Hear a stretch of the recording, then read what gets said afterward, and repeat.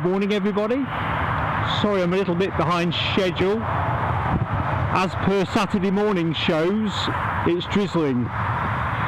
So unlike last week, I have turned up with better protection, but it's a bit of a faff setting up when it is raining. So do bear with me on that. So you are currently looking at a Ryanair 737 on his way out to Faro, or her way out to Faro. Quick look see in the chat. Good morning Ali B58, good morning to you. Let's have a look what else we got. Ken Alloway, would not be the same without you. So just going back one, I've just picked up the subtle nuance. Ali B is the new Alistair Blackley. I'm hoping so. It'd be great to see Alistair, but regardless. So it sounds chillier north of the border. It's actually quite a decent day here.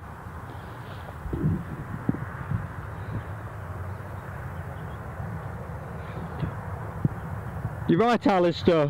I think the wet weather side of this side of things is quite formidable actually, in terms of trying to make sure you've got a setup that's reasonably weather resistant.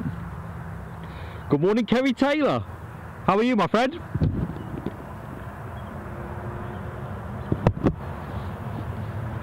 There might be a little bit of undue rustling as we go, and if that's the case I'll start peeling things off. But there is a possibility of further drizzle around 10 o'clock, which will give us some nice spray shots. Hoping the sound's okay. Sounds reasonable in my headphones. The shotgun mic is essentially in a big pluggy bag. Luckily the way it works, it doesn't really inhibit the function. Thanks Alistair, that's got me straight. Took me a while to come to terms with metrification. So yeah, I'm getting better at change.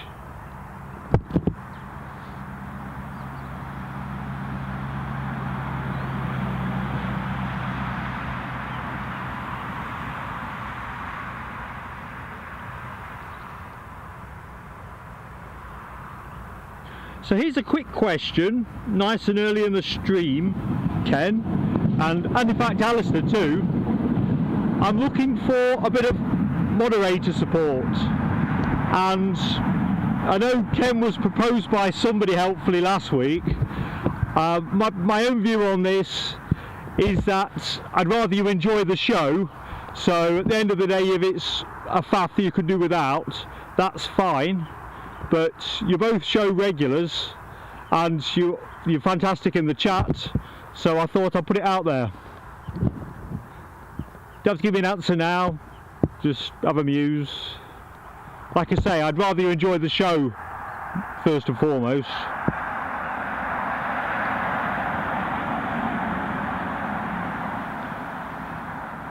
Thanks Ken, it's good that the sound's okay.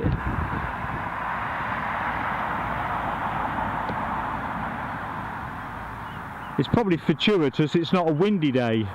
I think if we'd had last Sunday's winds, it would be sounding an awful lot different in terms of rustling.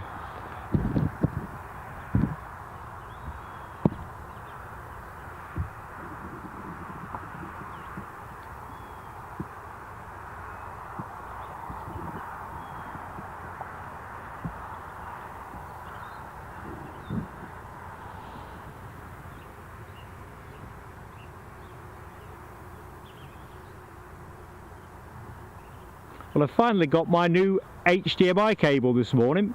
I treated myself to a longer one for practical reasons, and despite having been given what I'd paid for according to the delivery docket, a 2-metre cable, it's in fact another 1.5 metre cable. You just can't make this stuff up. When I first saw it I thought I needed an earlier night, get a bit more rest.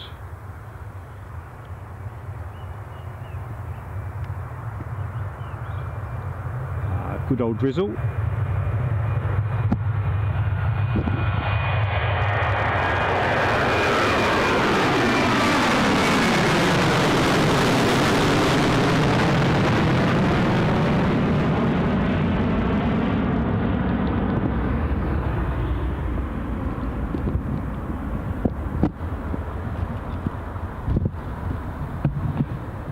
Sorry folks, the camera has just slipped on its mount. I think that's the consequence of everything being wet at the point of assembly.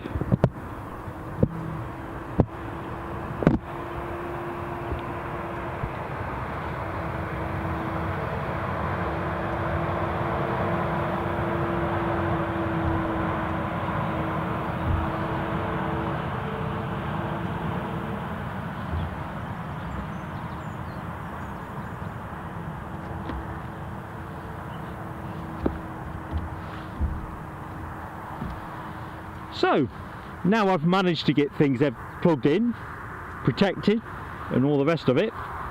Good morning and welcome to Plain Sailing Aviation's live stream from Newcastle International Airport.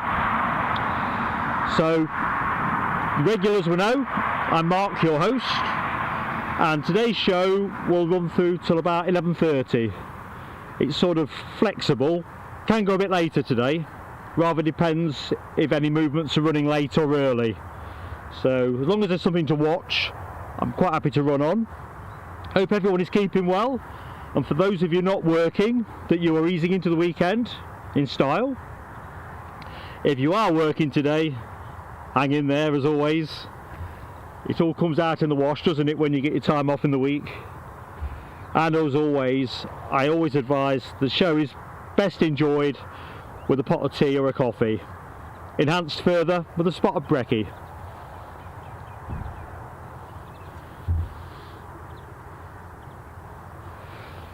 Looking at the forecast, Ken, get my letters all back to front, it's not too bad, apart from the drizzle upon arrival, which was forecast to be fair, and a little bit of drizzle, a 20% probability, anyway, at around 10 o'clock. It's not bad, mate. It's mild, so 8 degrees at the minute, rising to around 9 by midday. Gentle wind. When I say gentle wind, I'm probably overselling it. Let's have a look. Well, you get the general idea. So that's about 5 miles an hour, 4.3 knots, if you like it that way. During the course of the morning, that will rise to around, still a very gentle 10 miles an hour, 8 knots. So it's definitely not going to be as windy as it was last Sunday. In terms of gusts, 12 miles an hour, according to the Met Office. I've not felt a 12 mile an hour gust at the minute, so 10.5 knots or thereabouts. That will rise to about 18 mile an hour gusts, or 15.7 knots. So I think you would say it's a pretty benign day. So with the wind that's kind of prevailing westerly, the arrivals will, as with recent streams, come in from the east and therefore arrive over the North Sea coast. I was just thinking about this earlier on. Next time we get a reverse ops, if it's not aligning with a planned stream, I'll lay on a pop-up, because I think from a sound point of view it's great. You get real close-up sound, and of course at this end I get that reassuring whiff of a bit of Jet A1. You can't beat that smell.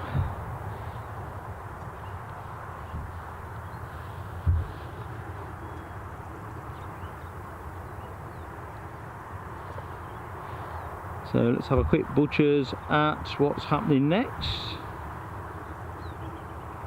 So the Lanzarote flight is currently pinging, due to go out at 8 o'clock, and I can see him just moving along there. So punctuality possibly, yeah. Good stuff, Jet 2.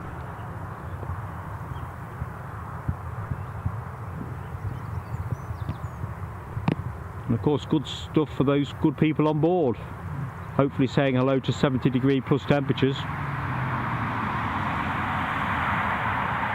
something in the region of 4 hours flight time.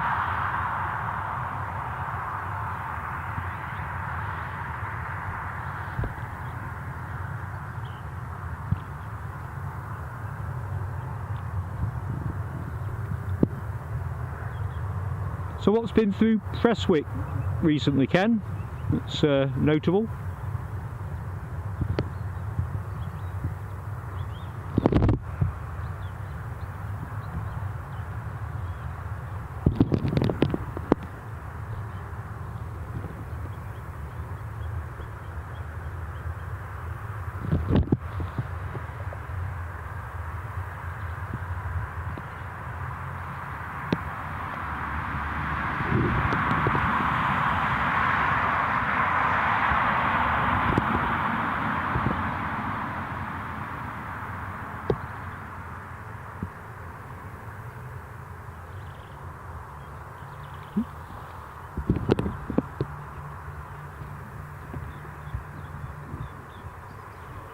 I've kind of discovered, iterative learning if you will, since I've set things up so I've got a closer eye on my other screens, it's almost like you're bedazzled by choice. Of course the fundamental is to point the camera at the plane.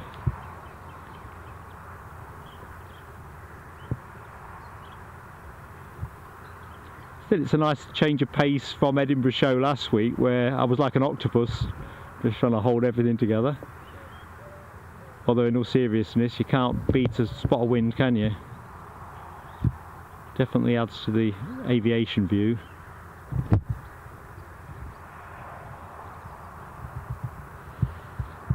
I can't wait till we get a decent crosswind here, because obviously as we're looking straight down the runway, that'll offer up some decent views. That'll be another pop-up stream.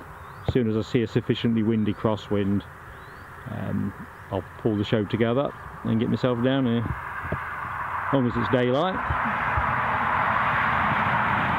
Well, the Poseidon was back.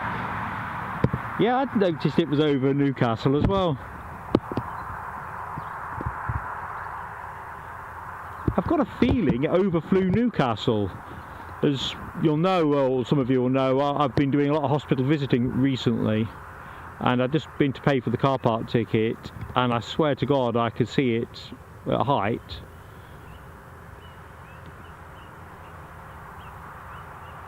Always the way into it.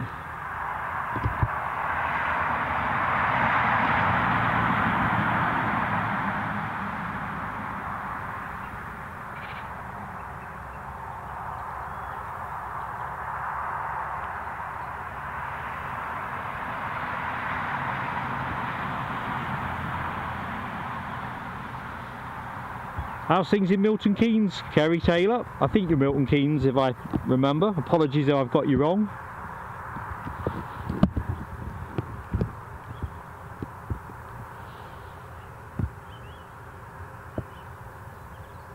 No hanging about here.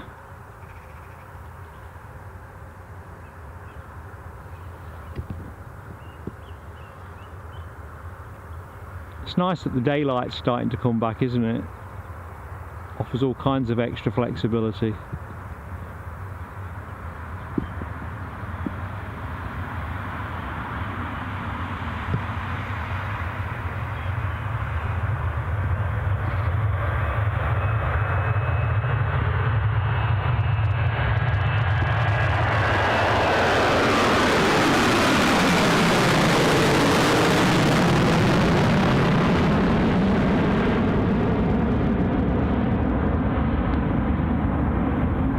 Bon voyage.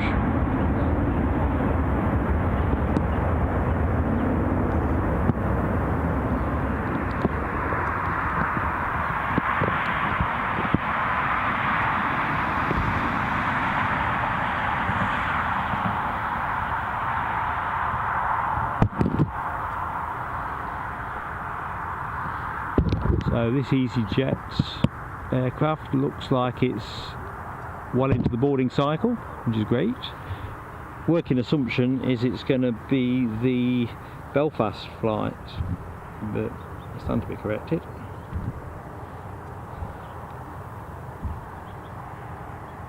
Good, Kerry. Good to know it's okay down there.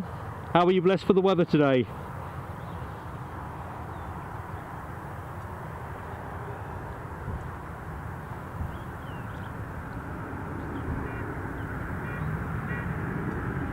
Yeah, so the plane we're currently looking at is the Belfast EasyJet flight, an A320, which should be going off 8:25, and according to flight radar is on schedule.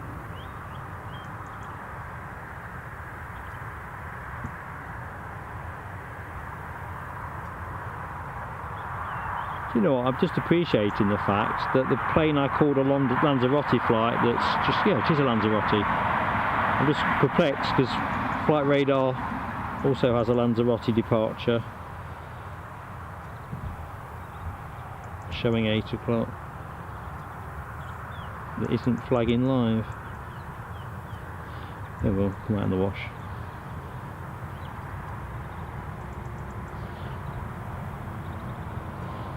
So EasyJet A320, 840, the Flybe flights are still showing on the system, but sadly, of course, we know that's not going to be happening. Real shame that it is.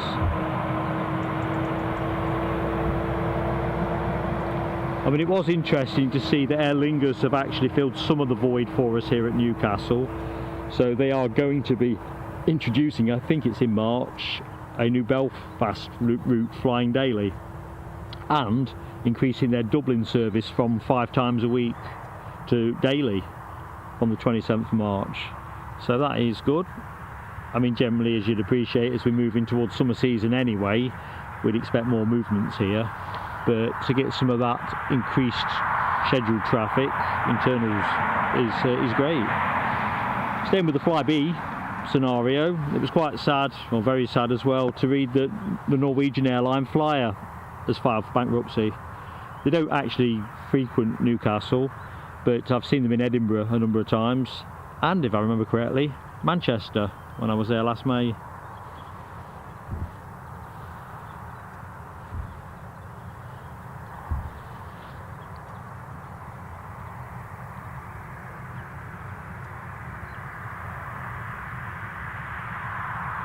Cloudy in Milton Keynes, but lighter than Newcastle. It will be, mate. Daylight doesn't get going here properly till about 9 o'clock.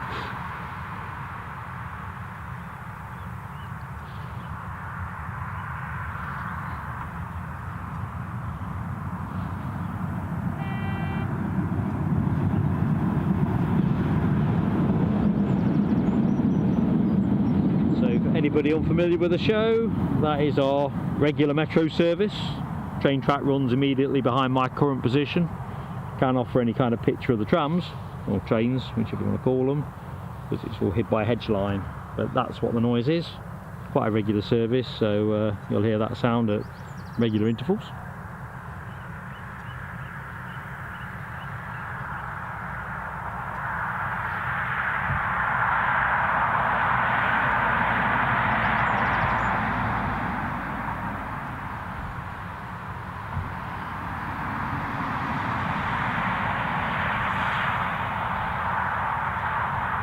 I don't know if folks got the opportunity to watch the Boeing 747 live stream, the delivery of the final aircraft to Atlas Air.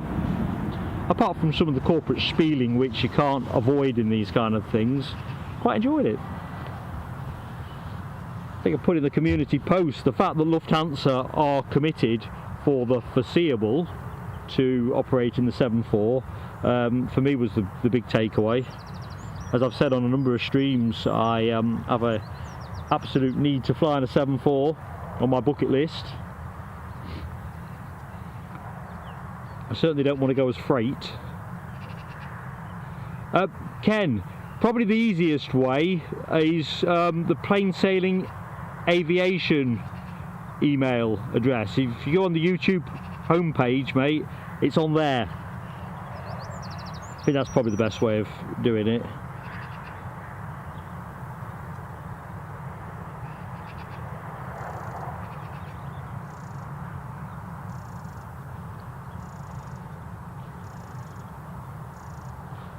So set the camera for a quick canter around the airfield.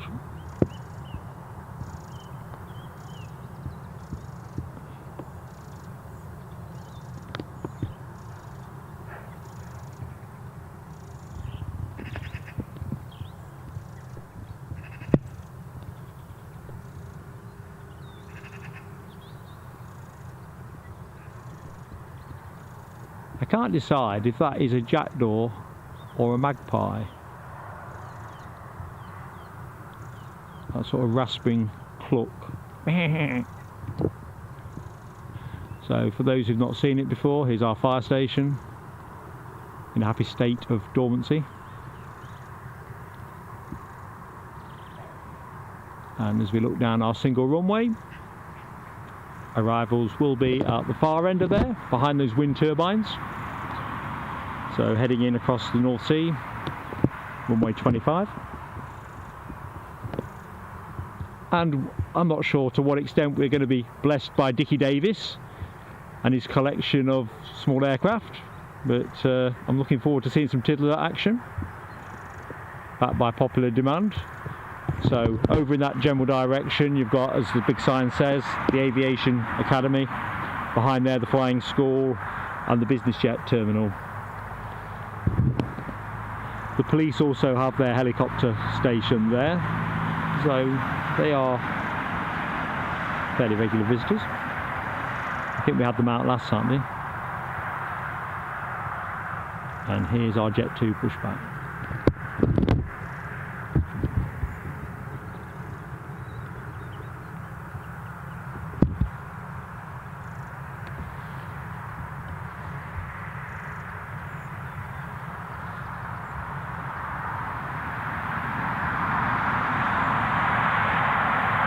Yeah, Ken, it's a busy old day, isn't it? I was looking to see who else was up today.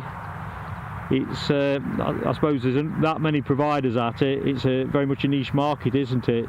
So, yeah, definitely busy. Although when you look through the week, pretty much every day looks busy then as well. I'm guessing that'll just pick up in the summer. Although saying that, with more time available to film, with evenings and so forth, hopefully viewers will get a better spread of action rather than a lot of people filming the same stuff. That's why I always try to put out what I'm doing here, or in fact Edinburgh, at least a couple of days early, because I don't really see a huge percentage play in two streams covering the same action. I know streams are individual in terms of their sort of how they are, but doesn't seem quite right to me. Let's have a look. Alistair, I saw Dickie Davies and his banner at Manchester the other day. Banner read, "Good luck, Ella." Yes, we need a plain sailing aviation banner. I think I'll drop hints to Mrs. Plain Sailing Aviation in terms of birthday surprises. That would be quite good, although I'd imagine what you have to pay for that kind of thing will be eye-watering. A bit like skywriting. That would be taking it to another level altogether.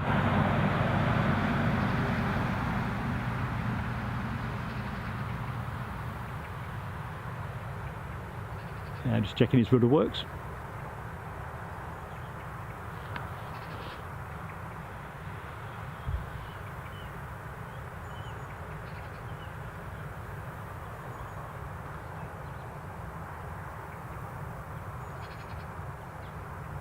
So this one is running a little bit late. Or is this in fact the Geneva flight? Well, the Geneva one is the only pinging, so I'm going to say it's the Geneva flight. Looking out over Whitley Bay, I can see KLM with their 737 just starting to turn in. So very much a case of one in, one out here at Newcastle International.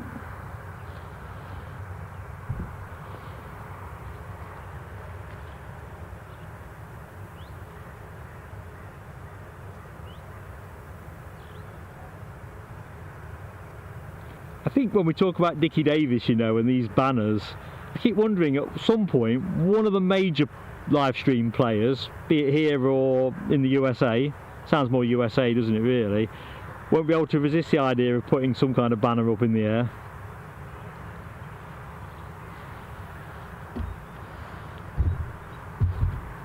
After looking at the news and all this kerfuffle about Chinese weather balloons, I think plain sailing aviation might be able to spring to some logoed balloons that will release.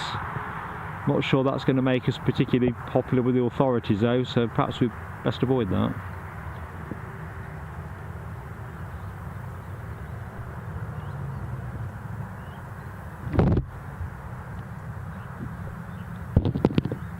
I know it's a very sort of formal livery, but I do think the classic Jet 2 does well in the early lights and in the very bright sunlight. As I say, the fuselage kind of reminds me of a cigar tube.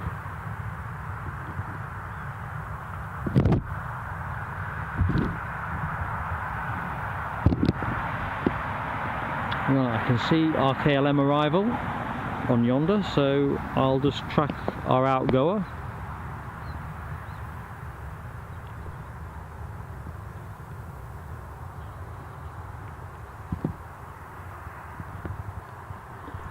If I remember correctly, when we were down here last, KLM had one of those challenging days. Late departure and a divert from Teesside, if I remember. Having a mare.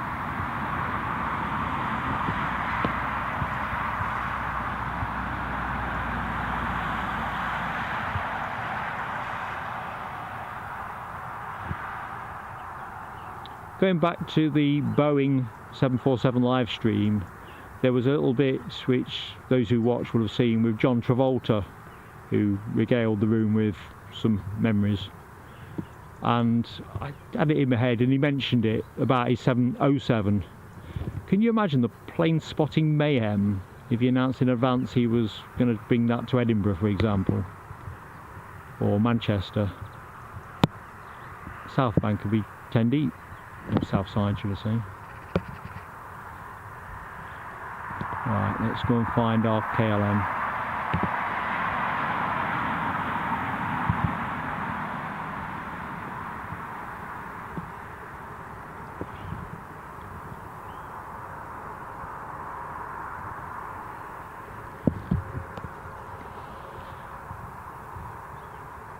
Well, I can report at this end, the drizzle has completely gone.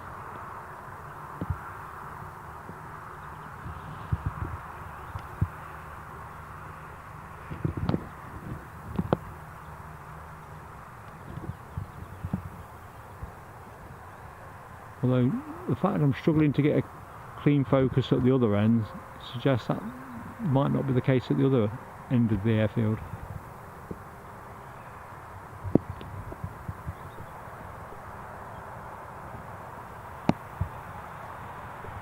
Let me come in a bit more.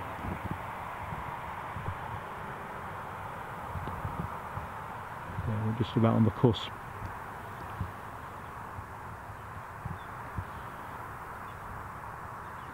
So, inward from Amsterdam, something in the region of an hour.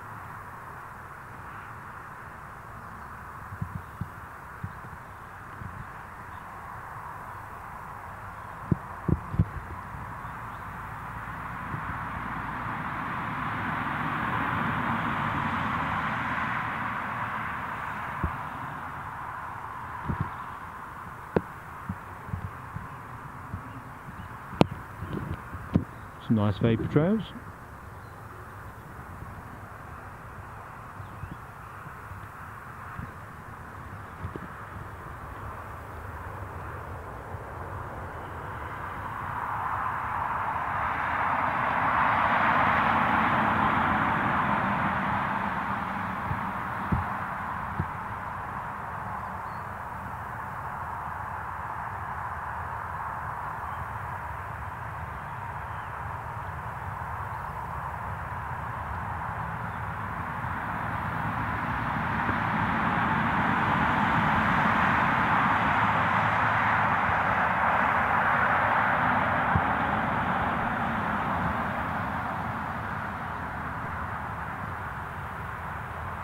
getting a nice scoot on.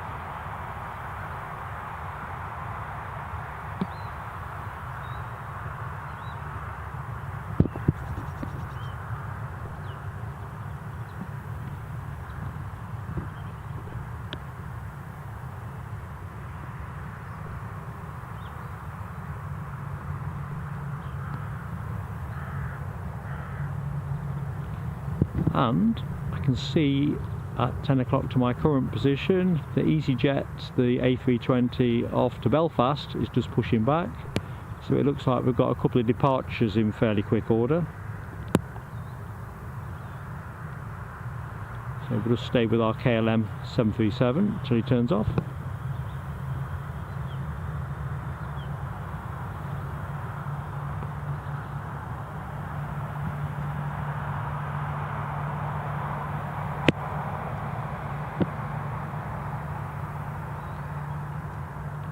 So, here he said A320, looks like they're just decoupling the tug. At the far end of the runway, the outgoing Jet 2 is seemingly static. Can't see anything inbound, but may well be waiting for a slot.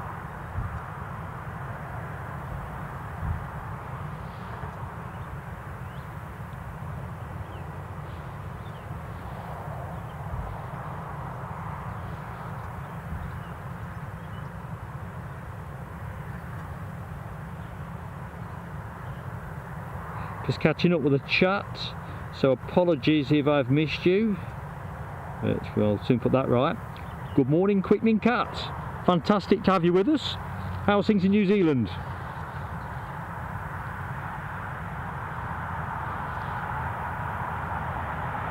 And Ken, yes, I agree, mate. I didn't recognise John Travolta. I thought, who's this geezer?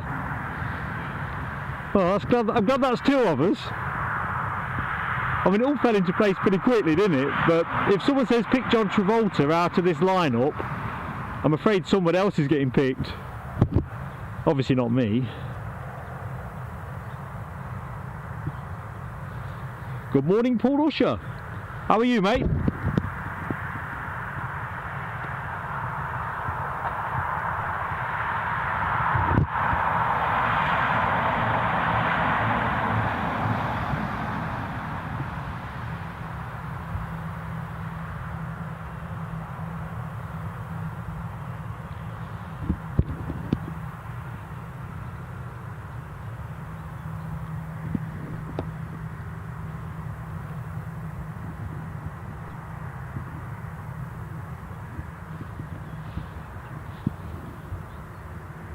Just looking at the chat about the Chinese balloon in American airspace.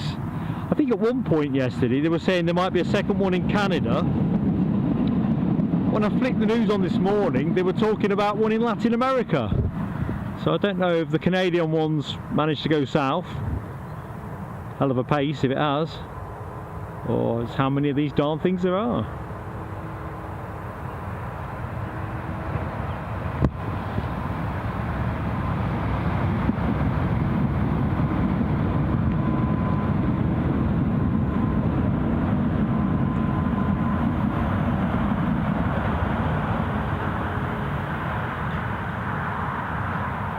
Yeah, I'm fine, thank you, Paul. I was saying earlier on, weather conditions pretty good, almost spring-like, including the drizzle when I got here. But no, it's really good. It's a real treat to be able to feel your fingers when you're zooming in and out. I think that seems to be a common complaint with other live streamers too.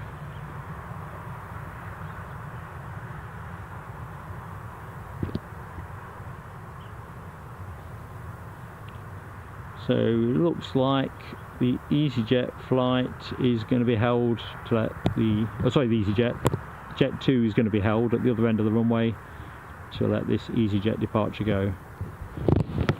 Can't quite reach for my watch, but I'm guessing he must be pretty close to being on time.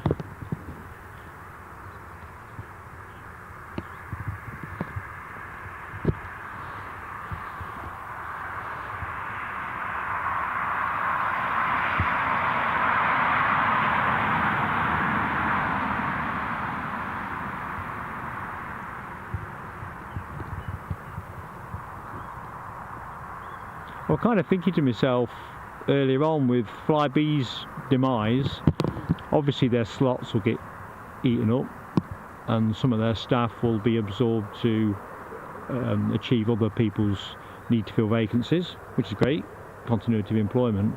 But in terms of the aircraft, it'd be a bit of a sad thing if we were to lose their Dash 8s. Certainly sweetens the mix when you're out spotting at airports. Well, it does for me, and I know there's others in the chat who quite enjoy a bit of turbo action. Good morning, happy day. Hope you're in good shape. Weekends here and all that.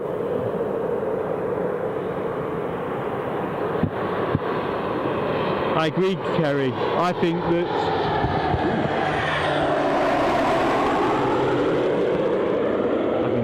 chit-chatting,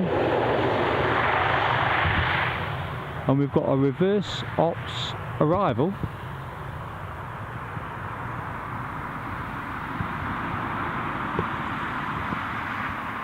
But that doesn't sound like a blooming metro train.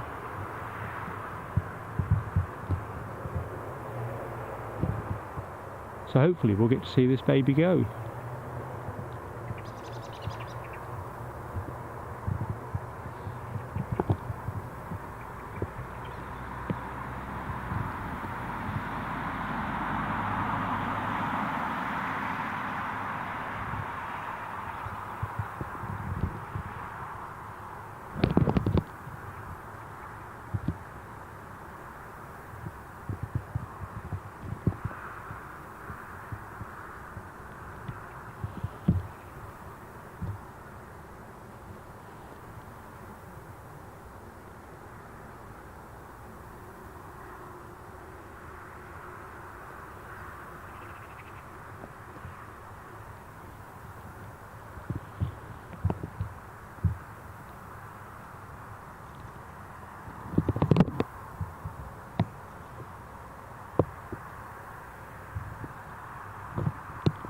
So it does look like Jet 2 is next to go.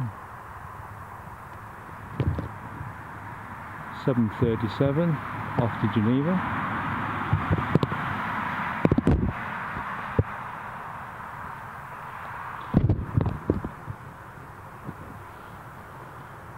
Yeah, a bit of unscripted reverse stops.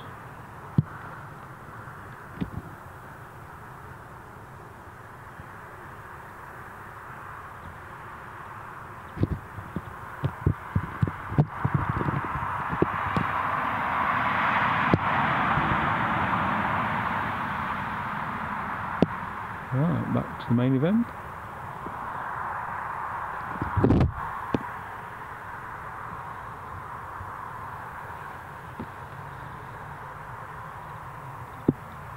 I don't know, Quickening Cat. Technically, I think it is a tiddler. I think we said it was relative, didn't we? Heathrow A320 qualifies as a tiddler. It's some kind of food chain thing.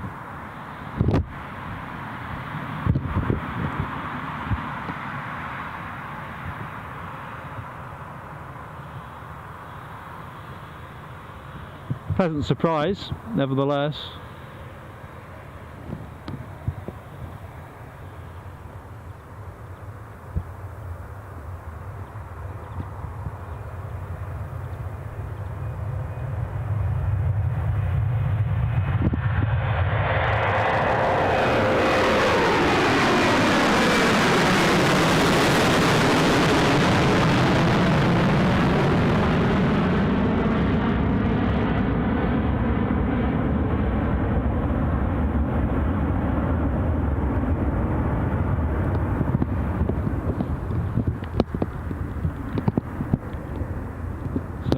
Belfast EasyJet flight lines up next.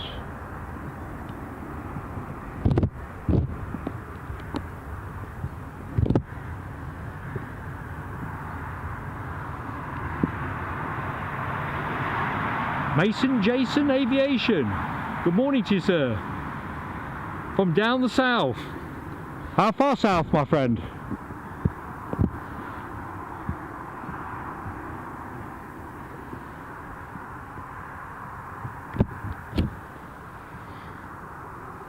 Martin Gallagher, good morning to you, sir.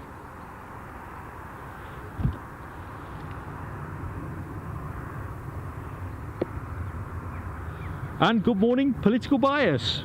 Welcome to the show, mate. Wouldn't be the same without you.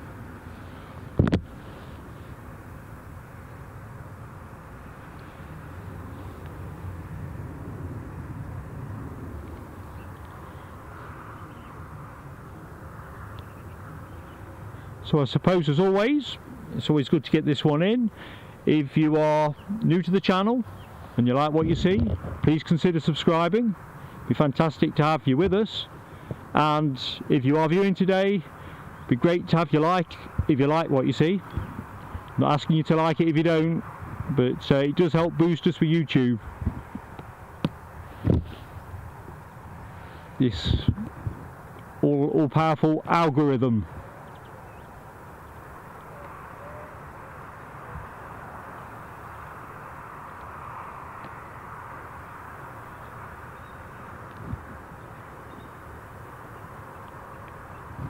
Up she goes.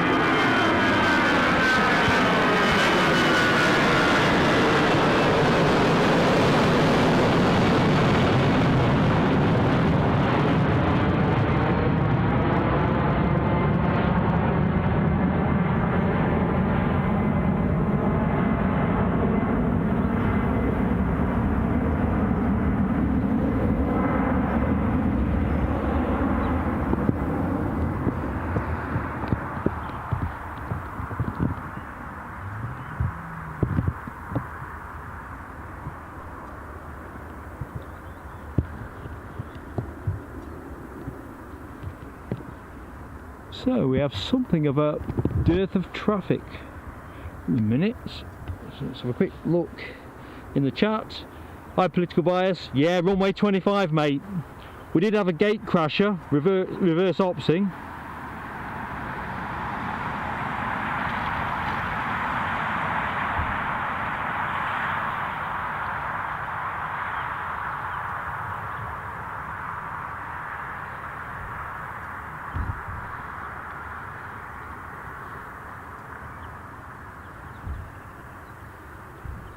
Quick look at flight radar. I've got visual on something. Just need certainty as to what it is. And it is our first British Airways arrival. Well, it looks rather high at the minute, but in he comes. This will be an Airbus A321. So that will be with us imminently.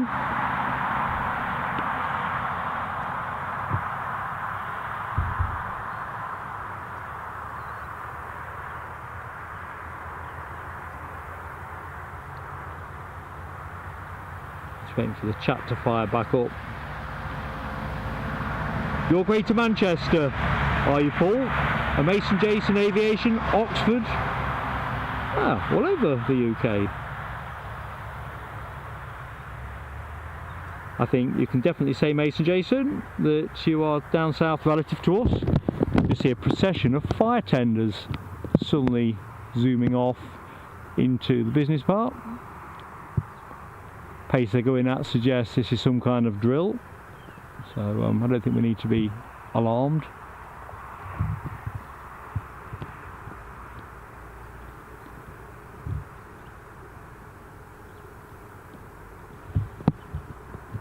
Now he's going around.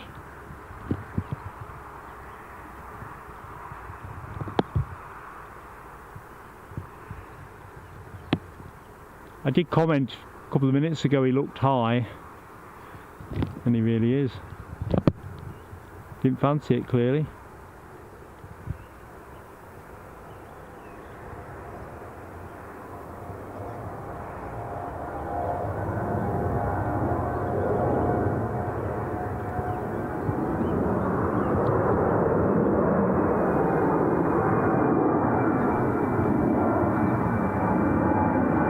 Won't be able to stay with him for much longer. He's pretty much coming straight over the top of me. peel off and await him coming over the other side.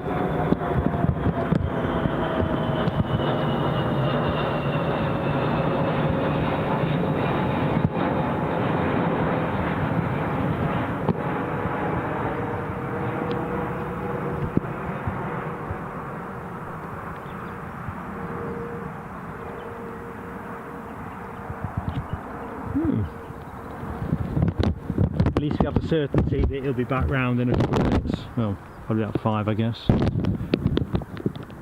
5 or 10.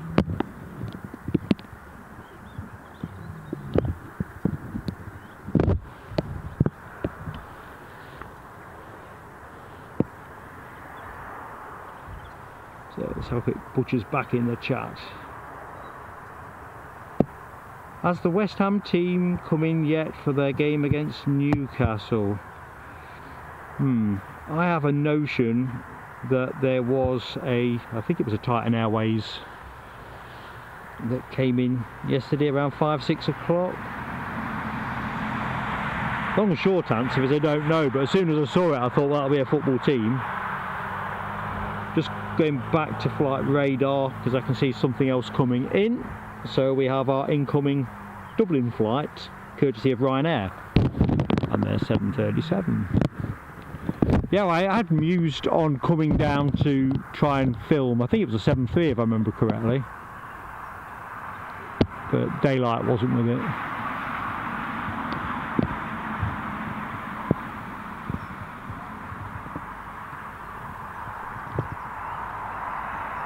Yeah, still in UFO distance, or illuminated Chinese weather balloon, depending on which way you want to think about it.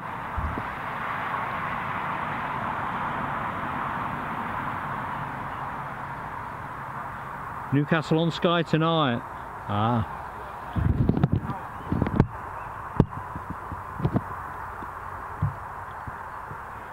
I'd seen something on Twitter I'd like to say. I don't always remember where I've seen things, and it was talking about British Airways laying on additional flights on the 26th of February, and presumably this 27th, as the final is on the 27th, for the Carabao Cup. So it'll be good to see if there's some other airlines lay on extra capacity.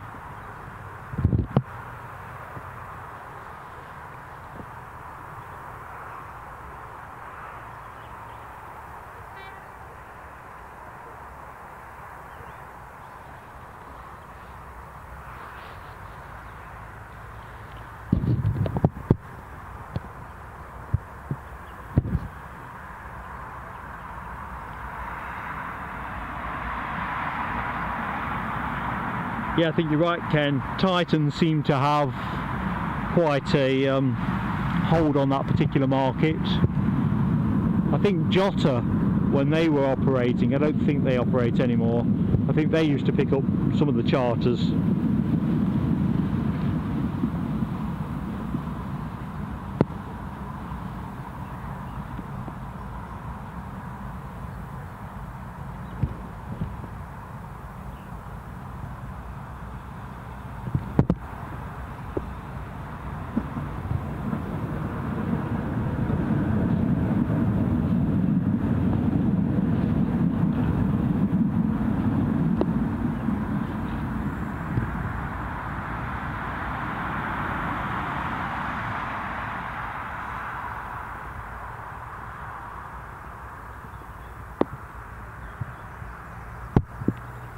Some nice vapor trails.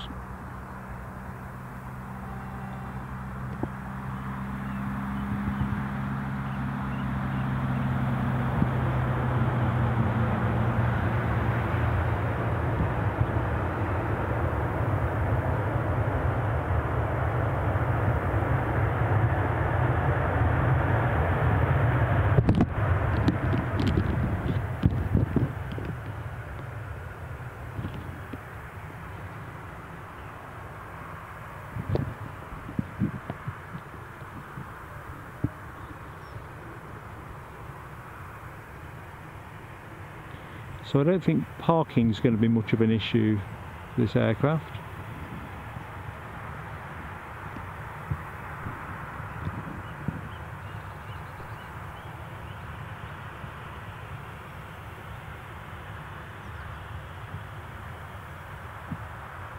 And hopefully with the lack of competition for deboarding type activity, refuelling and so on, it'll get turned round bang on time.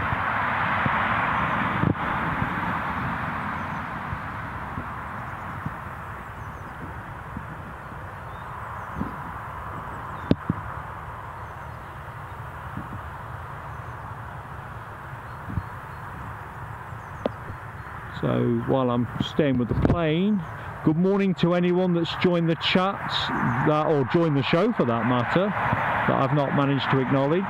Great to have you with us. I'm Mark, your host with Plain Sailing Aviation. This is our live stream at Newcastle International, our Saturday show. So we plan to stream till around 11:30. We will stay on a little bit if there's any late running movements or early arrivals, that kind of thing. Probably extend to around 12 o'clock or thereabouts. But obviously we're not streaming if there's nothing to show you. So I hope you're warm, well hydrated, well caffeinated, and I'd say well served with your breakfast. You are looking at a Ryanair Boeing 737 that has just arrived from Dublin.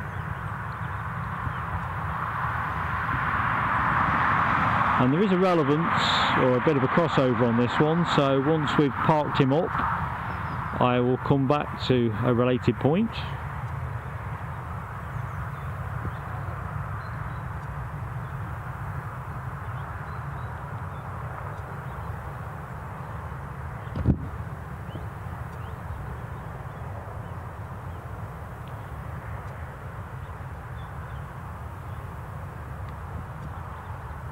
I'm just going to rest the camera, have a quick butchers at the chat. Oh, so Jota are still operating. I didn't realise that. I've not seen a Jota movement here for some time.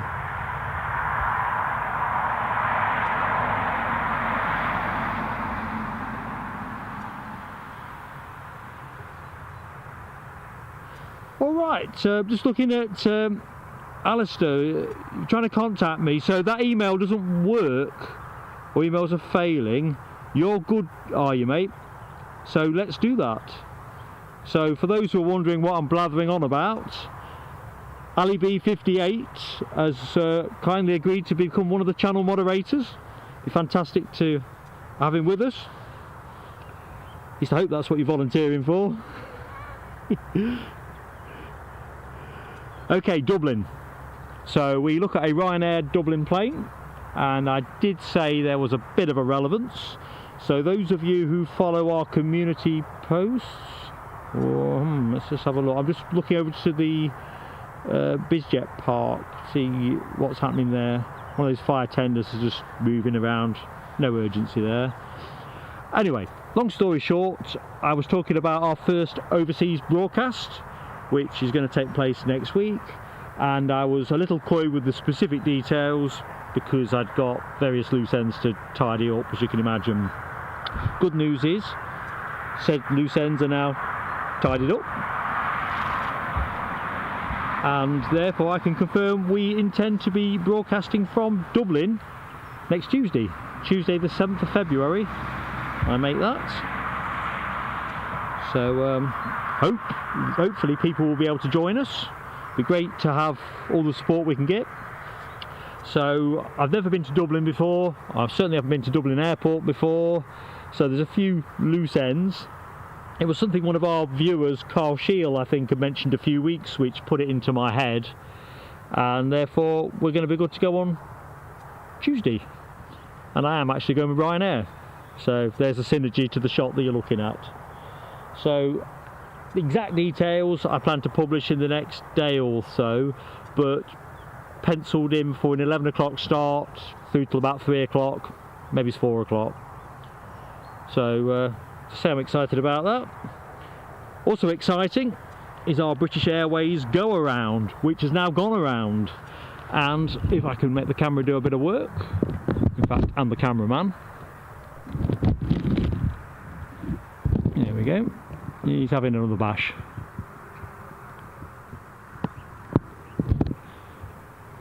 So we'll just leave him at UFO range for the minute, no point in chasing him.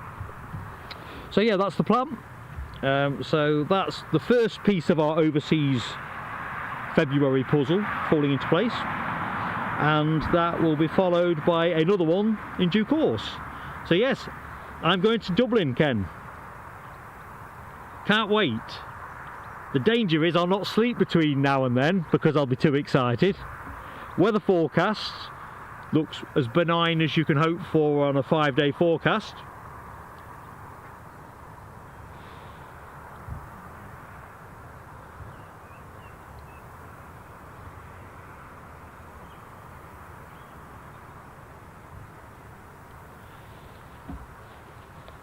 So that's that piece of the puzzle. And as I say, we are planning to do something else overseas in the second part of February. Devil's in the detail, as you can appreciate.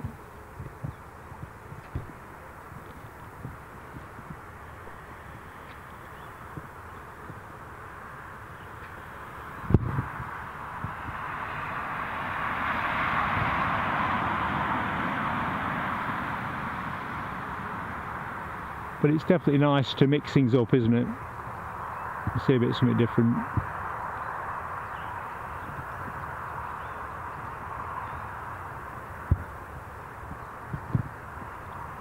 Well, no dramas there.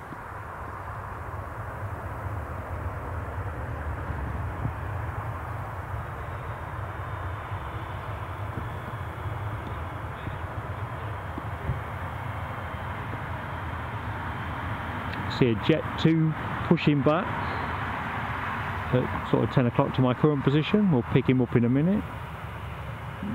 British Airways will make for gate 3, their customary park up point. So London Heathrow is actually the most prolific service from this airport, predominantly through British Airways. Until recently, Flybe had some additional, I think they had one flight a day or something in that region.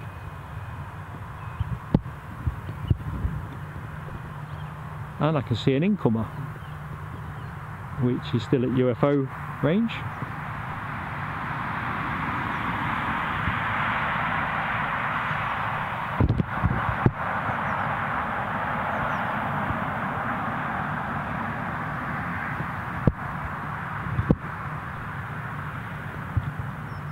Sharp-eyed amongst you will have spotted the Jet 2 in the background, just being unclipped from his barge.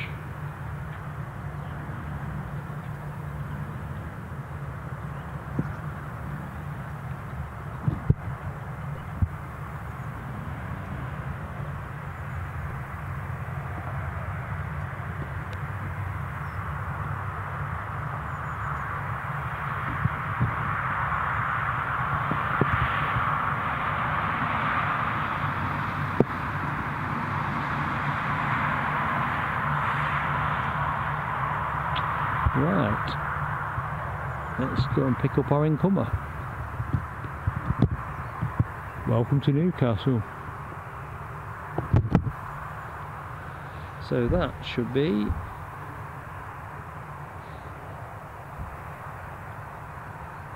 an EasyJet A320 all the way from Geneva.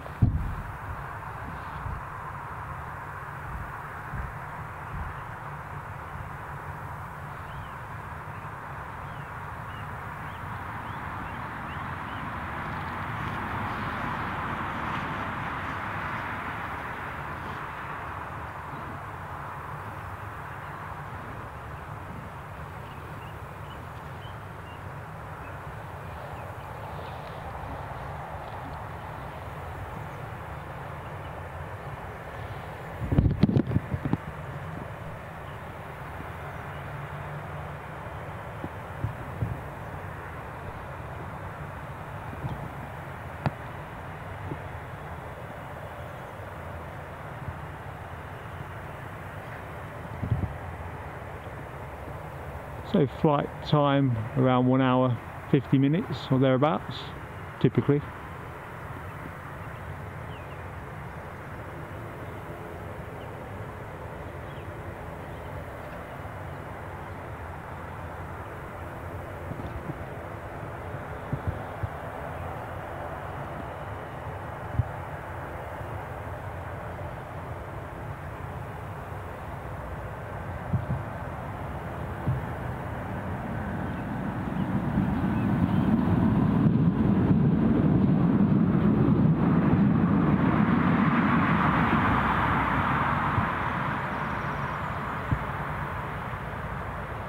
and not just any 320 but a Neo.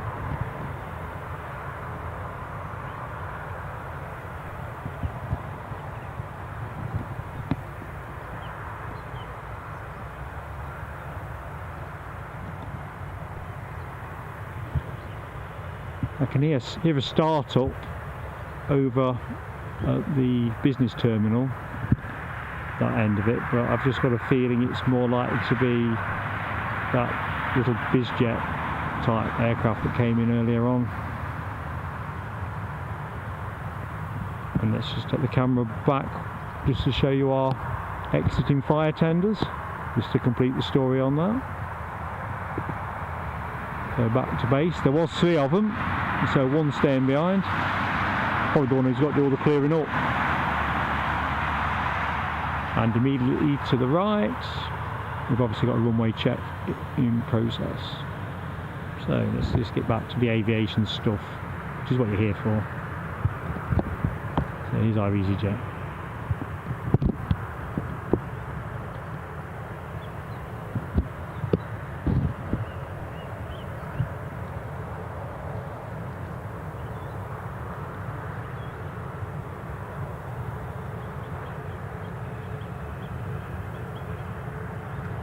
I think while he inches into the stand, we will track out with the Jet 2 737.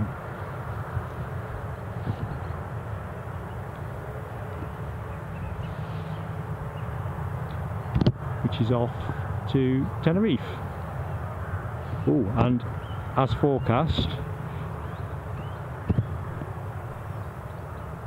our little natty bizjet that nearly caught me out on arrival. Let's be honest, it did catch me out. I only caught a bit of it. He's attempting to repeat the feat, sneaking out again.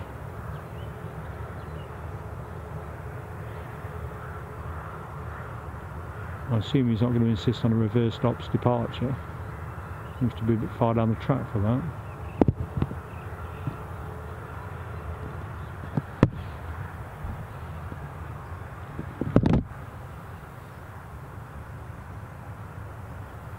Yeah, no sign of Dopey Gorp today. My hunch is he's working. Whether he joins us later,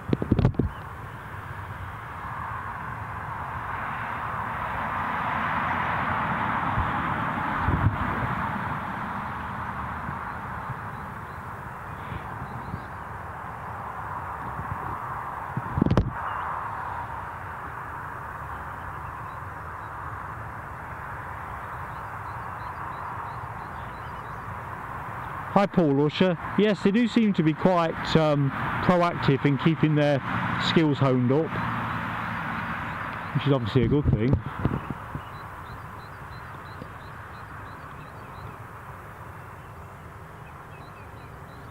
I'm assuming this one is going to go up mighty smite. Can't get my words out. Mighty smart. I was dazzled by these lights.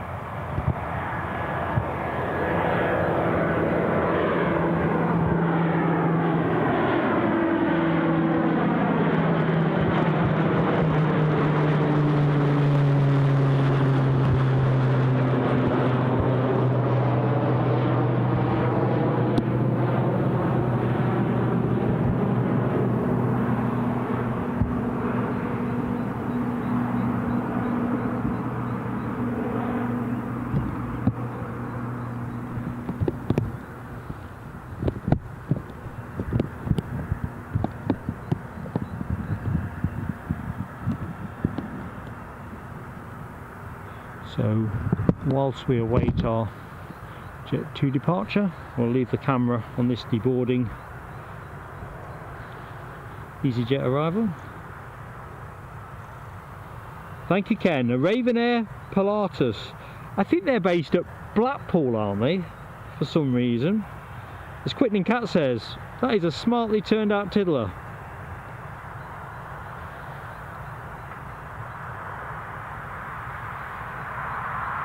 Paul Usher, would I go somewhere like Spain? Spain is definitely on our radar. Whether that happens in February or not, honestly, we're still knocking around options. But yes, Spain is an area we have a particular interest in. So you can hang your hat on that. And Ken, you're excited about Dublin? That's me and you both. Mason Jason Aviation, when are we going back to Edinburgh? That is a good question, my friend. I'm going to earmark Sunday next weekend, but that could easily shift into a Friday or a Monday. Try and pick up some different action. So, I guess the honest answer is soon, my friend. We kind of consider Edinburgh as home turf. Although it's about 120 miles away.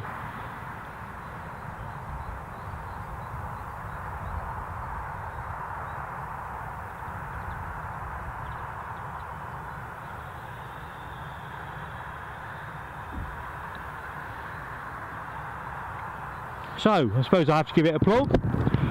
If you like what you see, please do hit the like button. Helps us grow as a channel. And if you're not yet subscribed, we'd love to have you with us.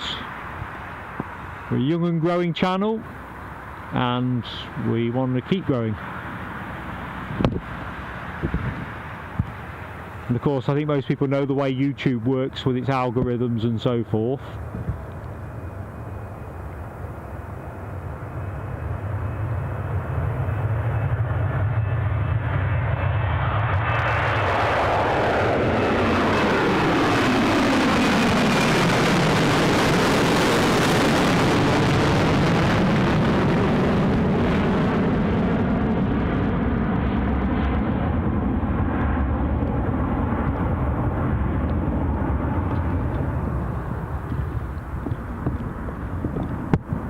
I was saying earlier on in the chat that I purchased a new HDMI cable, a longer one, to make it easier to pick up those kind of shots, which kind of stretches the cable more than I'd like, which makes it a little bit difficult. So I'd ordered a 2 metre. It arrived in its nice little packet. The delivery note says it's 2 metre, and I got it out and it's a 1.5, exactly the same as what I got. So when I get back to the ranch, first mission will be getting one of the correct length sent out. Can't make it up, can you? Thank you, Paul Usher. Yeah, give me a like. That's no worries, Paul. You're always welcome on my channel. I guess when you're modding elsewhere, you're watching elsewhere, and that's just the way it rolls, mate. So I'm delighted you're with us. I mean, I'll be honest with you, when I'm not watching, well, doing my own work, there's a couple of streams I quite like to watch. I like planes, like all of you. And if I wasn't watching a stream, or streaming, you'd probably still find me somewhere with a set of binoculars and a scanner.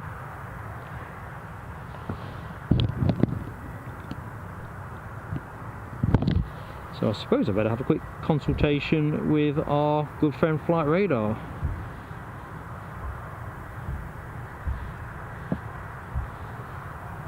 Anyway, let's have a look.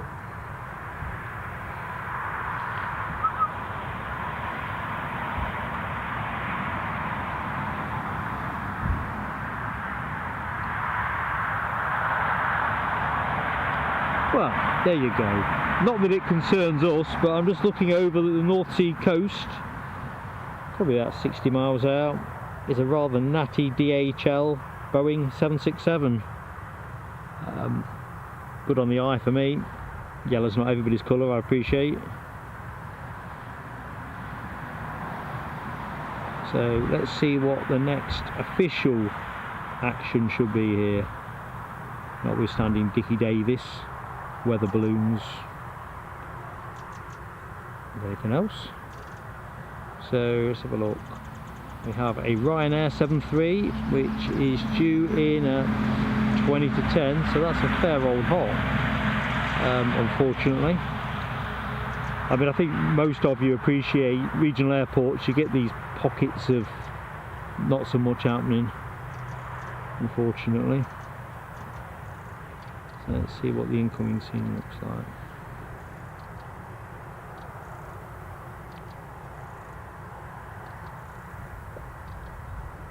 Oh, should I say the departure scene? Got his back to front. Glasses are just getting drizzled up. So, it's just gone 9 o'clock. Ryanair's Dublin flight is due out at 10 past, so 7 more minutes. And he came in on time to an uncongested terminal, so I'm guessing they've spun him round pretty quick. Jet2 have a departure to Salzburg, due at 10 past also. And then our Dutch KLM visitors will be going out at 09:25. And I see a fire tender dancing off somewhere. Here we go.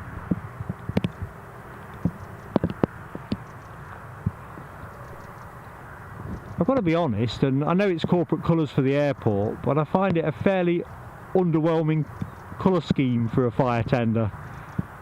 I suppose I'm thinking more like a sort of Fireman Sam kind of thing. I mean, they'll have all the same equipment and everything. Pump 4. And I've got a feeling, I think I've said on previous streams, I think there is a total of 4. When I flew out to Heathrow recently, I had a manual count as we taxied past of things that you do when you're waiting for something to happen. So looks like we're good for action. It is typical Ken, isn't it? I mean, I can't fault the company. They sent it out pretty quick. Thank you, Paul Usher. Major boost for the channel there, mate. Yeah, I like DHL Chem. Back in the summer, I filmed some feature stuff down at East Midlands and trying to pick up some of that sort of heavy freighter traffic. Loved it. Plenty of DHL action there. It was pretty good full stop. You don't get quite the perspectives you get here or Edinburgh. It used to be my local airport, East Midlands. It used to be, I don't know, easier, better views, I don't know.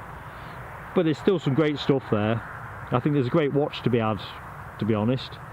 I think that's one that will pop onto our radar when we get into the spring. See how we do in Dublin first, and our mystery second overseas hop. So Emirates 777 is over Slovakia, 2 hours 10 out. So I make that roughly a little bit early, several minutes early. Excellent. We do like punctuality.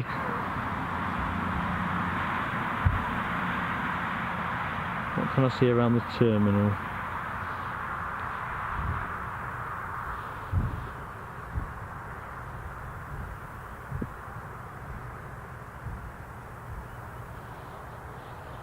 So for those not familiar with Newcastle, and I think that's a decreasing cohort of you now, quite a few regulars on the stream.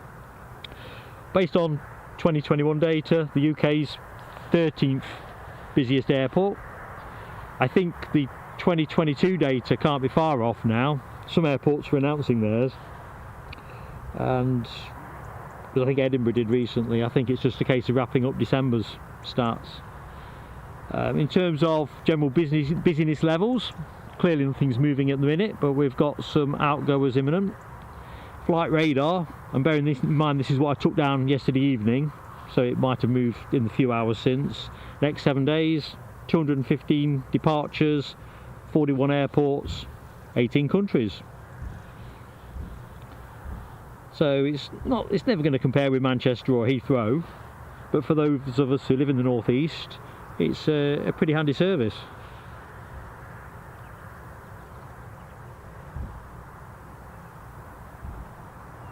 So in terms of today's show, I mean, we've seen some of the traffic, but when we opened up, we were expecting 26 movements plus the unscripted by 11:30, 12 arrivals, 14 departures, and the usual range of airlines: BA, KLM, Ryanair, Jet2, Lufthansa, Air France, Hop, Logan Air, Aer Lingus, EasyJet, and depending on how things run, we might catch a Chewy at the back end of the show.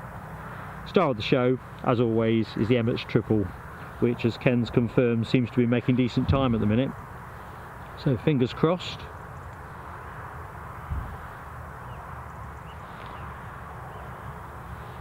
Yeah, I think you're right, Ken. It's a major freight hub. Is it?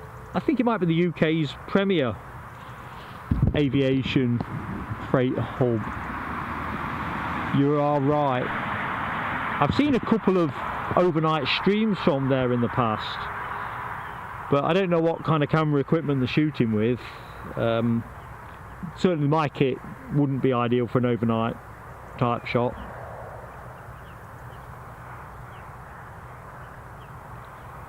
Oh, thanks, Ken.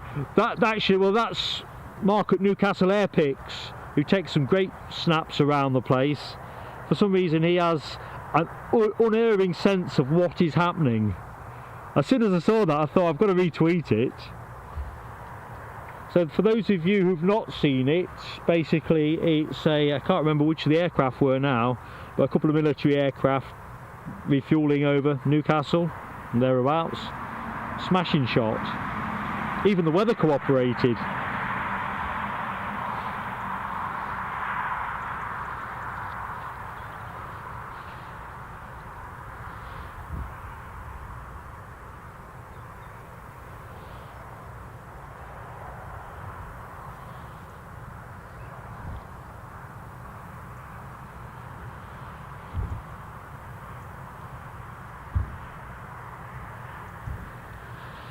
Hi Political, yeah, people have views on Twitter, don't they? And to be honest with you, I think the ownership of Twitter has probably increased that polarisation. I think for us at Plain Sailing Aviation, we just saw that naturally as a companion to promoting the work of the channel, if I'm honest. I wasn't on Twitter previously, and I'm pretty certain that Elon Musk probably turns off more people than he turns on. Personal view for those, isn't it? Those who like, those who don't.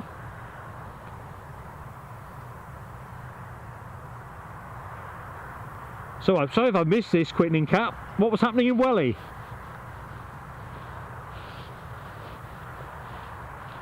Oh, and I'm just looking at the like count. We're nearly on 50 already. So thank you to everyone that's hit the like button. Paul or Shy, I hardly use Twitter. Now, like I say, if it wasn't for the purpose of the channel, I'm not quite sure what space in my life it would fill. But of course you want to make sure in this multi-channel age that people have got, they've got more ways of staying connected with you, I guess. But I think there's a kind of limit to that. I don't see this channel mushrooming across other platforms.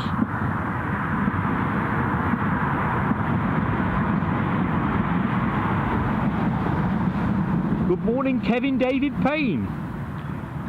It was Lager 807, KC 135R and Olive 039 RC 135. Thank you, my friend. My fading memory, not what it was. I do remember that as one hell of a striking picture.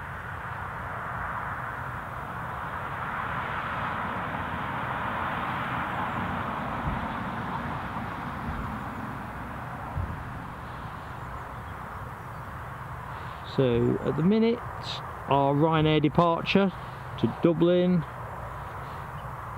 doesn't seem to be up to an awful lot.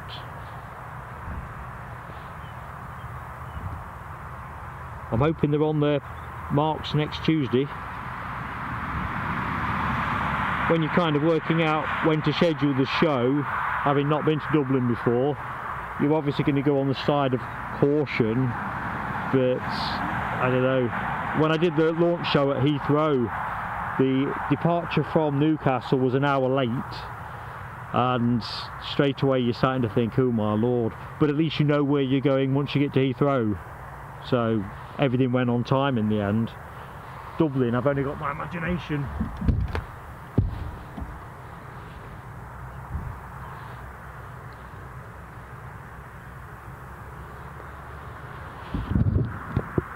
So it looks like our fire truck's having a drive off somewhere.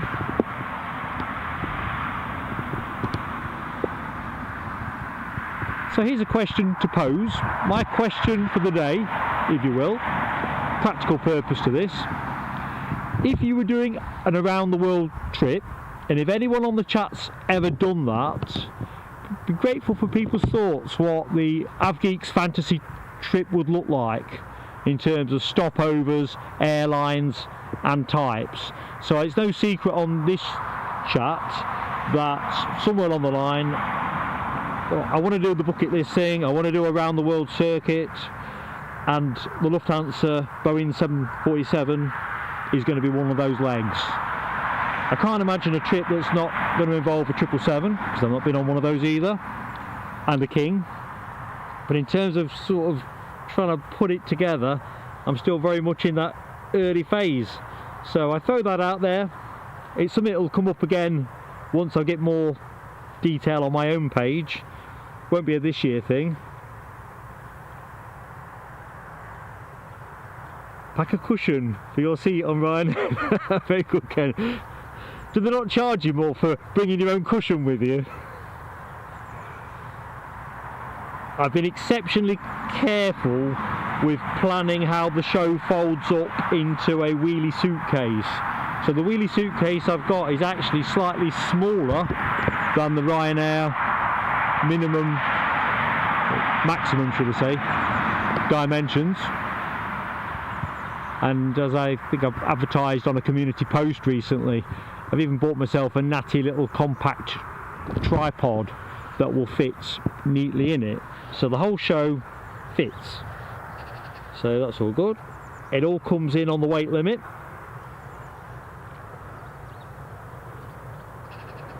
St Martin, I'm sorry, Kerry's comment. Is that the one where they come in low over the beach? Ah, for the landing, Ken. Oh, you have. I've got so much to look forward to. I've not yet branched into trip reports. I'm thinking now I probably should.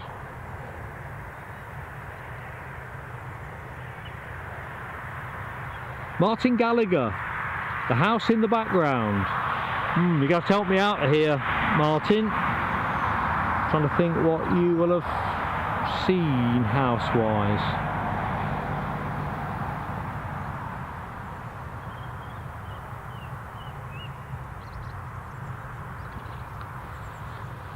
Let me just refresh the screen.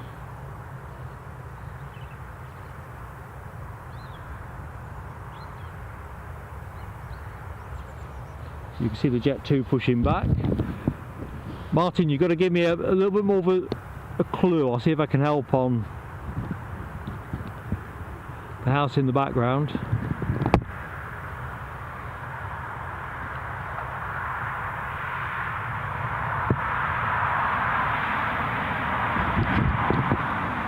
Let's have a quick depart.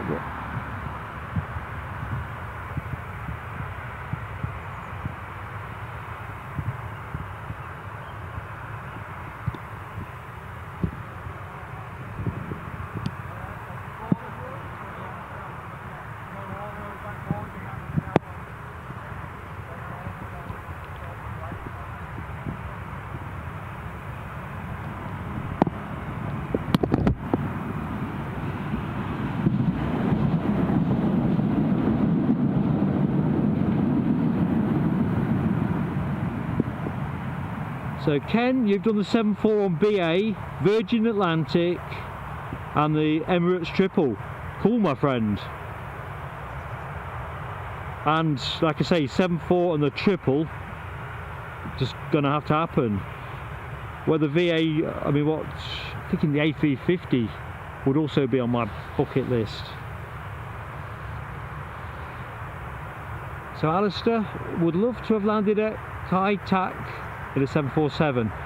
I'm going to expose my ignorance. I'm not sure where that is, my friend. Put me wise. Okay, Martin, behind the fire engine. Right, let's have a look. They just look like tanks, storage tanks. So let's go further back. That one. Is that the one, Martin? I'm going to be honest, I do not know. When I get back to the ranch though, I'll see how it appears on Ordnance Survey or some such. Do you know, I'd never noticed that before. Don't know how much closer we'd get to it. Get a bit pixelated. But yeah, that is a big pad. Congratulations to Mrs. Gallagher, that's a good spot. Let's have a look. Quickening Cat, I've flown on Tiddlers, Dash 8 and ATRs. Yeah, I got a desire to fly on an ATR, not done an ATR yet either. Years ago we did a Grand Canyon flight on some Tiddler that I've long since forgotten. I'm not joking, that flight went on a mighty long time. It was one of those buffeting kind of flights. It's the only time in my life I've ever felt airsick. If anyone's ever done the Grand Canyon flight, I'm sure they have. And here's our outgoing Dublin flight.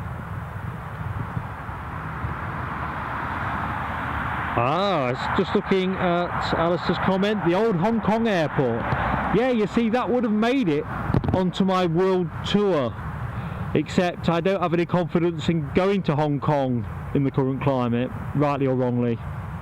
Singapore is probably the stop I would favour in that sort of quadrant of the world. Starter for 10 anyway. Quickening Cat, Downton Abbey. Very good.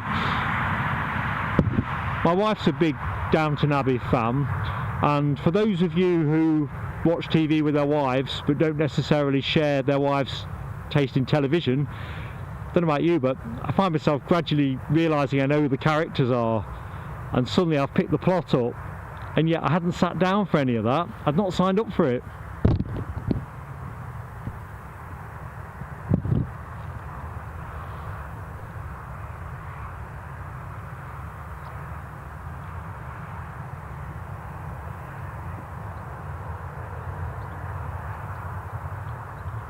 Looks like he plans to go short.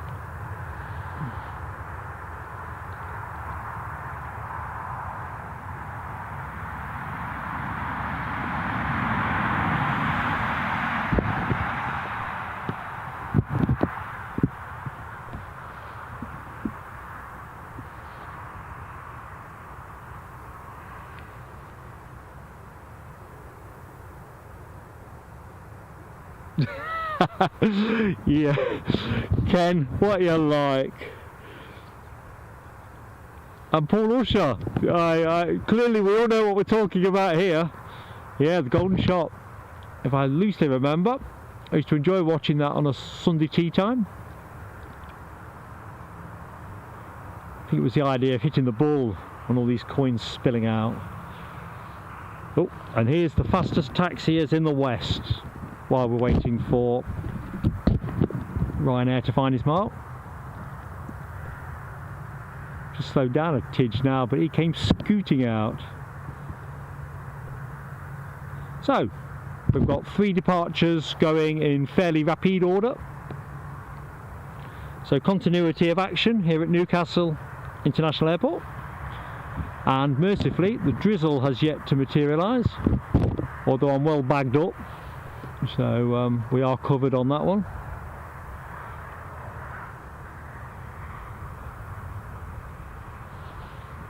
So the plane you're looking at, Boeing 737, on its way back to Amsterdam, regular service here at Newcastle.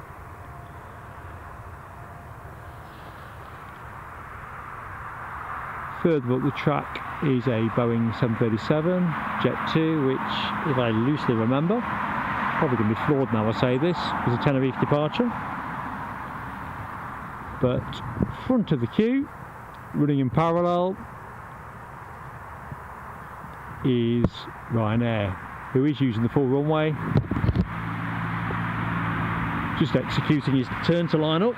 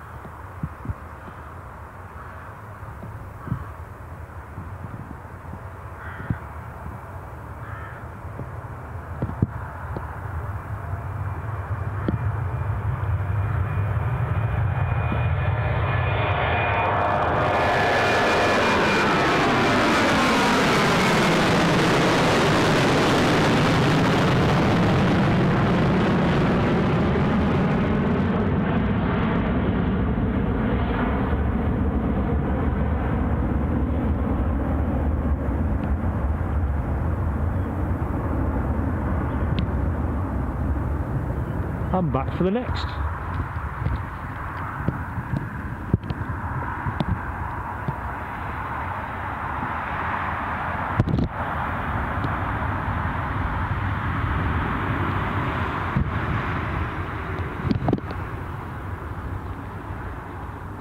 A chance to have a quick look at flight radar.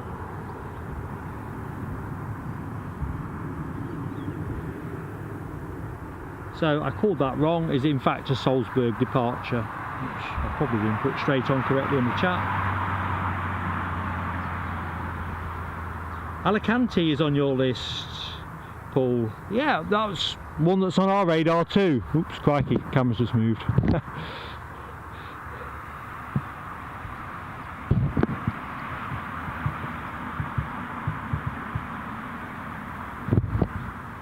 I think there's some interesting possibilities over in Spain, particularly with the way that the hub airports connect with South America and so forth.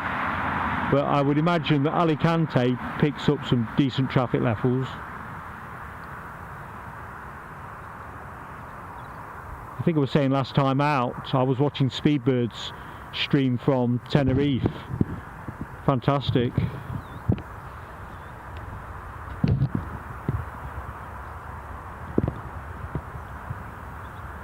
Plus at this time of year, it's a rare old treat to film in some warm conditions.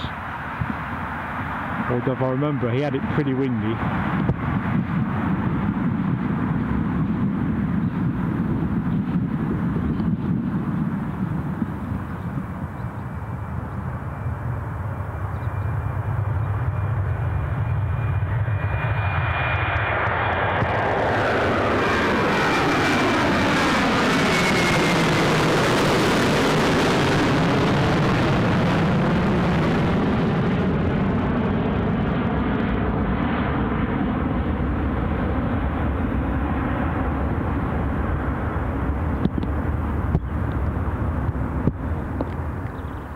So another consignment of excited skiers.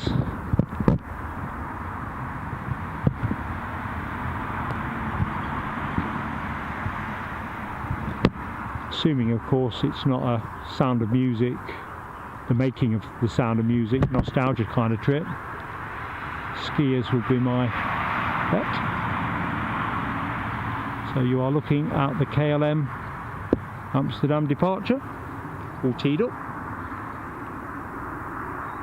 You're back next year, is that, 2024, 2023?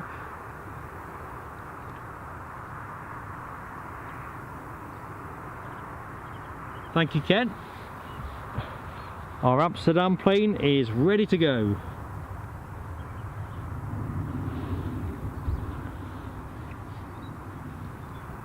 I'm going to take a quick peek at the battery situation.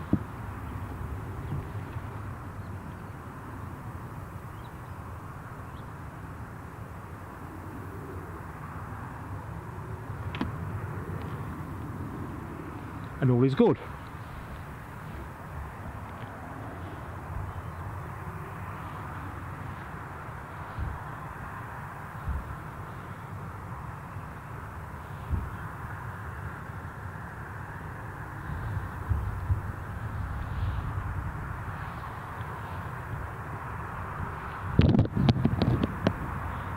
And away we go.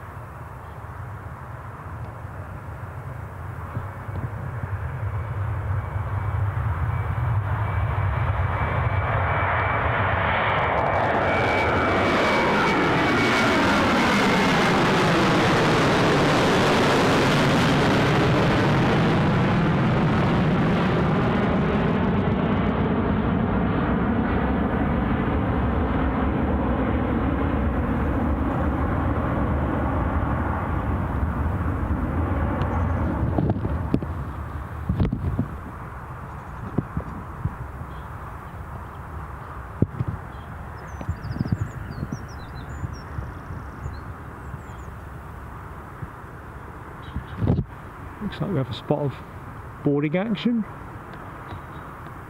Not sure if that's the early ones or the stragglers.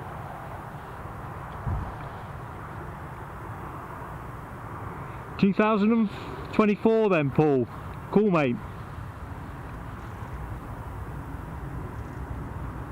We've not got round to booking anything for this year yet.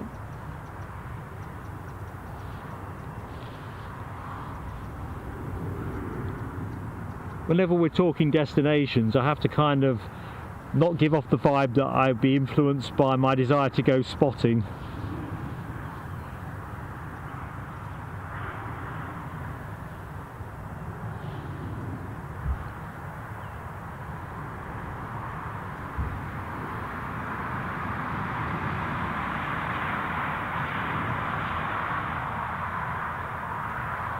What we got here? Helicopter just passing over Hexham, get the words right. Only at 3,000 feet. I have got a hunch he's going to turn in for us. Might be wrong.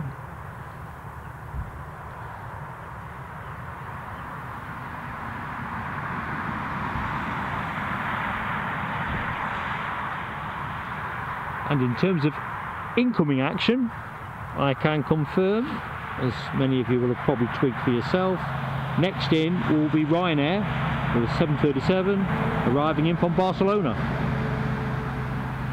So that departed just over 2 hours ago. According to Flight Radar, in 7 minutes. So if you are short of tea, coffee, now's your chance. Pop a couple of slices of bread in the toaster.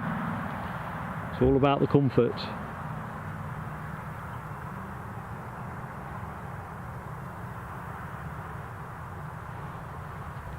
Oh, I must have missed that, Alistair. So that's a hen night boarding that EasyJet departure. Our new passport.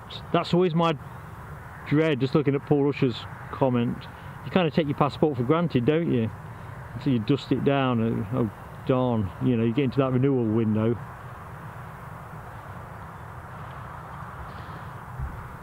Although to be fair, the last one I renewed did it entirely online. So those who remember how tedious the paperwork used to be, online it was an absolute breeze.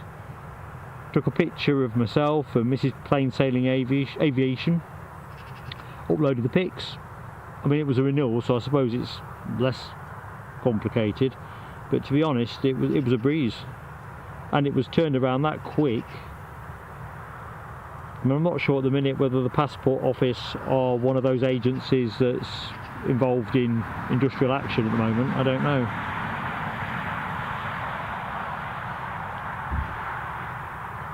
But there was a process. I think the technology made it work fantastically.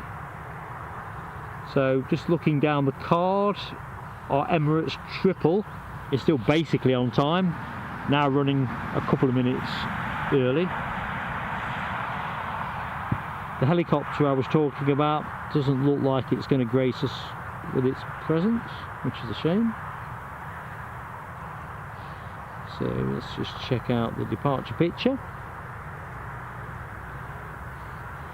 So the plane that you are looking at will be tazzing off to Geneva. That's due to go out in the next 6 minutes, although I'm not convinced it will, looking at the pace of these two strolling towards the staircase. Oh, walking past, are they boarding from the rear? Let's go into the rear.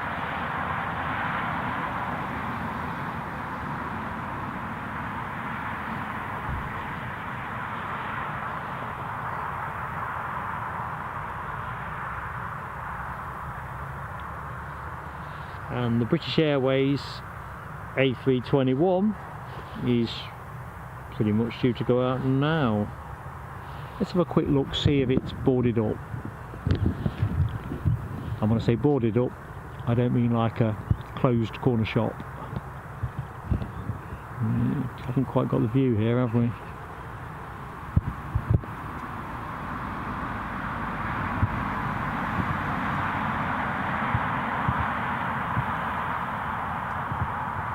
So, it's a foot race between EasyJet British Airways, both of whom should be out in the next few minutes, and the Ryanair that is just crossing the coast around South Shields as to who gives us the next action. So if you've just joined us, welcome to Plain Sailing Aviation. I'm Mark, your host. So great you could spend some time with us this morning at Newcastle International Airport. Just got a small gap in play, as you sometimes get at a regional airport. Sorry, I'm just untangling a cable. So great to have you with us. Anybody that's new to the channel, not yet subscribed, please consider subscribing. Helps us grow. And equally, if you like what you see, do hit the like. Doesn't cost you anything. And veterans of YouTube know that it definitely helps with YouTube in the way they promote the channel. So it's a kind of win-win. So that's that. Yeah, get to the coffee, Ken. Is it a bacon day today? Quickening Cat, do EasyJet only have cattle class? I've never flown with them. I don't know if anyone in the chat can offer a view on that. I mean, I'm one of these people who can shoehorn myself into, you know, fairly uncomfortable seating, if you like. Noting Ken's point about the cushion, though, for the bumpy landing that he's alerting me to for next week's flight to Dublin. But in terms of whether you can pay additional for some extra legroom seats and all that malarkey, I'm guessing that's possible. Airlines aren't normally slow to offer you the chance to upgrade.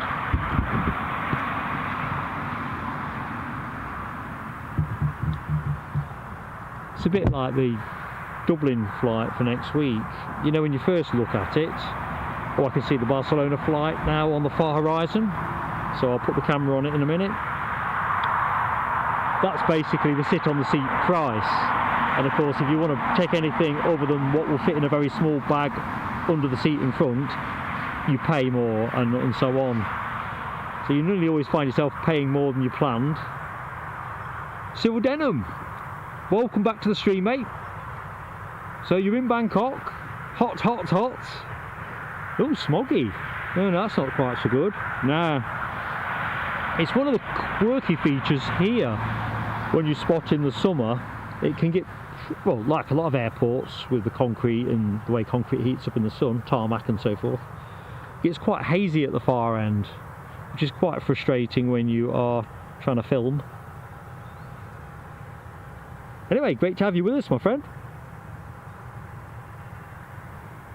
Ken, you've reaffirmed my faith in things. Bacon later, after the stream, yep. Treat yourself.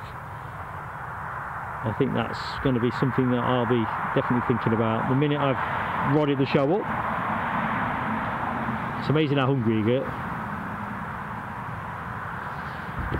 So, what have we got here?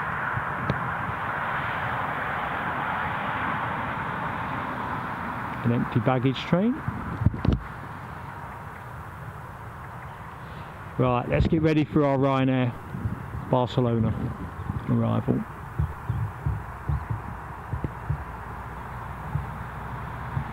There she is. Still at UFO distance.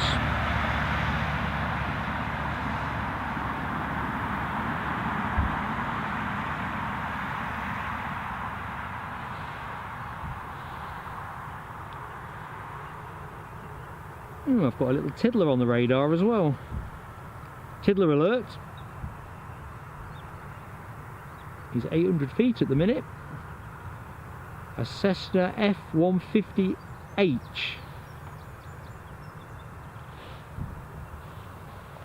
Anyway, sorry, I'm just filming Sky at the minute. Sorry, team.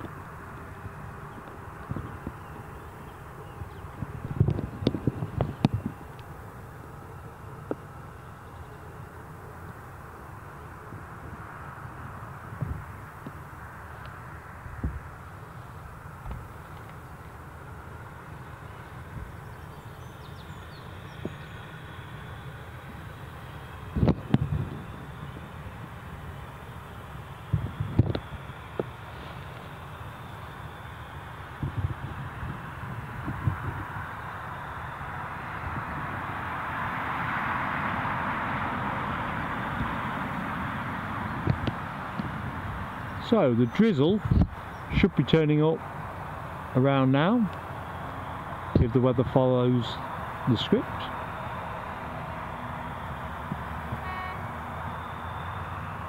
Certainly be nice if the weather forecast was wrong.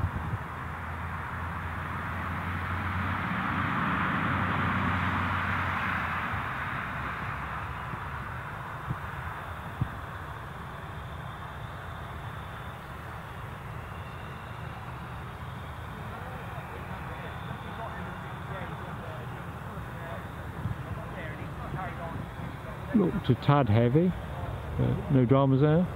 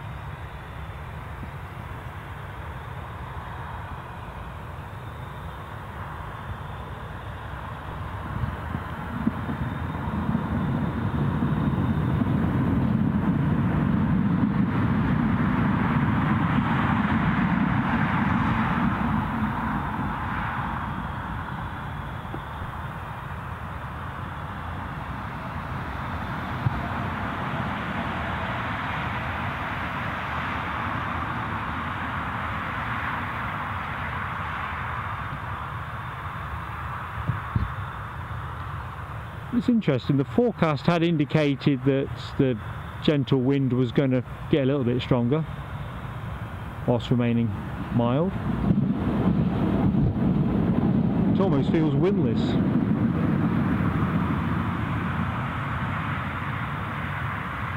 Certainly the windsock hasn't got much in it, as you'll see in a second. There's not an awful lot of gusto on show. There you go. Gentle breeze.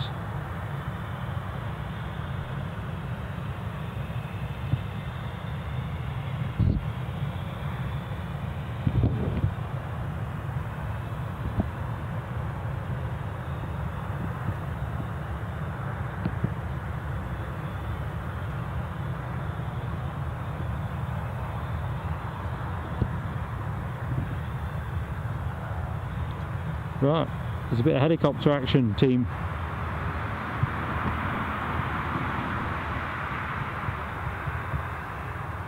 There we go. I think we saw this one last time out.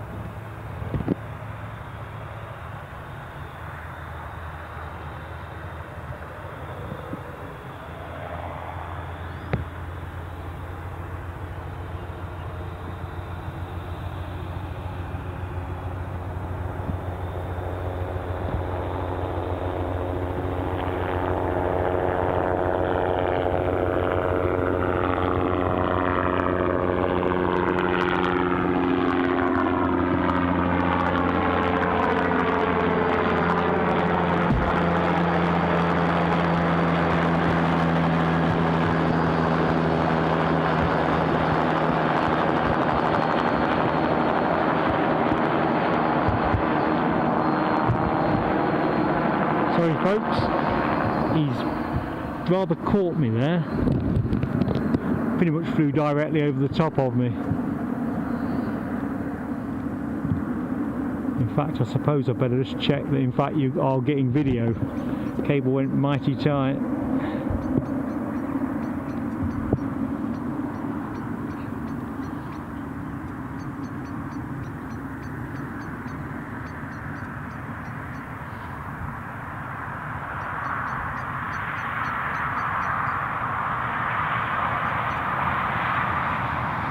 So Alistair, you've got Frosties for breakfast. I'd need more than Frosties, man. Ken, yeah, they're great. There are other brands available. That's what they say, isn't it? Yes, I remember those adverts. I seem to remember in the 70s, you used to get quite a lot of giveaways with your cereal. I don't know, Apollo space rocket type, clip togethers and so forth. Quickening cat, sardines on toast. Well, that sounds very cultured. I could do that. Paul Usher cornflakes, Cyril Denham sugar puffs. Now that's the one where I'm supposed to do some poor impersonation of the honey monster, isn't it? Oh, go on then. Tell them about the honey, mummy. Yeah, may not sound much like it, and Paul's already put that in the chat. Oh man. As a kid, loved ricicles. Yeah, lots of sugar, bad for teeth. Common with a lot of those cereals. Snap, crackle, pop, as Alistair Blackley says. Cyril Denham, 380 next week. Qatar to Doha. Qatar to Doha, then a 777 to Manchester. Cool, my friend. These are the kind of things I'm musing on for my round the world jaunt. Who are you actually flying with? Picnic cat, toast and porridge for the rest of them in our house. Yes. Quite like porridge. Bit of a Weetabix man, if I'm really candid. But if I wasn't doing Weetabix, porridge would be great.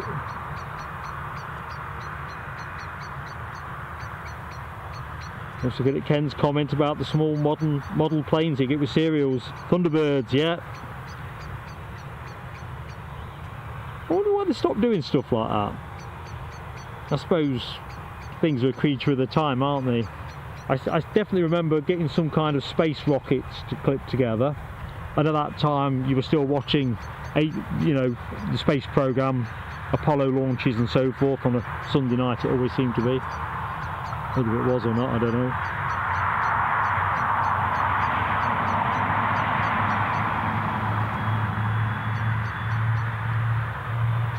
Well, I can hear a start up, and I've got a feeling that'll be British Airways.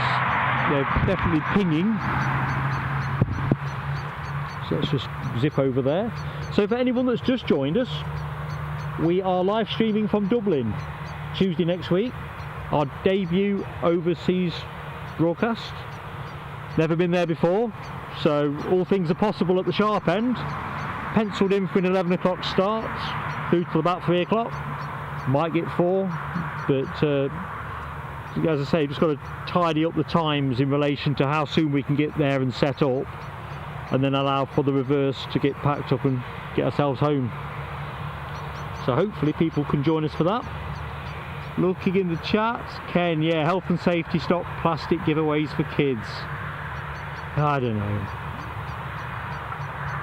I absolutely believe that, but I can't believe for a minute there's a compelling body of data that could show harm from those kind of things being in cereal packets.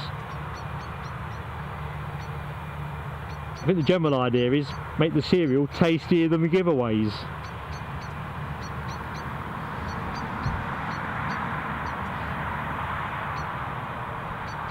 So where's that tiddler gone? That tiddler that I was talking about has well and truly gone. Unfortunately. Good news is though, we have our British Airways departure pinging away. I think he'll be on the move pretty much imminently. See what flight radar might be forecasted at the minute.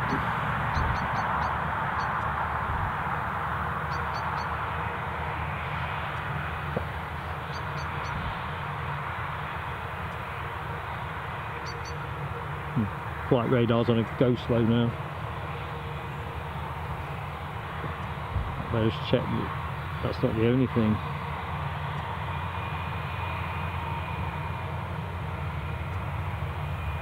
Alistair, your wife eats Weetabix with butter. I used to do that as a teenager. I seem to remember it being quite nice.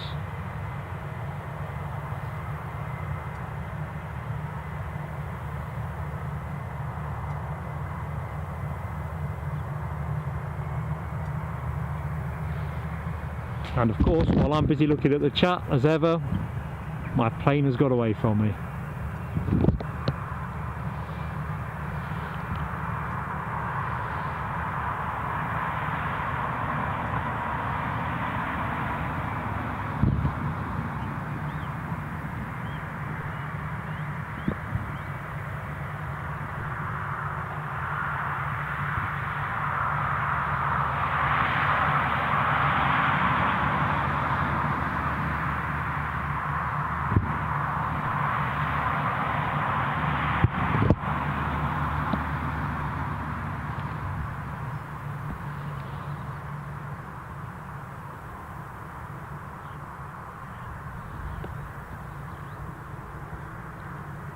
Yes, Cyril, I'll echo Alistair's comments. Hope you have a great flight, mate, and do let us know how you get on.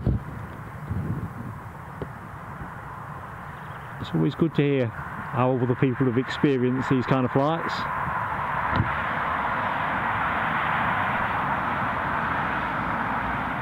I'd probably sleep the whole thing, having stayed awake the night before, just excessively excited.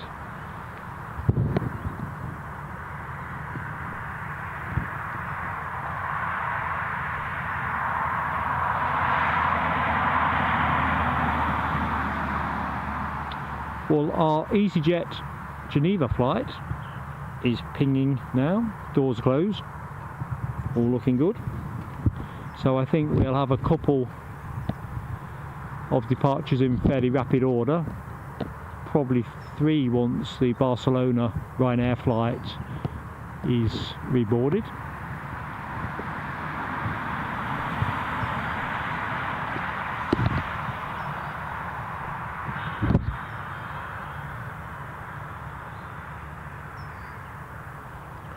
It's just pushing back at the minute. We'll cut to that in a second.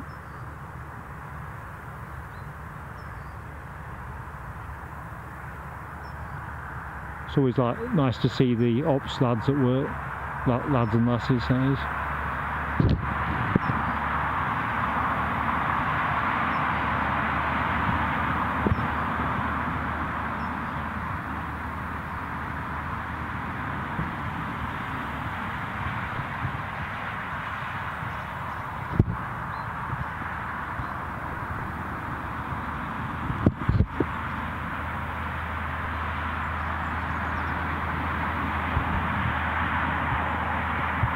See how close we can get in.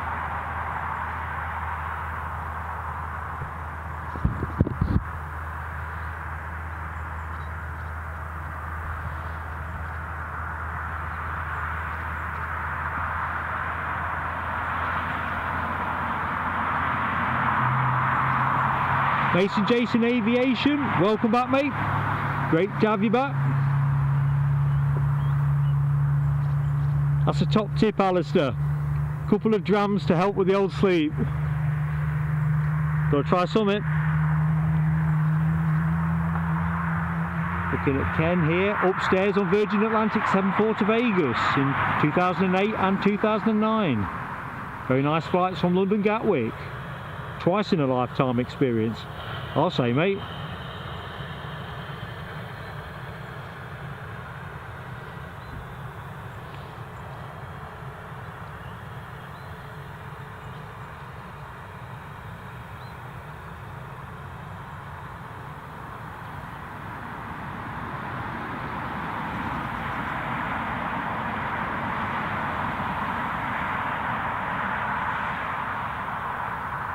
Right, so we'll rejoin our British Airways outgoer in a second.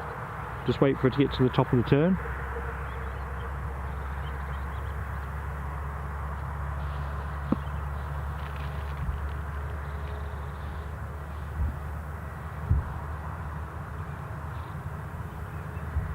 I think our helicopter's coming back round, so I'll tell you what we'll do. We'll split the difference between EasyJet and British Airways. Who's going to have to hold for this chopper anyway.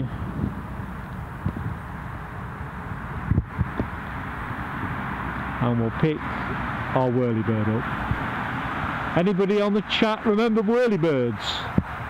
One of those American-made black and whites that they used to put on for kids in the 70s. Can't remember who the lead actors were, or the lead parts were, but I do remember whirlybirds.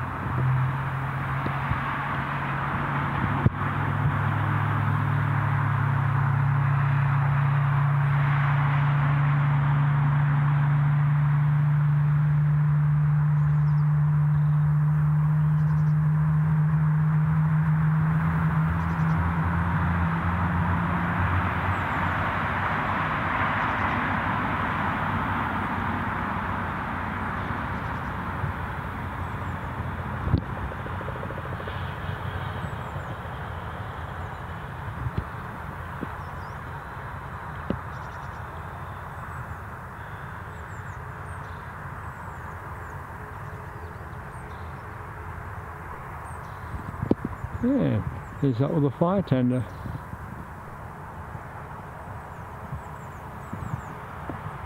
Anyway, I suppose we better focus on the task at hand.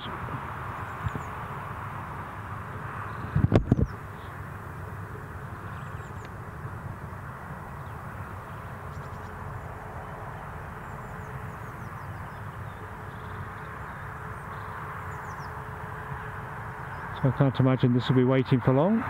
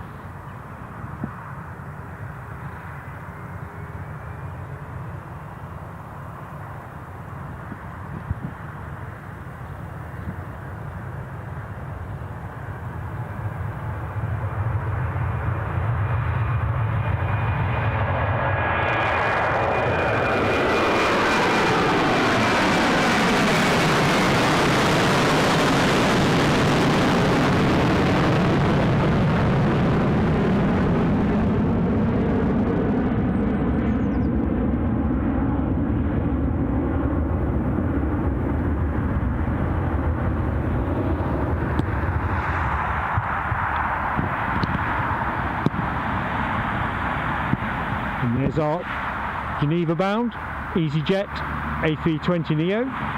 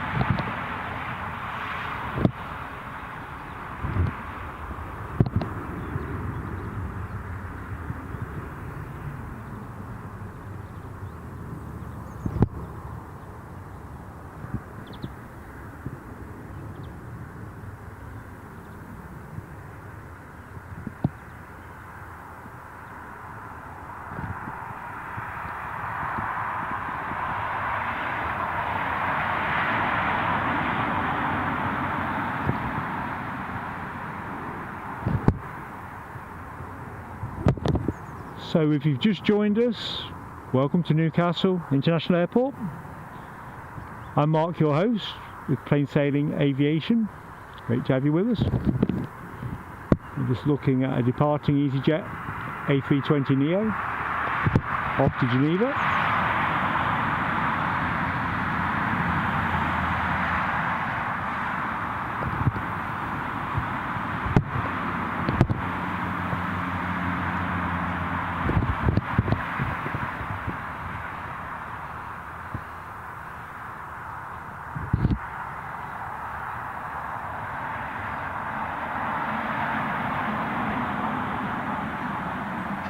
Good morning, Audrey McDonald. How are you?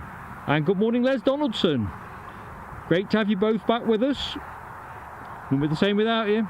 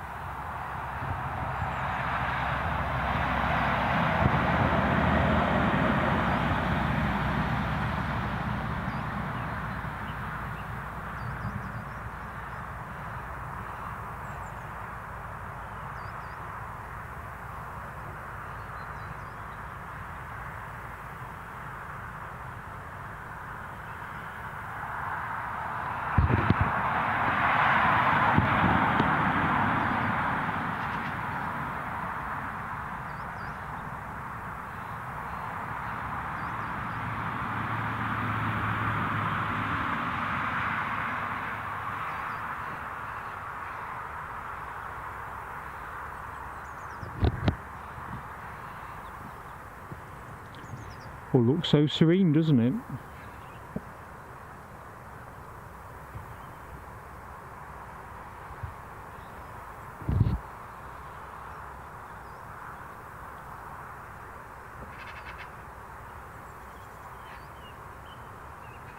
And away we go.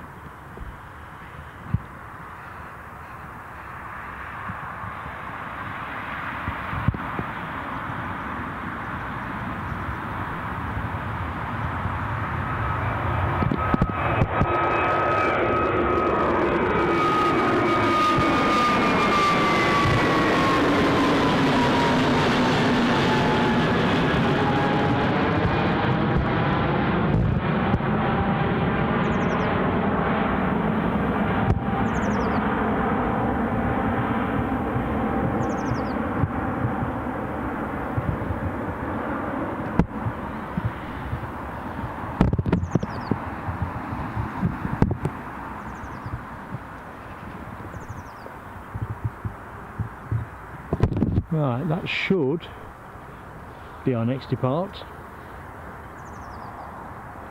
Audrey, you remember whirlybirds? Cool. Check my sense there that I hadn't dreamt it up. Just working backwards through the chats. Ken's fantastic travel experiences, special birthdays. Yeah, I think that's how I'm going to try and square my round the world trip. I'm thinking special birthday.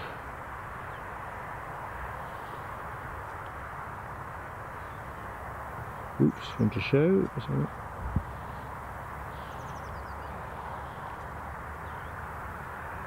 Ali V58, thank you my friend. Yes, please do give us your like. Standing on 65. Be nice to get north of 100 if we can, is what it is. But if you do like what you see, and we definitely like having you, so please do hit the like button. And what's this one? And same from Ken. So thanks, you know, really does share the love, give us that boost. And as Ken says, and Alistair, it really helps the channel. And of course it's free, so that definitely gives it the 3 thumbs.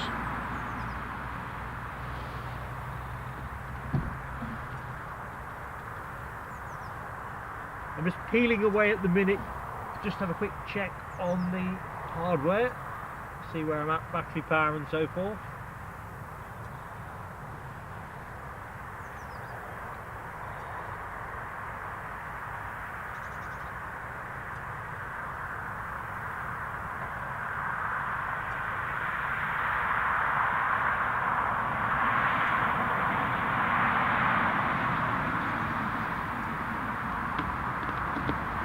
So, unless I've confused myself somewhere along the line, which is always impossible with me, to be fair, Ken and Alistair, you are now both set to be mods. So if I've understood you correct, welcome aboard. And if I've got it wrong, then let me know and I'll obviously unravel things. But you are the first 2 moderators for Plain Sailing Aviation. So A, thank you, and B, double welcome aboard. I can see that Ian's got his spanner up.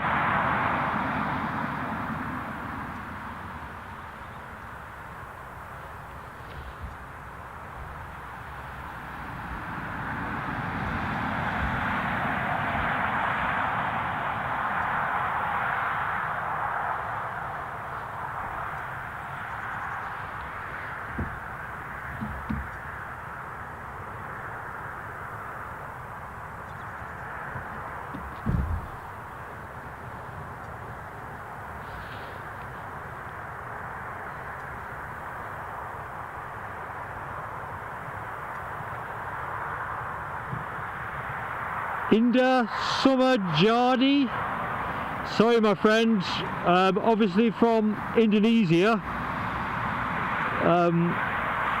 don't know how to translate without Google Translate, best if you can chat in English, my friend. But welcome to the stream. We have quite a few followers from Indonesia with our other videos, so great you could join us. Ken Alloway, above and beyond, mate. I really appreciate that, but that is above and beyond. Thank you. And yes, it's going to be put to work.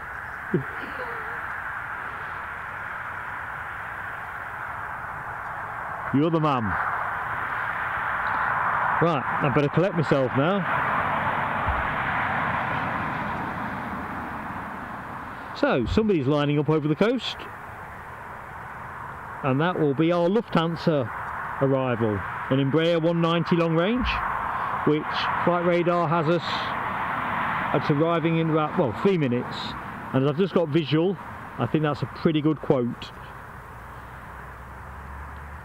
So coming in slightly early, apparently a 1 hour and 22 minute flight from Frankfurt. I think I've said before, that's one of my favourite airports from a plane spotting view.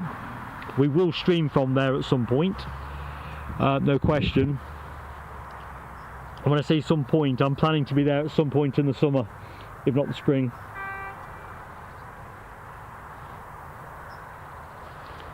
Right, in which case,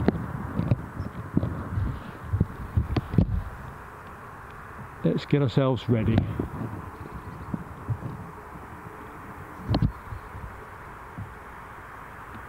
So we are pointing at runway 25, end of the single runway here at Newcastle International Airport. Looks like we are getting the classic Lufthansa livery rather than the modern contemporary one. Love them both, so I always say don't make me choose.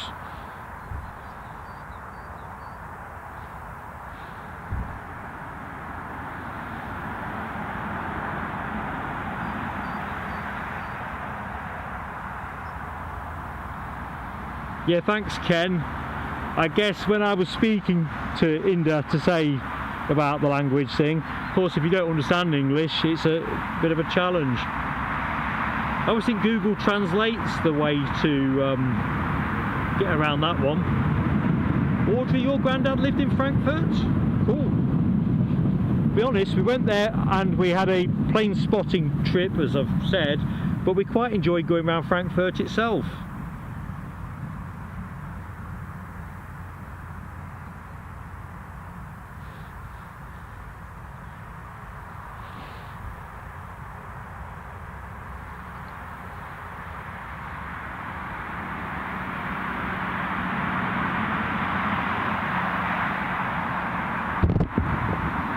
Right, so where is our plane? Here we go.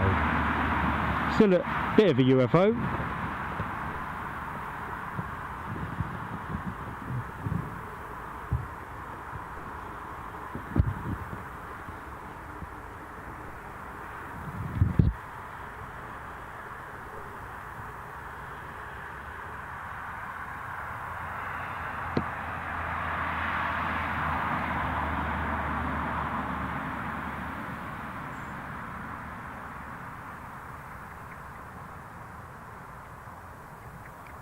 Oh, Leipzig. That's an interesting one. Have you seen Leipzig on another stream, Quickening Cat, or been through there yourself? I've got a feeling, and it's probably uninformed, that that's a major freight hub.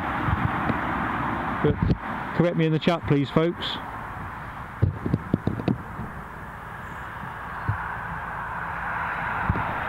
So here's our Embraer 190 long range, operated by Frankfurt. No, Lufthansa, arriving from Frankfurt. I'm getting my words all back to front.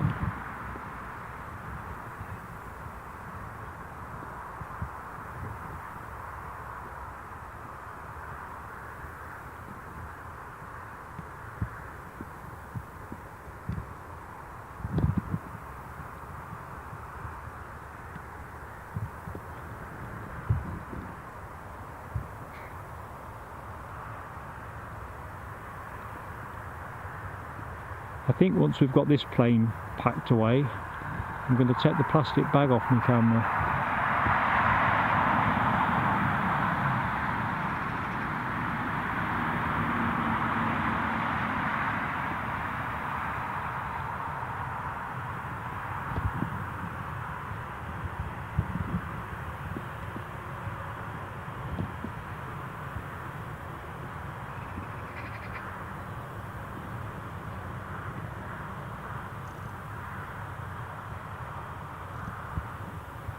It's a good looking aircraft. I think that's a contentious point.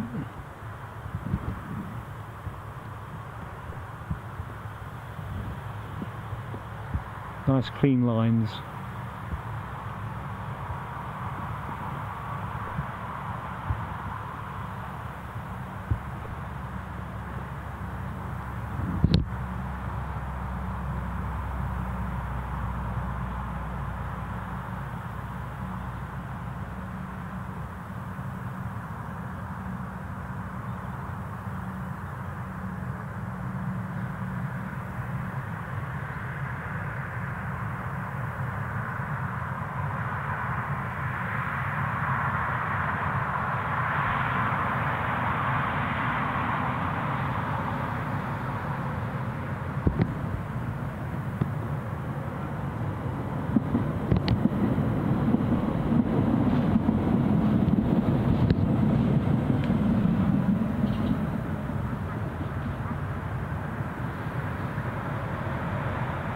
Yep, I have to agree, Ken. Nice landing, mate.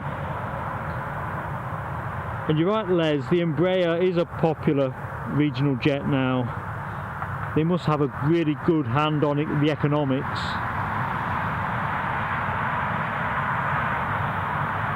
Yeah, I'm with you, Alistair. Although I do like the new one as well. It's a bit like the Condor thing, isn't it? I don't know if people have a view about the stripy livery versus the if you like, the classic Condor. I like them both. I think the classic is smarter. The stripy thing is something different. And of course you can see the stripes in all the different colours of the rainbow, so it has another side to it. Sadly, we don't get anything quite as frivolous at Newcastle. I always think Brussels Airways have a good range of specials, don't they, as well? Everything from Tintin to the Red Devils and others that I can't remember.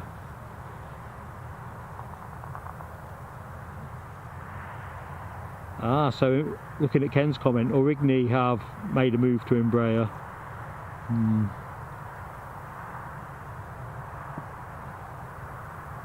They do seem to be running strong sales, so the economics must be spot on. So going back through the chat, Quickening Cat, we were talking about Leipzig. It's got an Antonov AN-124 fleet base there. Do you know what? This is the kind of thing I love in the chat. I'm always interested in other angles, so have a look at that. I think when we're looking to go different places, you're always trying to find the balance between cost, what you're going to see when you get there, how relaxed the authorities are going to be around this sort of thing. I don't intend to take the channel anywhere where I might find myself bundled in the back of a van demanding to see my ambassador.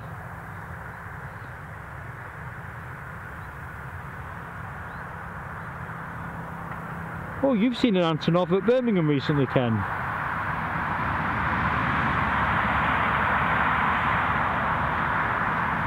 Well, I can hear a helicopter. I don't know if I can see him, so let's see if flight radar can help.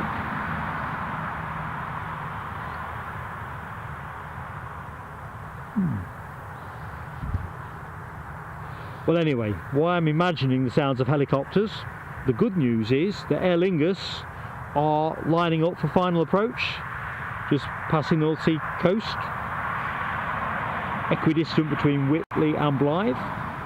So flight radar says with us in a couple of minutes. is on the far horizon, so I think 3 or 4 would be my guess. This will be an ATR 72 600 from Dublin, having taken off 47 minutes ago. It's hilarious, isn't it? If I went from Newcastle to York on the train, I probably couldn't get there any quicker.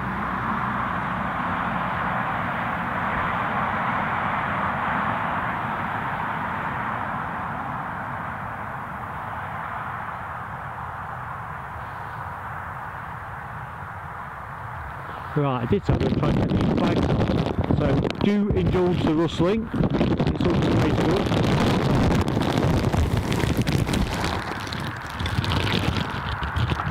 Oh, how's that? Right, I'm debagged, but in a way that I could get rebagged. Looking at Quitling Cat here. Toulouse has beluga freight planes. Yes, I'm quite keen to catch those. Correct me in the chat, but aren't Airbus looking to sell those now they've stopped making the 380? I mean, obviously they're going to have a future in carting large stuff about.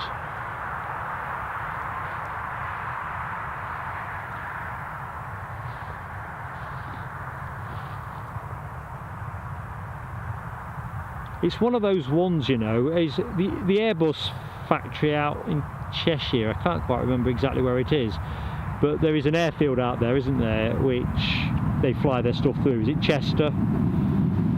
And I've used many a time about trying to catch these beauties in action, but haven't managed to line it up yet.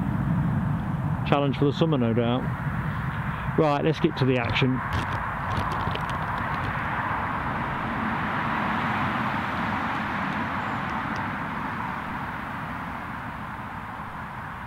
So this is our Aer Lingus.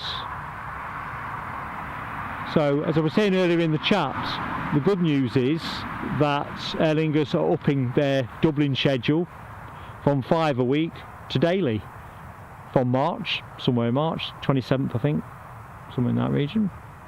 And although we're sad to have lost Fly B, which for here meant flights to Belfast and Heathrow, it seems that Aer Lingus are going to provide a Belfast connection.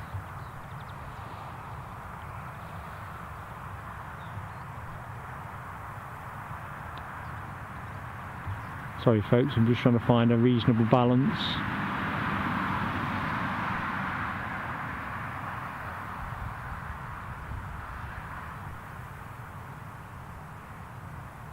Just love the noise these things make.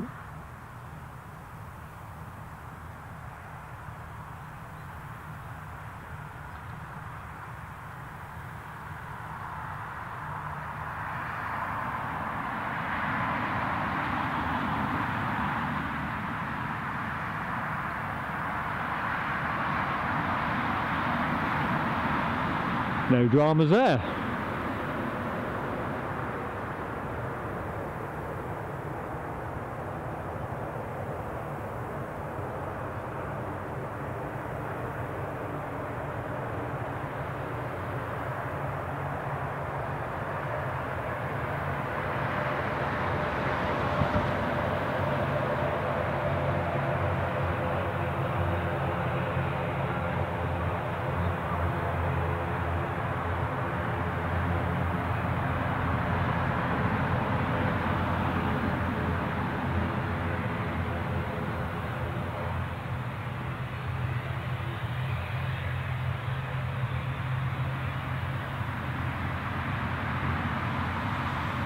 Guessing we'll make straight for gate 5.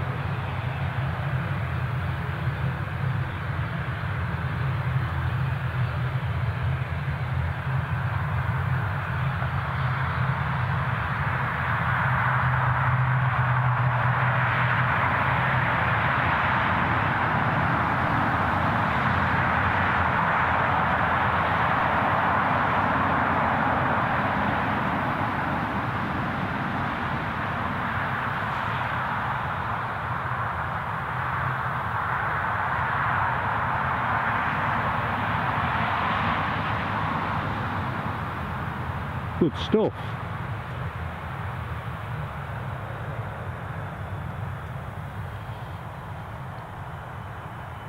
I'm with you, Audrey. I love the props. Dear me.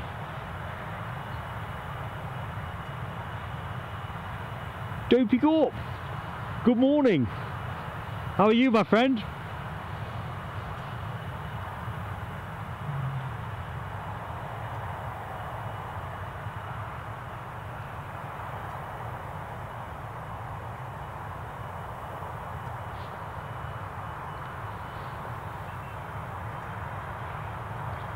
Thanks, Ken. I think taking the bag off the setup helped a little bit as well. Shotgun bike's absolutely fabulous, but with the bag across the top, it probably wasn't giving it its max.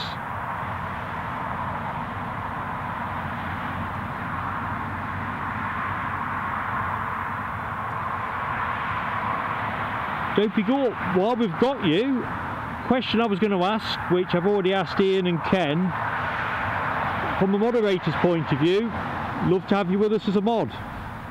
It's one of those yay or nay things, no pressure. I'd always want you as a viewer, first and foremost, so nothing that detracts from the viewing experience. But if you let me know, mate, we'll go from there. In the meantime, we're spoilt for choice. We see a bit of deboarding action at this end, and we have an arrival bearing down on runway 25, which will be our Air France Embraer 190 standard, all the way from Charles de Gaulle. Having taken off just over an hour and 8 minutes ago. With flight radar. Where would we be without flight radar?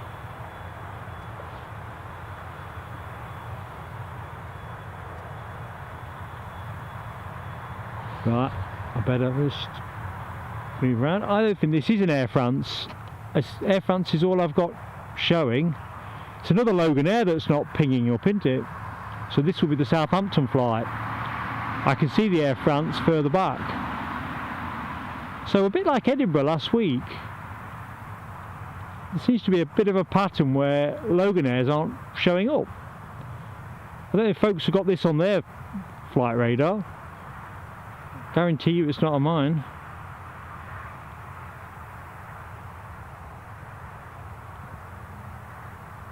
Little rascals.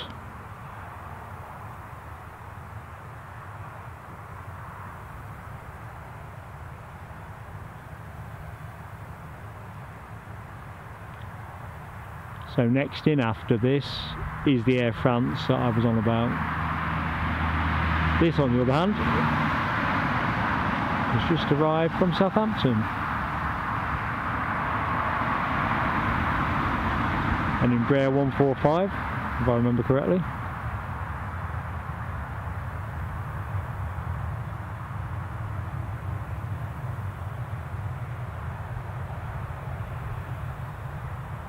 So where's this one parking up?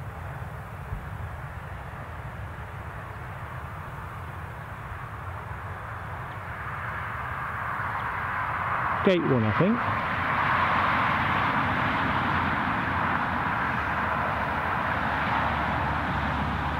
Now if I'd got my act together, which I hadn't, I would have been scanned up today.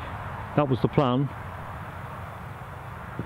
Unfortunately, the one thing I hadn't checked was the batteries. So I will put that right next time. I won't be taking it to Dublin with me. Don't think I'll give the guys at the airport too much to get excited about. But next domestic broadcasts, we will have the ability to know what's being said. Looks like this is holding station at the minute for the Ryanair Barcelona outgoer to push back.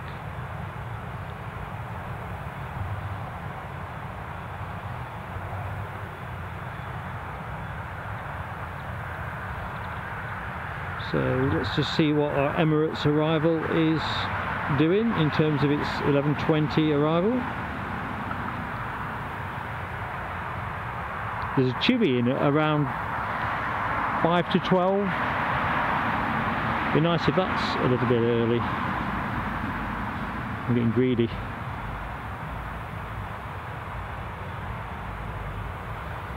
Right. Let's get to our Embraer. Our 190 standard, that is.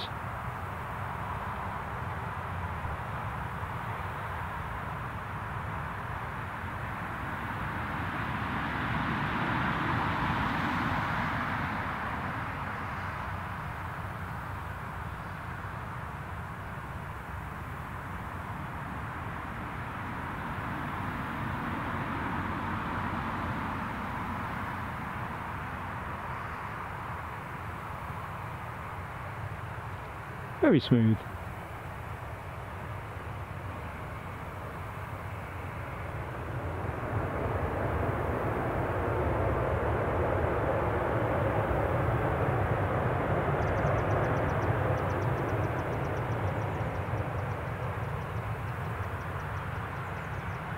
So this will be in the classic Hop livery, as against the Air France Hop more contemporary version.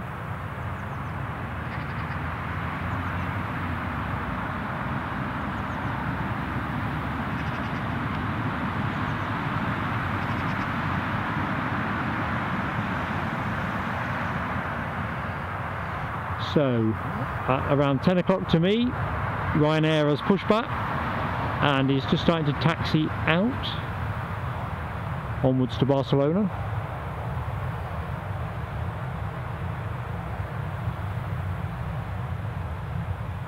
So, it's a bit of a jam out there actually.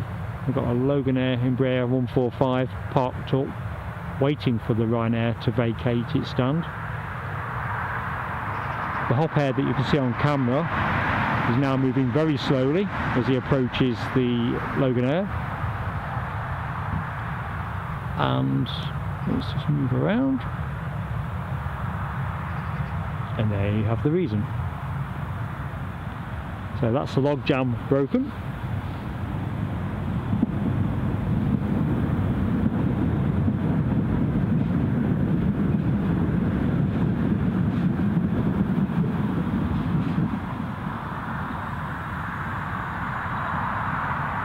Just let me, I'll get back into the chat in a minute. I can see there's quite a lot of chat to catch up on, so apologies if you've posted and you want me to offer comment. So here we go, log jam unclogged.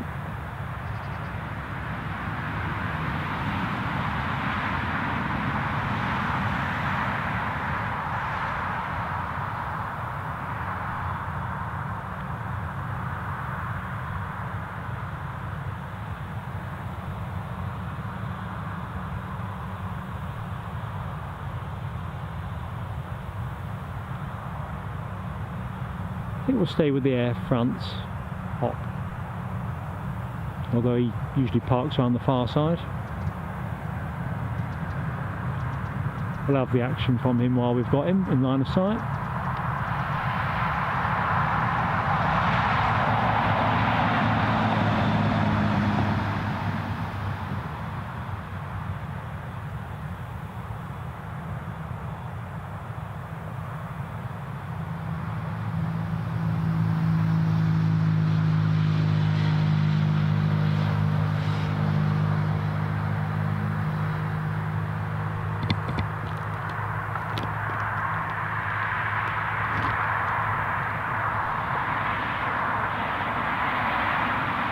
Right, let's have a quick catch up with the chat.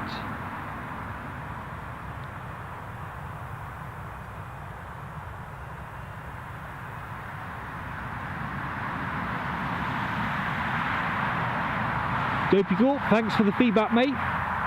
Good to know the picture and the sound are working okay. Paul Denino, get my words right. Denino. Sorry, I've said that not quite right. There's Milky Charms. Yeah, we're off to Dublin on Tuesday. There's Donaldson. Let's have a look. Yes. Dash 8's rarity now Flybe stops. Yeah, sadly that seems to be one of the consequences. I was saying earlier in the stream, the slots will sell easy enough. But in terms of what the market is out there, that's a different question for the aircraft. Dopical, consider yourself on board. Thank you, my friend. As soon as I wave this Ryanair departure off, I will give you your spanner. Great to have you with us, my friend. It's never the same when you're not here. Paul Denio, you come on for us too. Paul, I've met you in the chat before. I'll tell you what we're going to do. You'll join us too then, if you're happy with that. You are the 4, you're the quad. So thank you, one and all. What else is happening? Crikey, I can't keep up with this. Nice spot on hop, yep. Texan bar. Do I remember the Texan? That was a mighty chew, I think was the strapline. Hop hop, says Audrey, are the words she uses for the dog to hurry up. Or jump beside her on the sofa. Very good. And Ken's asked the question, Alistair has, that I wanted to pose. What kind of dog do you have, Audrey? And Audrey's answered, wide-haired fox terrier. Lovely. And Alistair has a couple of Briards. I'm going to have to say, I'm not sure what they are. That might be a Google for me. Let's just get to the aviation action.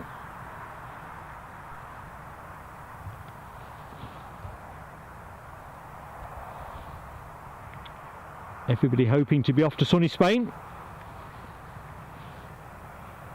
Dopey Gorp, that's you and me both.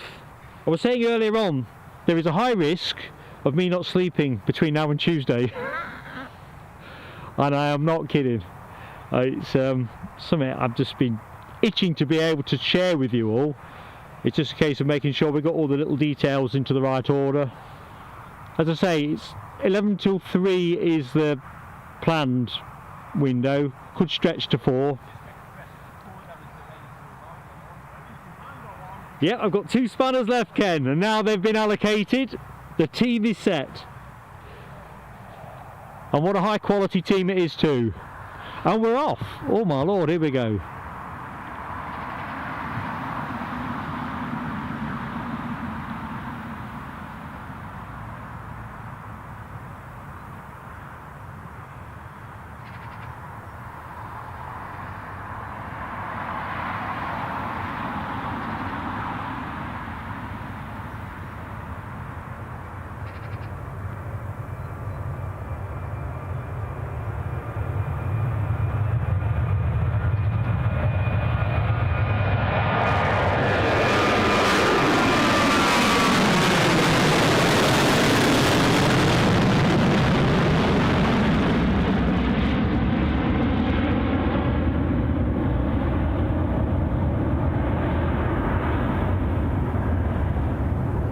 When I look at those clouds, I might have been a tad rash when I started pulling the bags off. We'll put it down to youthful exuberance.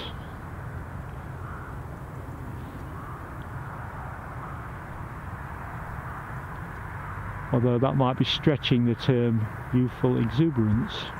We'll just rest on the ATR 72 while I just see what's happening.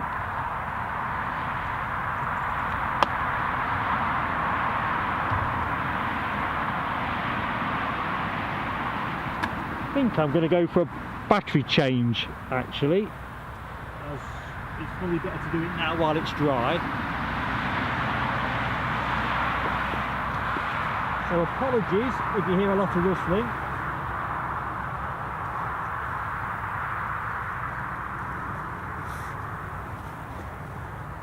Or even more rustling than usual.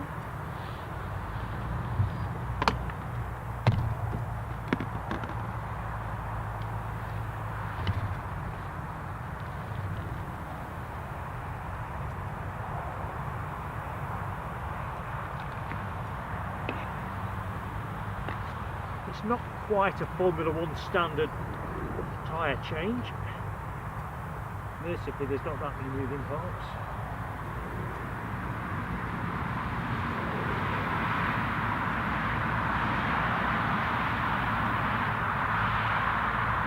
Oh, reduced up.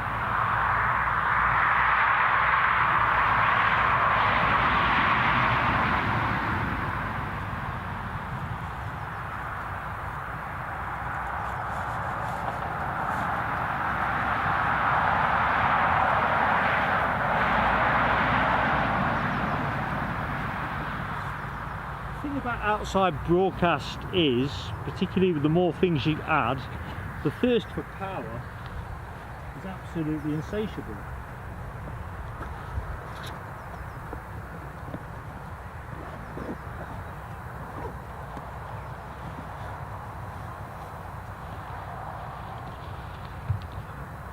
Okay, thank you for bearing with me.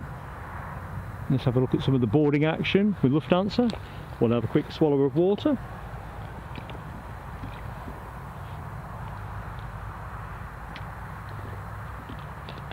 Hope everybody is keeping the hot beverages flowing. Plenty of tea and coffee.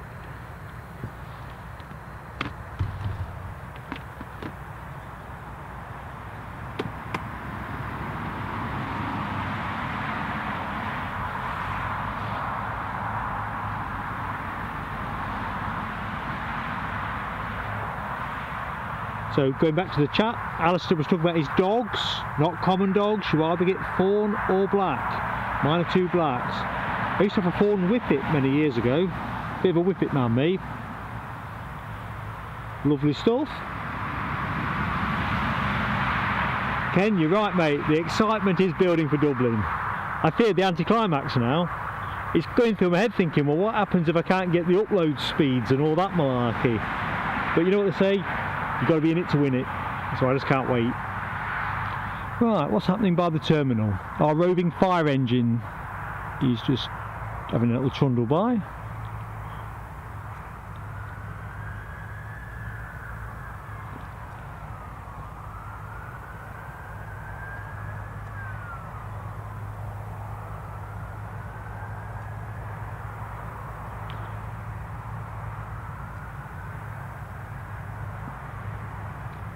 I wonder if they've got some new recruits that they're kind of orientating with the general shape of the airport.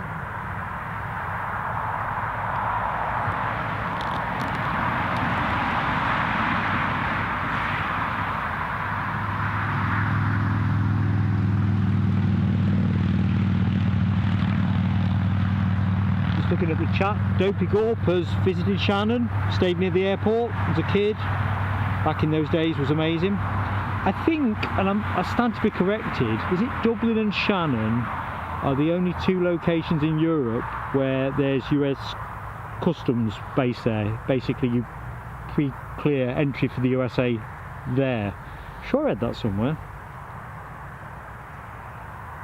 Audrey, you're right, I'm on with the spanners. Put me right. So, before I do that though, just getting the update on the triple, 40 minutes out over the North Sea. I agree, thumbs up. And Les, you're right, that is a bit Cadbury's-esque, isn't it? Anyway, spanners to be issued. Sorry, Dopey Gorp and Paul. However,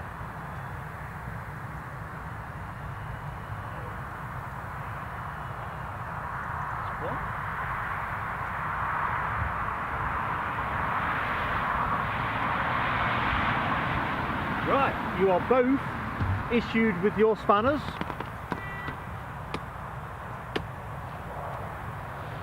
So, thank you very much.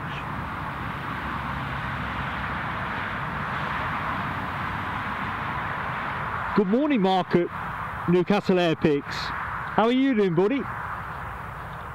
We were talking about your snap in the earlier phase of the chat, the refuelling that you caught over Newcastle.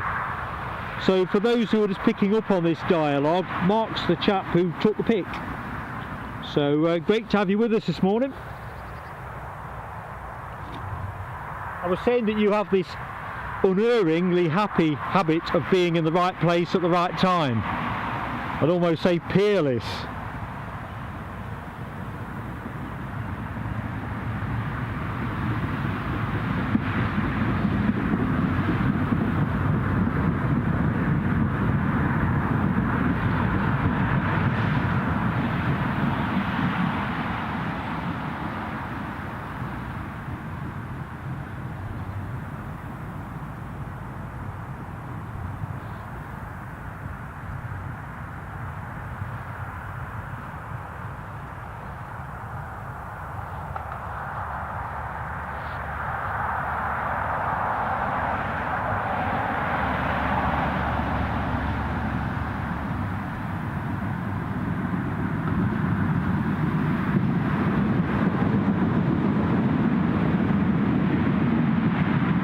Sorry folks, I've just gone quiet for a minute. The chat's just disappeared off my what do you call it, tablet. So I do apologise. And now I'm back.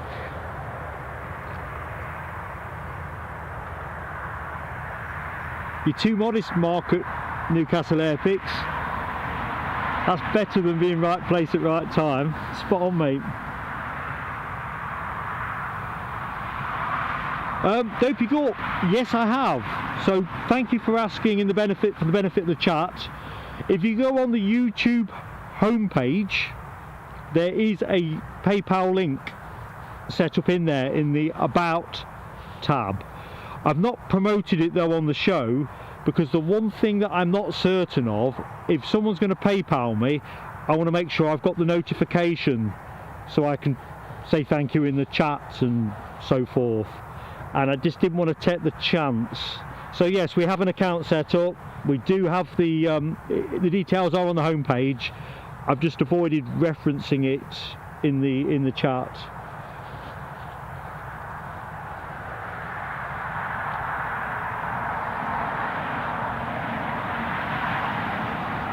It's like everything, isn't it? You start with something new and then you find there's something else to know and something else to know, and then the next thing you know, you're thinking, well, I'm streaming tomorrow.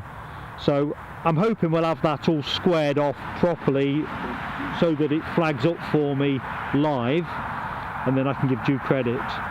But that's really why I've not looked to push it in the meantime.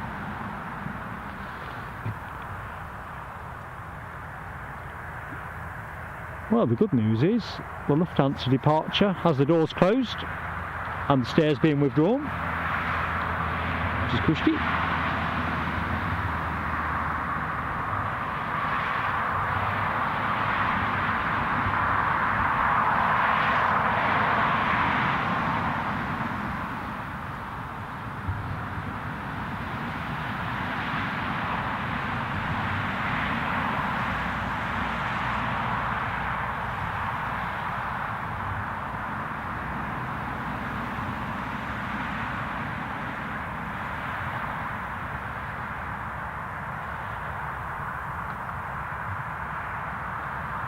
It's one of those moments, isn't it, where you want the guy to do some kind of improvised jig.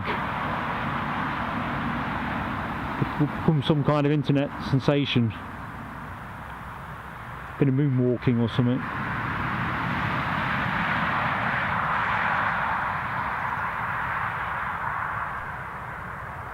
So let's have a quick look, see what time this is due out.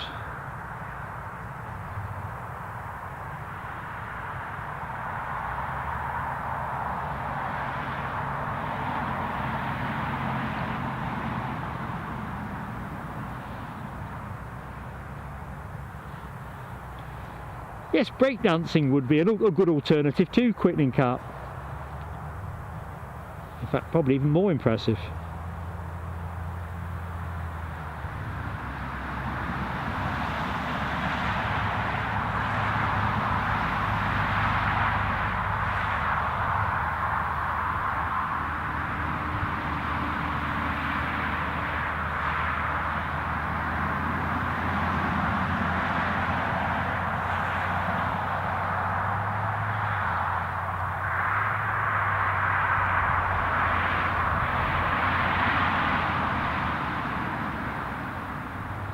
Well, flight radar is not playing for me in terms of opening up departures. I can see the overhead flights, but when I'm after the departure information for Newcastle, I'm just getting that radar buffering icon. But I can't think this will be very long.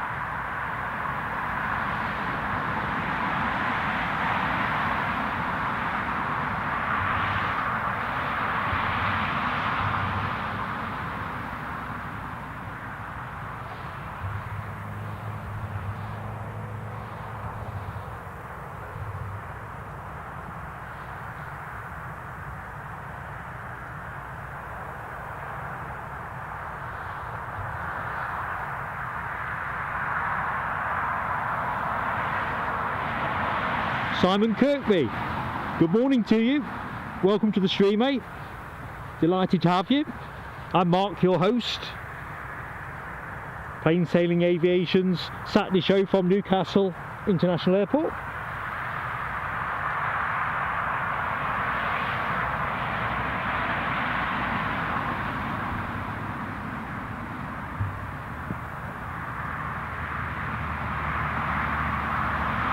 Thank you, Ali 58. Yes, please. Like us as much as you like us. So we're only 16 short of the 100. So that will be fantastic if we could press that barrier. That would be great. And of course, if you're not yet subscribed to us, we'd love to have you with us. We're a small channel, a growing channel, and we're just looking forward to trying to bring you more content.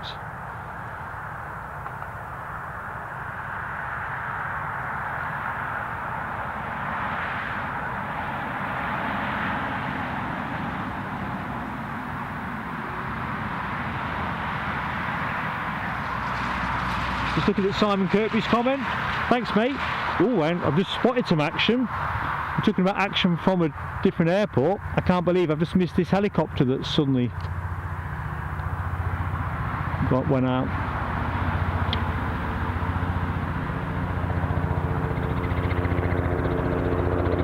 Caught me napping there.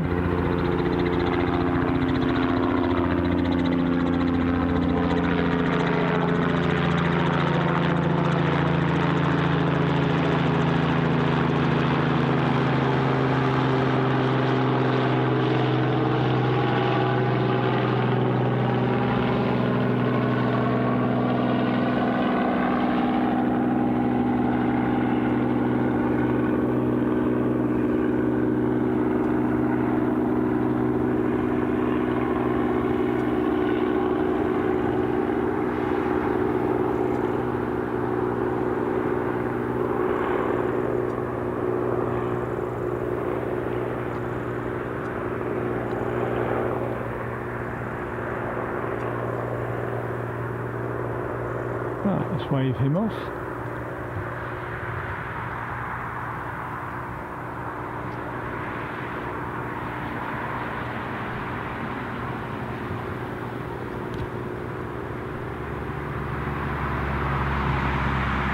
And we'll leave the camera with what I believe to be our next departure. Lufthansa Embraer 190 long range.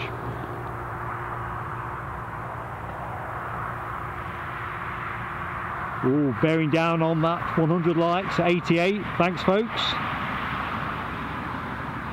Simon, fantastic to have you with us. Liked and subscribed. Welcome aboard. Absolutely buzzing. Is that a Robinson R44, Les? I'm a bit of a duffer with helicopters. Ken, WD-40. There's not much you can't sort out with WD-40.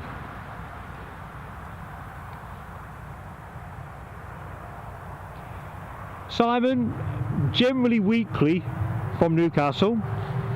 Crikey, I just realised that another one's got away from me. Generally weekly. At the minute we're going with Saturdays and balancing that off with probably a couple of Edinburgh streams a month, and then everything else is a bit of a flexible, depends what we're up to kind of thing. So Dublin next week would be a great example of that. Barcelona or somewhere else in Europe, possibly after that, somewhere in February. There's a few Spanish locations we're looking at. So a couple of overseas jaunts in February. So I suppose if you boil it down, we'll probably average out at 2 a week, sometimes 3 a week. When we get to the warmer weather and more daylight hours, we'll probably vary the timing of the show a bit as well. So certainly for Newcastle, we can pick up better traffic density.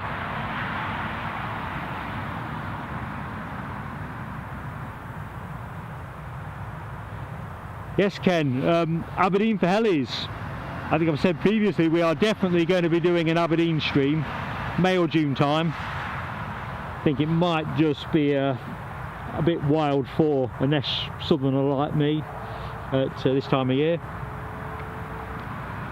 Mark at Newcastle Air Picks, R44, G-Hals, Northumbria helicopters. Cool. And Audrey McDonald, Emirates just off Grimsby. Excellent.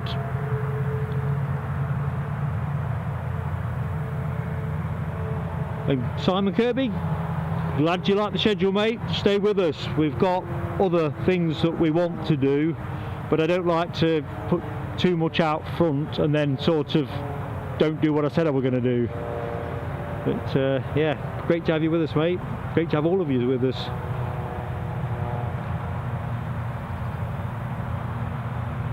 It's a beautiful thing, isn't it, about spring and summertime? The kind of window for doing stuff just multiplies. We'll certainly be back to Heathrow as well. Some or more of you will have seen our launch stream a few weeks ago, back in January. Quite enjoyed that as well. It's kind of our spiritual home in that sense, because for me that's where the plane spotting thing first started. But it was a lovely change of pace as well. I mean, I love everywhere where I go to film, or otherwise I wouldn't do it. But you can't beat the sheer density of traffic that you get at Heathrow. I've got to be honest with you, Ali B, 58, that's not a bad shout, is it? A late night stream in the summer will be epic. No, I think you're on the money there, mate.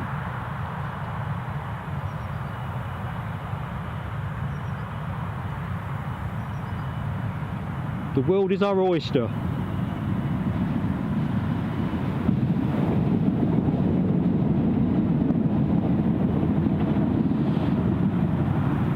Thanks, Paul Denio. So traffic-wise, the Lufthansa that we're gazing on at the minute, due out imminently to Frankfurt, and having pushed back is, let me show you, so you know I'm not making it up, is our ATR 72-600 teeing up to go to Dublin.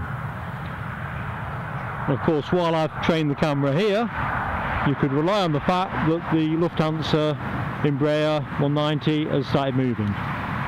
So a couple of departures in quick order, and our Emirates 777, last sighted near Grimsby, won't be that far out either, with 15-20 minutes. So that's our heavy action today, folks.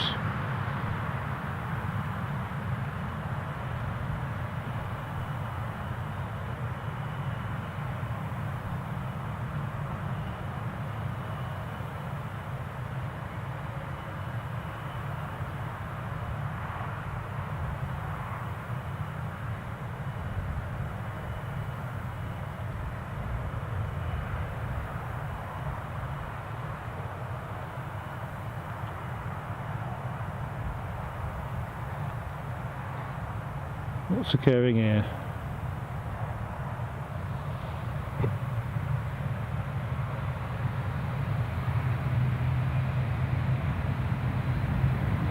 Back in the chat very quickly. Dopey Gorp, Ryanair. As I say, in this part of the world, it was a canny price. And the times were quite good, so I go out early and I get to come back late-ish. So it gives me some reasonable flex to work with. So it's first time flying Ryanair, so I'll be sure to let you know how that works out for me.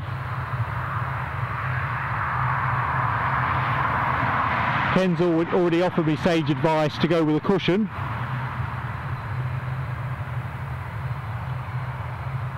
Just to smooth out my landing. But, all joking apart, really looking forward to it.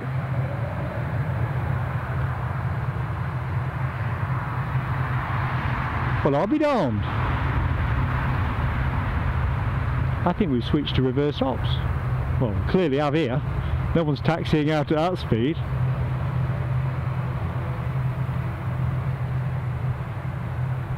I have no waking clue what's going on here because the ATR 72 is taxiing out as per runway 25.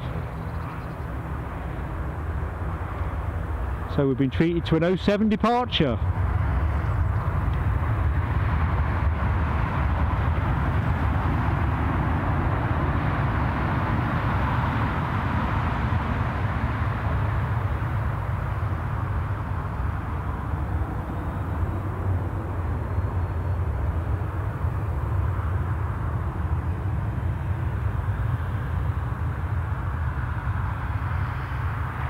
Right, back on planet Earth, somewhere down here. These are ATR 72. Yeah, I did muse on Aer Lingus as well for next week's gig, just to pull in the ATR 72, but just didn't work out for me. It's all about the timings, really. The beauty of this, well, next week's stream is it's quite an agile there and back same day gig. And of course, once I've been there, I'll have the opportunity to work out how much I could enhance future streams from there. Whether it's worth staying over and doing a double header or something.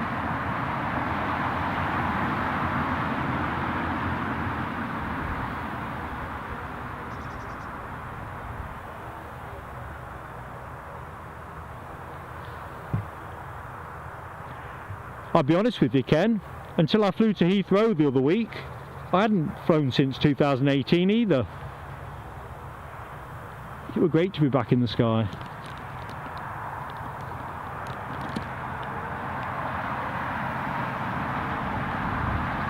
I'm just in the process of trying to convince Mrs. Plain Sailing Aviation that Madeira would be a good place to go this summer.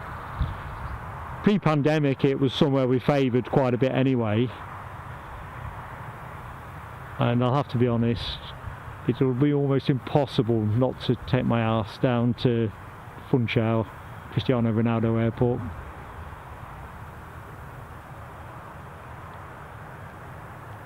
I feel almost rude not to go and film something from there.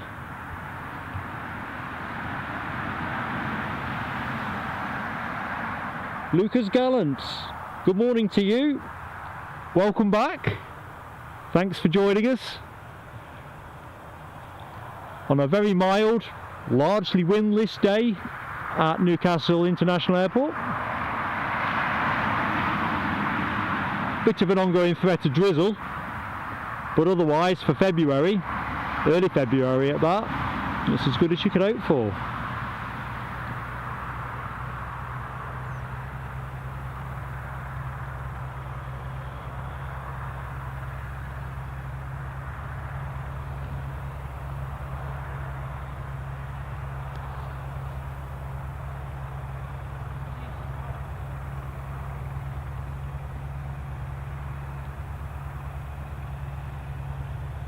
Now it'll be interesting when the Emirates triple comes in, and I think I remarked on this last week. Every time that plane comes in, as he taxis out, or taxis in and peels off for the terminal, I seem to encounter some kind of signal problem.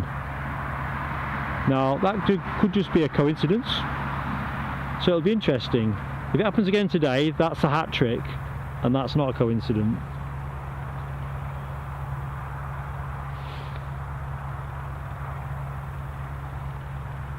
Just jumping back into the chat. Good morning, Kenji.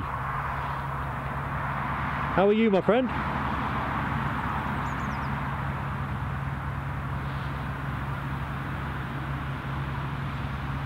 Audrey up at New Biggin. That's not that far from here, is it? Lovely part of the world.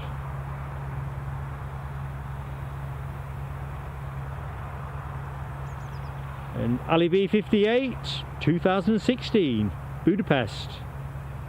You see, that's another airport I've got a waking interest in. Oh, I can see a bit of helicopter action, which is clearly what the Aer Lingus is holding for. So let's see what we got.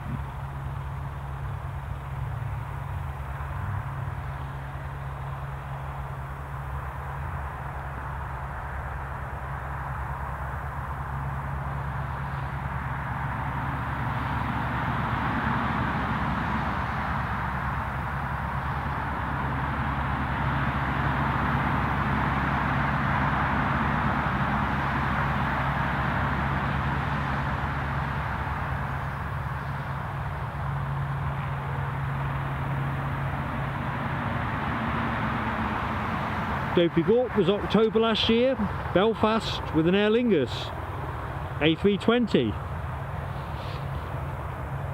You know, it's got away from me, hasn't it? Just realised. Oh, a helicopter's got away from me, so that's our incomer. And there's the police helicopter on his way out, or her way out, depending on which way you want to look at it.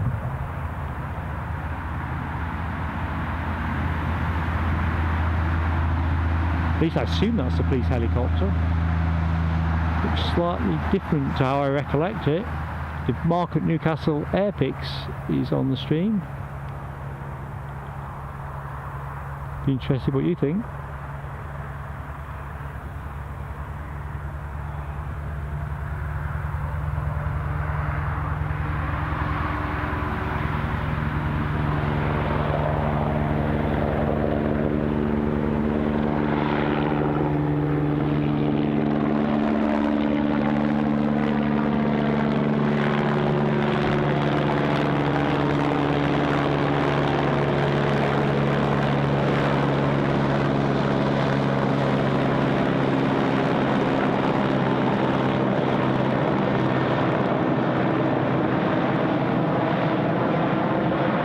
Sorry folks, he rather defeated me there, overflew me and took me out of the arc of my cable.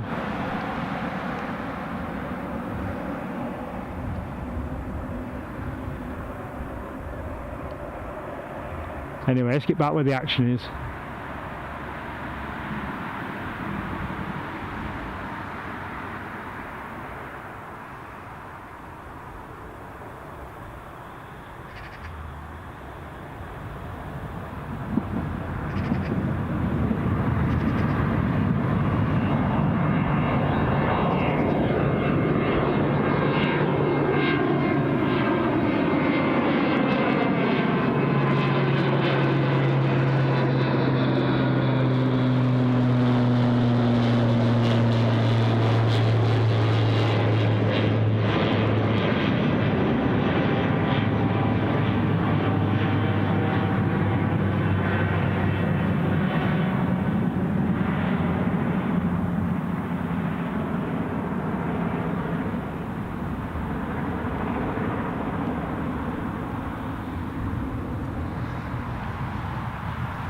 A mere 50 minutes and they'll be in Dublin. Fantastic, isn't it?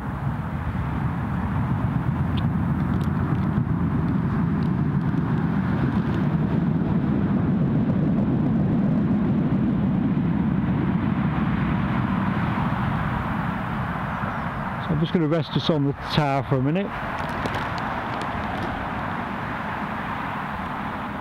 Check what's occurring. Ali B58, you are bang on the money, mates. So anybody on the stream that likes what they see but hasn't hit the like button yet, please do. We only need 5 more, according to my screen anyway, to hit the magic 100. Fantastic if we can get to that marker. And of course, if you're not yet subscribed, we'd love to have you with us. Being a small but growing channel, I'm Mark, your host with Plain Sailing Aviation. So let's just catch where we are. Audrey, 777 watch, whip the area now. Thank you, Les Donaldson. Network Rail Squirrel. Initially I lazily assumed police with the colour scheme, but it was clear it wasn't the regular police chopper. Excellent. Great to have so well informed people. Mick Daubeny, Emirates triple close to Middlesbrough, bearing down on us, and welcome to the stream, mate.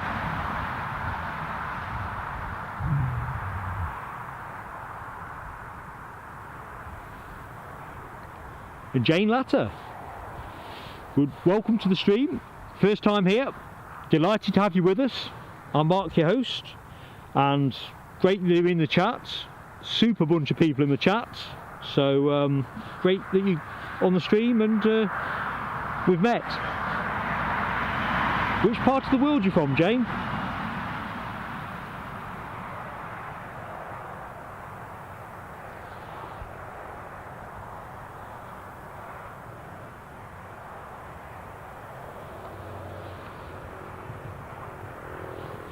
So I've just realised I've disturbed the camera.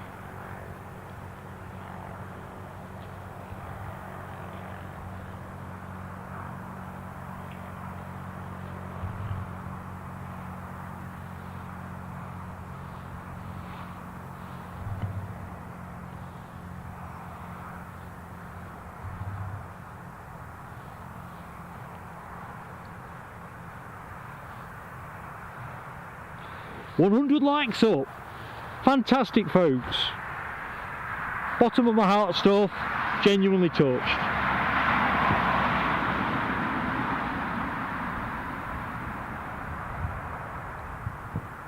That's amazing. You are a great bunch. Dopey Gorp. By God, sir. Thank you, my friend. As Ken will tell you, and political bias, I don't know what to say, mate, so thank you. Not very practiced at receiving kindness like this, but great, mate.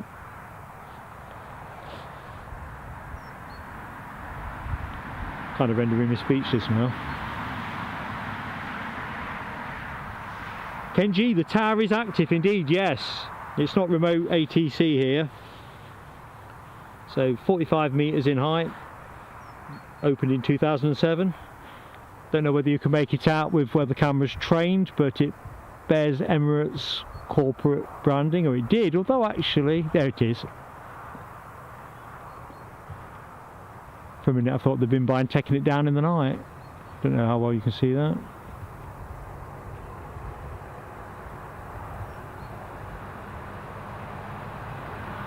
So a little bit of a lull. So Mick Daubeny, A320 British Airways, due in 5 minutes, smashing.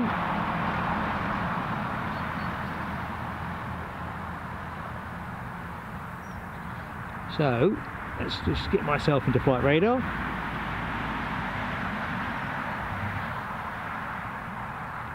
And as Mick has kindly pointed us, our British Airways flight is just crossing the coast by Whitley Bay.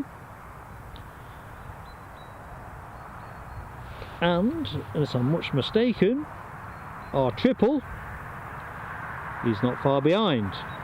Currently over the North Sea, roughly parallel with Sunderland, and estimated to be with us at 11:16, which about 8 minutes time.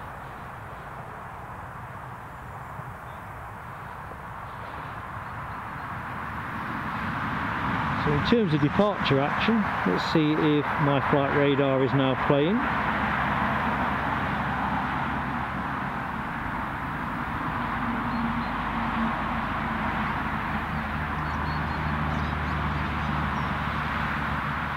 And it's not, so I can see the planes that are moving around, but in terms of fetching up the airport information, sadly, I'm a little bit hamstrung. Janet Latter, Welsh from South Wales, but moved to Hartlepool 10 years ago. Oh, see, it is in our part of the world.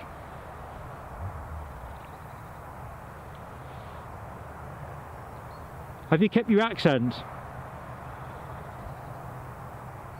Alan T, I don't believe the tower does remote for anywhere else, but there's bound to be some more knowledgeable soul who knows different on that one. I don't think that's the case.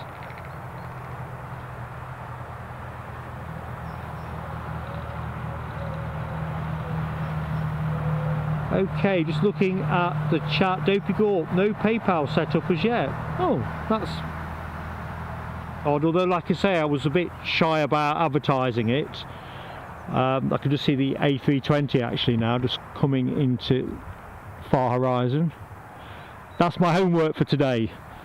Those of you that were on the Edinburgh stream last week will remember we had that odd sound fault that materialised part way through the stream. So that was last week's homework, and to try and set up the PayPal link was the other bit, which I only half managed. But I think the sound fault I've identified, I think that was peculiar to the weather conditions, causing the sound of the video camera to be picked up by the shotgun mic in that level of extreme wind. What I have found is a workaround, so if that materialises again, I've got a filter that I can apply to that. Apply, should I say, or deploy.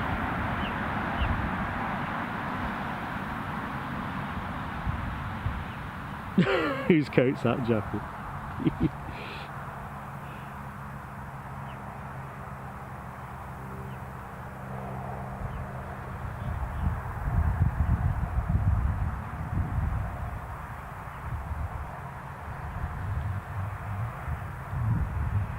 Paul Usher, never been to Newcastle, or Newcastle Airport, I'm assuming you're talking about.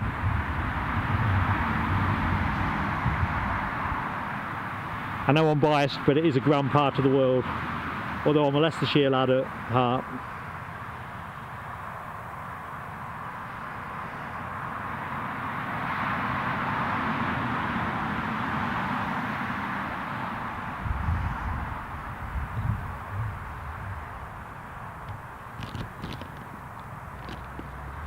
So there we have it, our incoming Heathrow flight.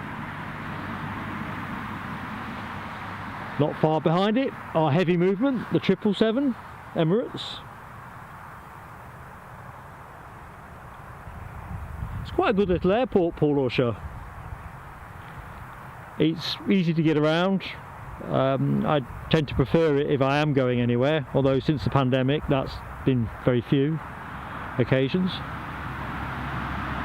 I don't recollect a poor experience here pre-pandemic either.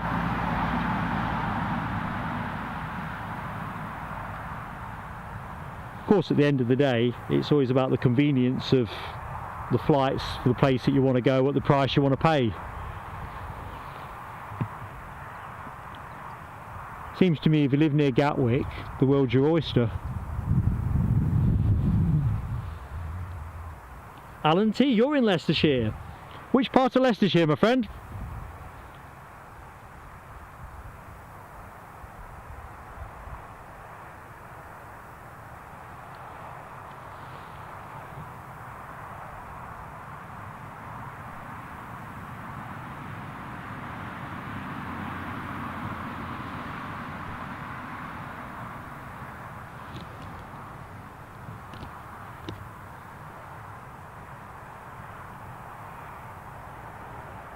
Beautifully serene.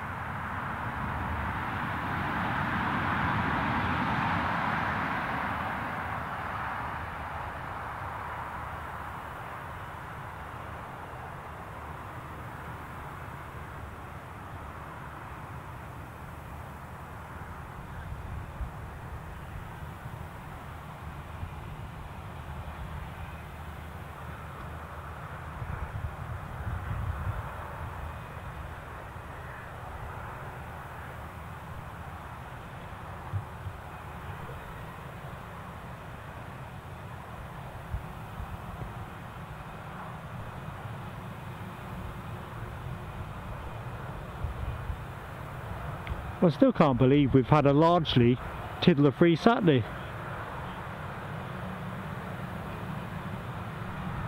Obviously use their fuel allowance.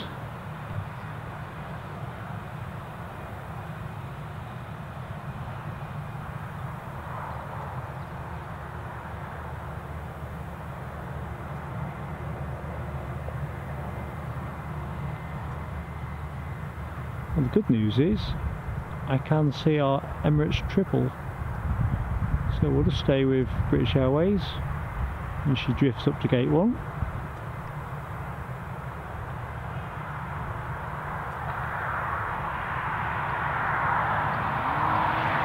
Now, during the course of the 777 arrival, as discussed a few minutes ago, if you lose me, I'll be back.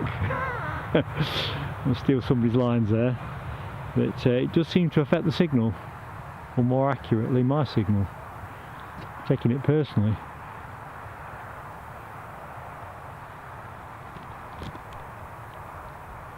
It's not the strongest of signals here. It's perfectly workable, but it's nowhere near. For example, when I did the City of London stream back in January, as you might imagine, the upload speeds were insane.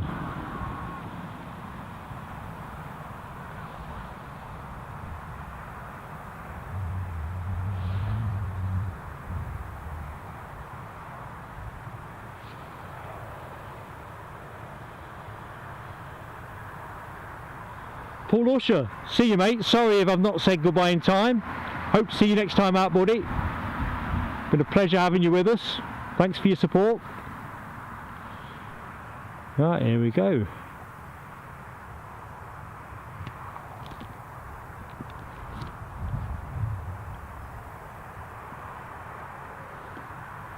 Some power there, isn't there?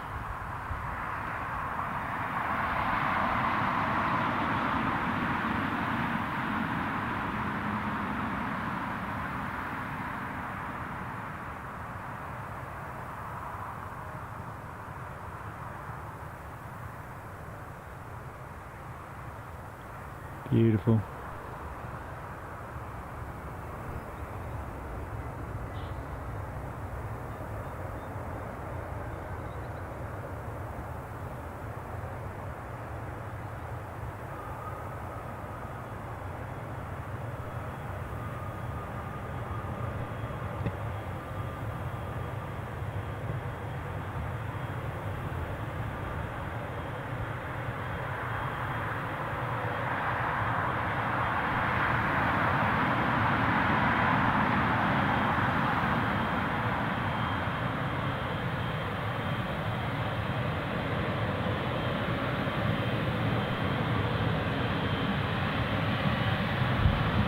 So we're lucky enough at the minute to have a daily service from Dubai, courtesy of Emirates.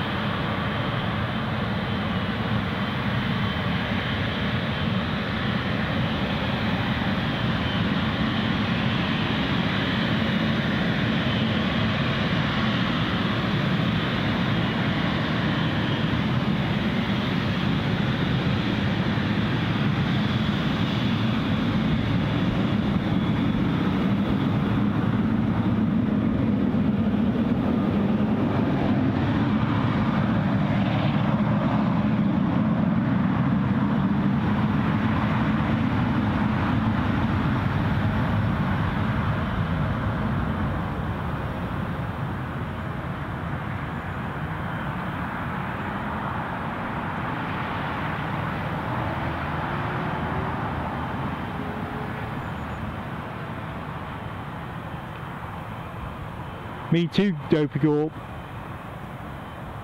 I feel blessed when I'm standing here looking at it.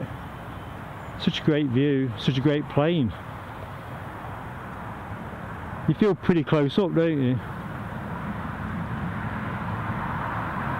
I can't wait to be able to bring you a reverse ops 777 departure where you proper get the sound off those GE90s.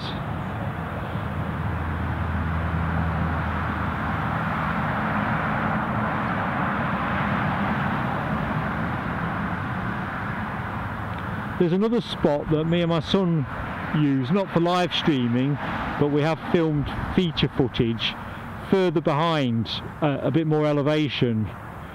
And last summer we thought it'd be quite a good wheeze for me to film with the camera and my boy to stand roughly where I am now, filming on the phone. And it was a reverse ops direction arrival.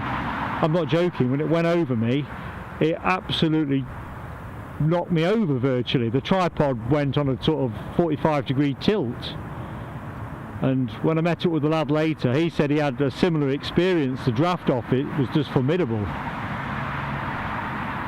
Not quite St Martin's Beach or Skiathos, but do you know what? It's the only plane that's done that to me here.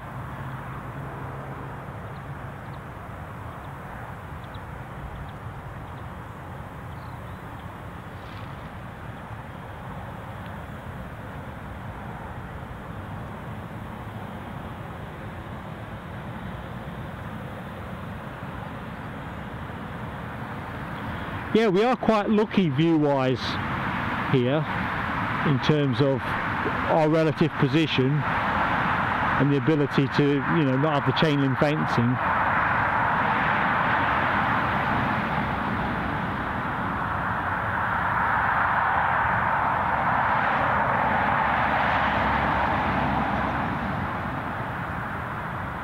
I think that's the thing when I do Edinburgh. When it's reverse ops there, you at that end of the airport, you end up shooting through the fence to an extent, which probably doesn't make the best optical experience.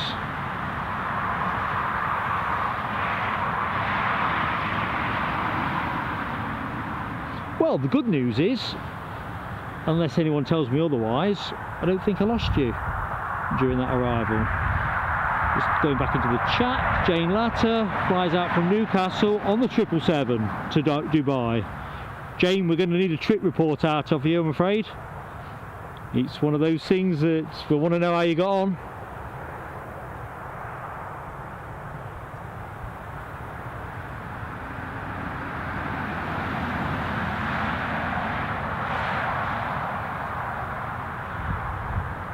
I mean, this aircraft is the workhorse now, or increasingly the workhorse, isn't it, of the long haul world.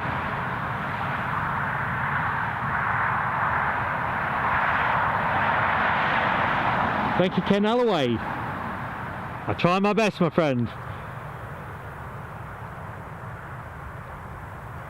And good news on the signal.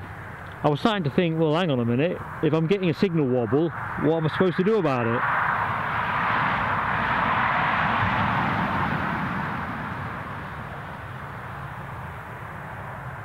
Thank you, Jane. We will look forward to a full rundown from your trip.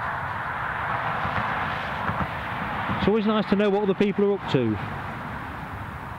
and particularly what kind of experience you've had with the planes you're flying on, or that sort of thing. Brilliant.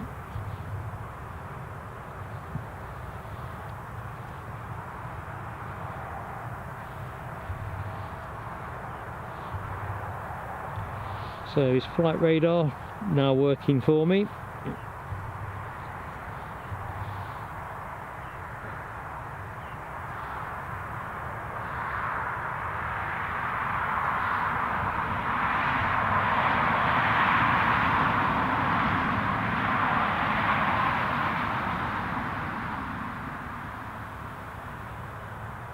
Here's a question to the chat. I've been piffling on about this for a little bit actually, and in the meantime I've missed a Jet 2 that's trundling out. My flight radar is not working properly. In fact, it's not a Jet 2, it's an Air France Hop that's on its way out, so sorry folks, I'm not quite keeping up with.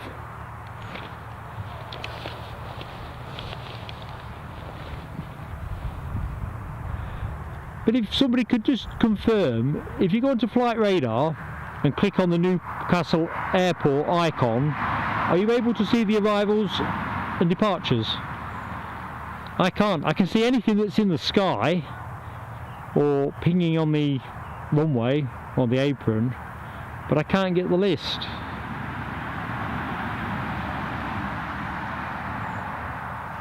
Because I know there's a Chewy arrival due in at 5 to 12, and I'm just curious how that's progressing time-wise. As I say, I'm quite happy to run on a little bit if there's stuff I can show you, but you've been a great audience, and I do not intend to reward you with scenes of a static airport.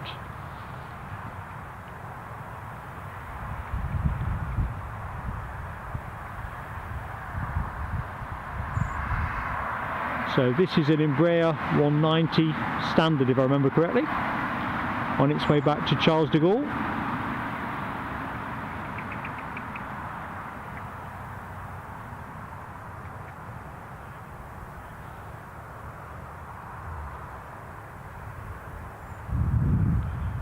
I'm guessing he'll pretty much turn and go.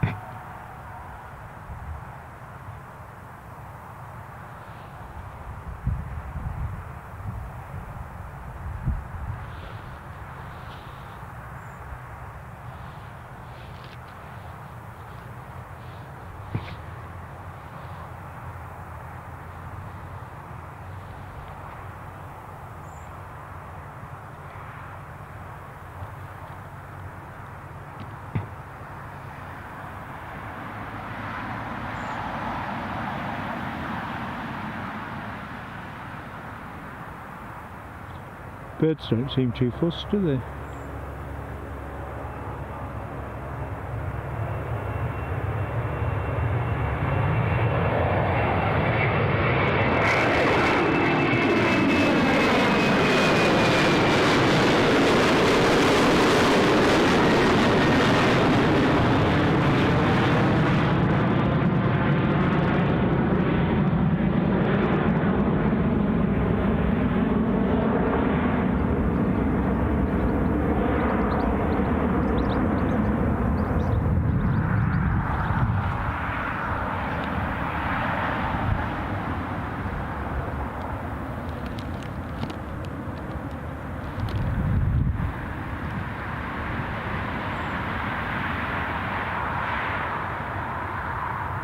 So just delving back into the chat. Sorry folks, I've been otherwise distracted.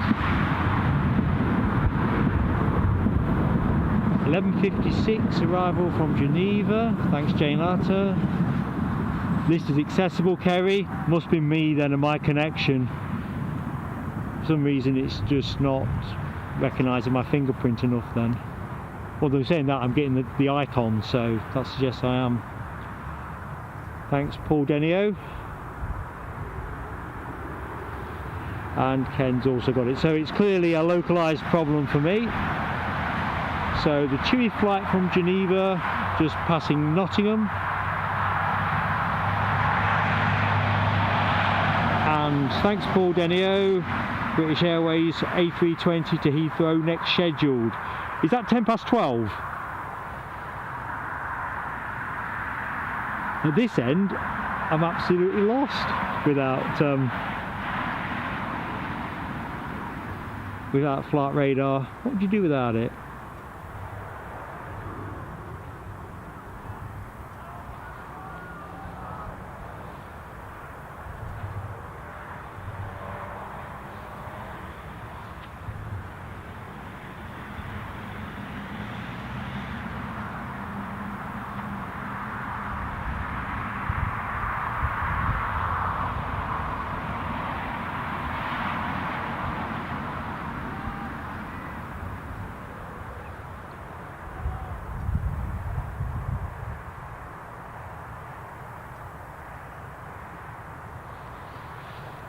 Starting to drizzle a little bit.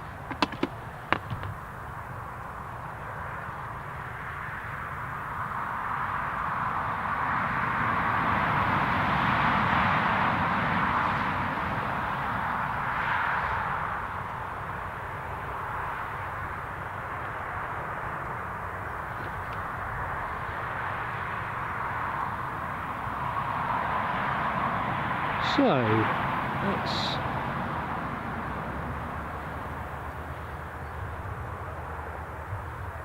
drop back into flight radar.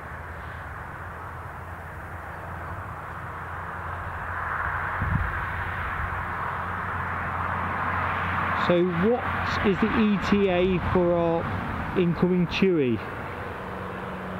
Oh, hang on a minute, I can't believe it. I've been beaten again by Dickie Davis.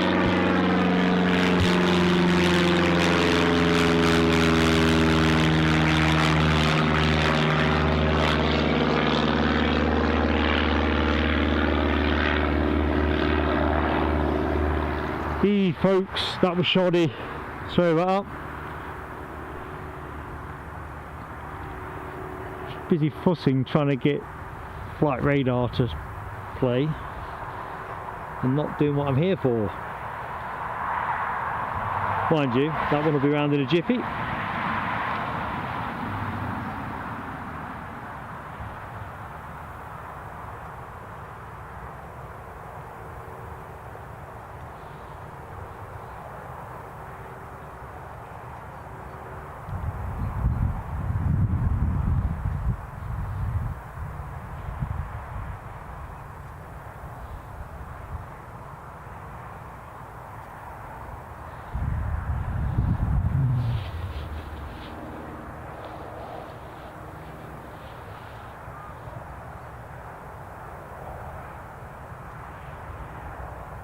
It's an interesting point you make, Simon, in terms of the level of demand from Newcastle to Dubai to justify daily service.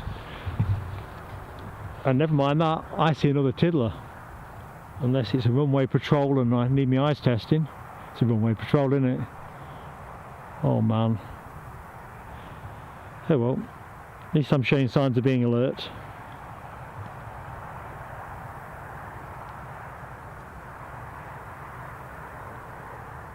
Crikey, team of thousands to turn that plane round.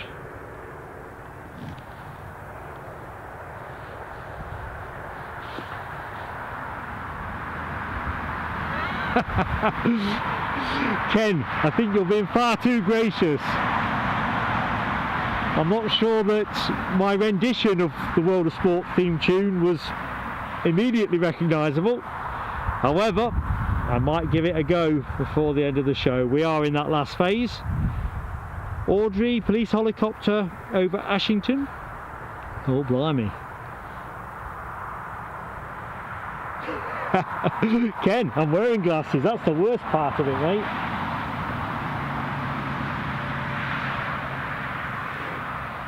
I just don't know. So, it looks like the last plane of the show. I think we will stick around. In fact, actually what, I'm going to throw it to the audience. Do we stay for the 11:56 or should we rod up sooner?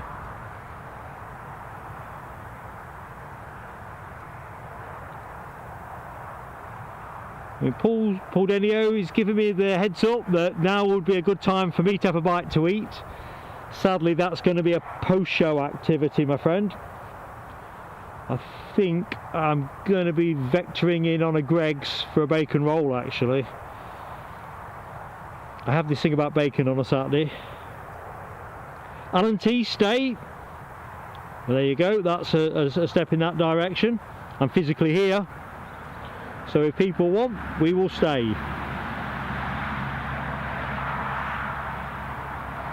Looking at Jane Latter and her Emirates triple, only about 40 seats booked. Wow.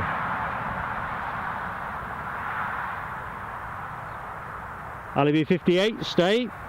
Well, and that's the voice of a moderator as well.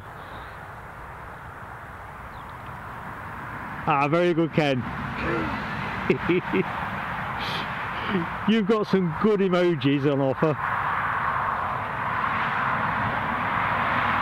Let's see if there's anything else I can pan you to.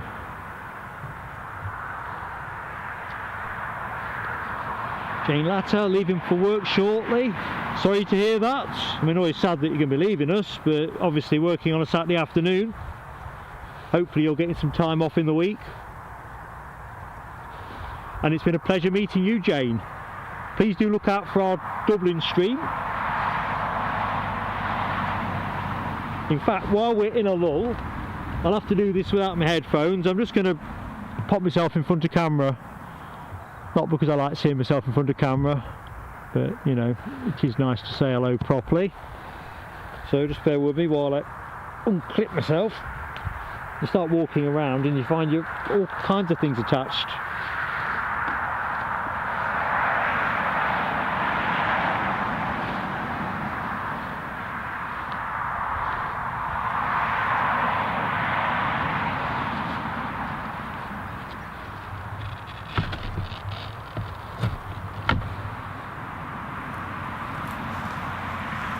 So here we are.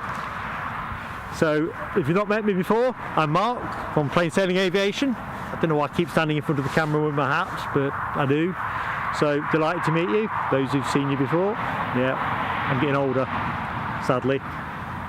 So just wanted to say thanks while we've got a gap in proceedings, and I prefer to do it eyes on as well. So thanks to everybody that's been with the stream today. Particular thanks to our moderators. Now we've got a team of 4. We are set to rock and roll. So fantastic stuff. So thank you for agreeing to mod. Our fantastic mods. And of course, thank you to Ken and Dopey Gorp for super chatting me. It's a humble moment when that happens, but I kind of feel I need to say thank you in front of the camera. We've gone north of 100 likes again, so that's absolutely fantastic. There's quite a few streams on today. I think that's a statement of fact, and choosing to spend time with me is really appreciated. So there you go. That's my gratitude expressed, sincerely felt, humbling stuff. Got the chat open at the minute. Is there any questions anyone wants to ask in terms of what's coming up next, or anything actually? It's a free run really. Certainly next action from us will be Dublin on Tuesday, so we've chatted about that through the morning. Can't wait to show you Dublin, can't wait to see it myself if I'm absolutely honest. So that's fantastic. And in terms of weekend action, I think we'll stream on the Saturday morning, and it's a case of whether we put Edinburgh on the Sunday or potentially move it to the preceding Friday or the Monday. If Friday's traffic looks tempting, I'll probably look to move it to the Friday just to give you something fresh. But a week's a long time in aviation, isn't it? It's not just politics that a week's a long time in. So anyway, because I don't want to stay in front of the camera too long, it's be wearing your eyes out. Any questions anybody wants to ask us, or we've had some good dialogue during the morning in terms of airports of potential interest. Leipzig in particular sticks in my mind. Quickening Cat brought that idea to the table earlier. It's always good because then it gives us opportunity to start forward planning, because as I'm discovering, there's more things to think about than I'd probably originally thought.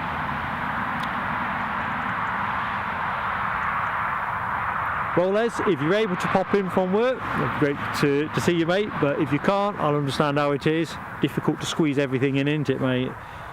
Appreciate that. Right, I'm going to put myself the right side of the camera now, but I just wanted to face the camera and say thanks to everybody. Fantastic. So we will close out with our Chewy arrival. See, I'm just looking over my shoulder because I'm fearful it's somehow coming early. Yeah, thanks all. Right, see you in a minute.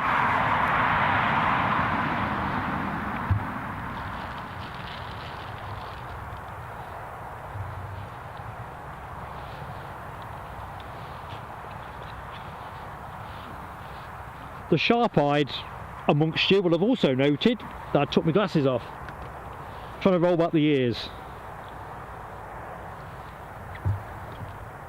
Ken, right, so how far do I travel for the stream? So for this one, not that far if I'm honest. Live near Morpeth, so half an hour, 15 minutes probably from the car park to here, so about 45 minutes, mate.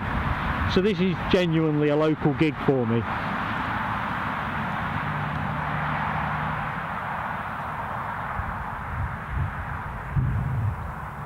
Just looking here, our Chewy is just passing Northallerton. Beautiful part of the world, thank you, Jane.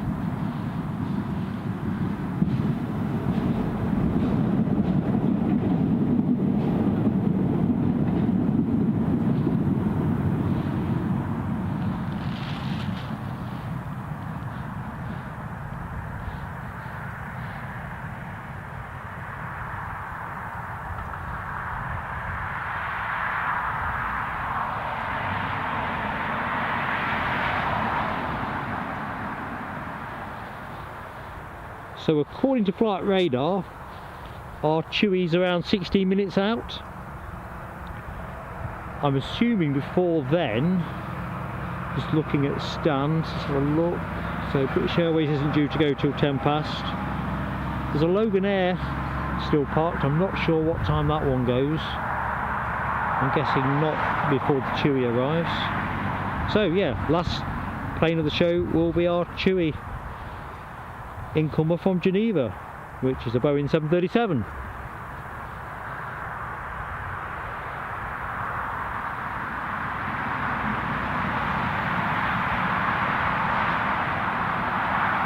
Good morning, PC Prinsloo from Ennis, County Clare. Or is it Clare? I never quite nailed that one. Fantastic to have you with us. Welcome to the stream. We're just in the last phase, awaiting a Chewy 737 in from Geneva. Welcome along. And we are filming over in Ireland next week by quirky coincidence. So that'll be Dublin on Tuesday.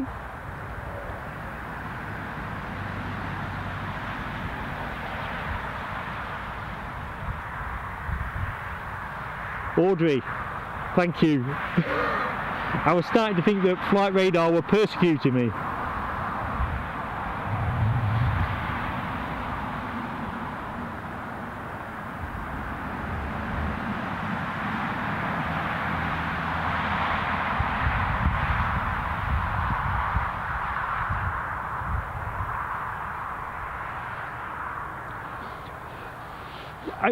Good point, Les. So actually, the last time, oh no, I'm telling it back to front. Before we launched our live streams, we did a number of test streams, which were basically silent running affairs, just to get used to the setup and work out what we could do. And there was an occasion, I think it was early December, late November, where they were running 06 ops, and I intended to stream from the mound. But I could not get a signal. I just could not get a good enough signal.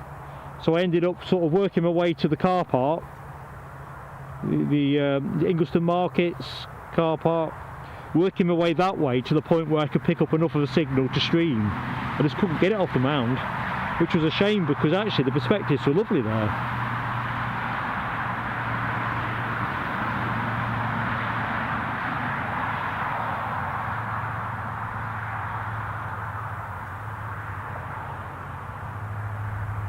So PC Prinsloo, what do we think for the weather on Tuesday in Dublin?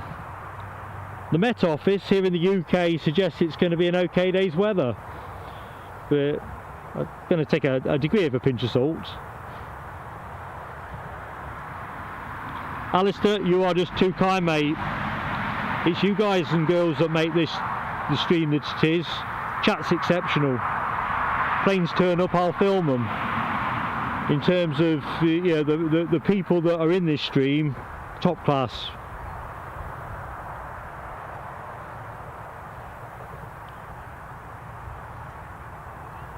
Well, I can see something on the horizon, so we have some action. I think it's going to be tiddler action. Don't know if Quickening Cat is still with us, but time for some tiddlers.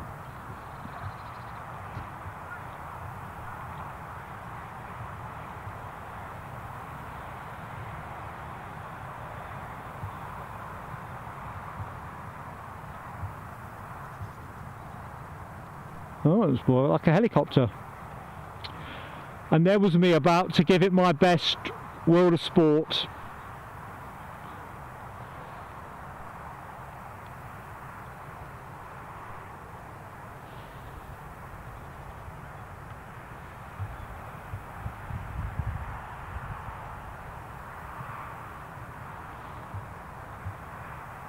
I think when we part this one up, I'm just going to change the camcorder battery.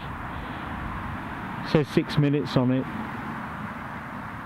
I don't really want to find out if that's accurate. Be a bit of a blow if we stay on for the Chewy and I run out of battery. Unforgivable.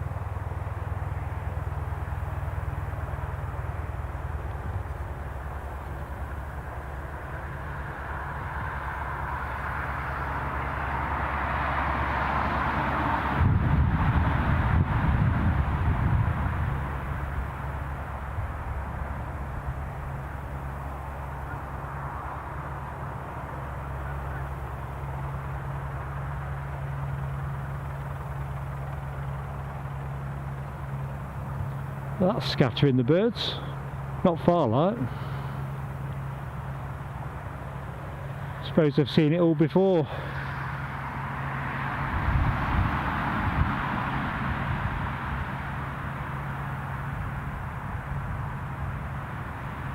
Kind of looks like it's digging itself into the ground.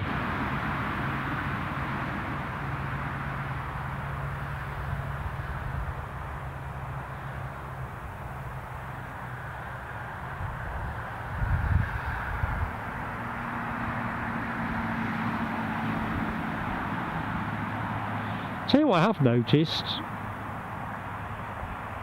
don't know if you can work it out through the trees, there's some kind of business jet parked up. I can't get the perspective for you, so when I finish streaming I'll go and have a look-see.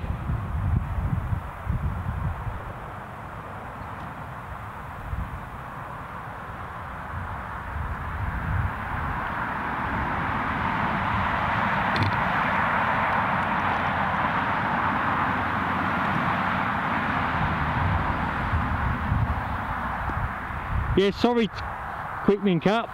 I did think that was a tiddler. I mean, it's a helicopter, but I don't think it qualifies under the strictest interpretation of a tiddler. Again. I know, mate. Get that telescope icon out. I'm going to have to go get some stronger lenses. Thanks, Paul Denio. Charter job, filming, etc. Very good, very interesting actually.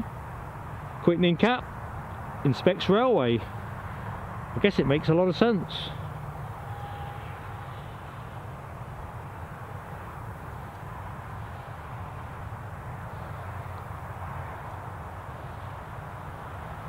So the good news is our Chewy 737, the final plane of the show, is just crossing the North Sea coast.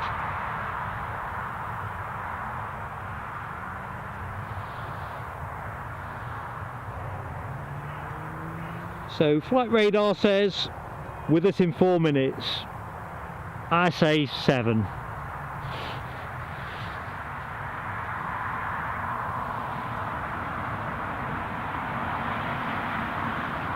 So that's departed Geneva according to flight radar 1 hour 38 minutes ago.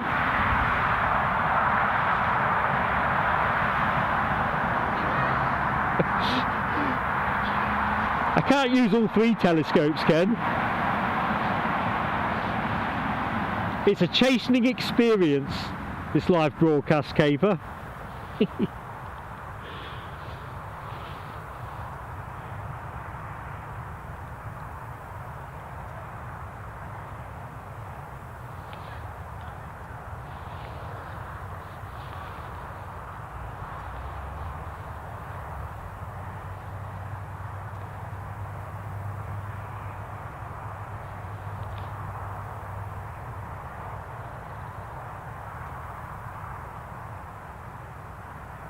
Now, I can definitely hear a tiddler. Must be the one that's up in the sky.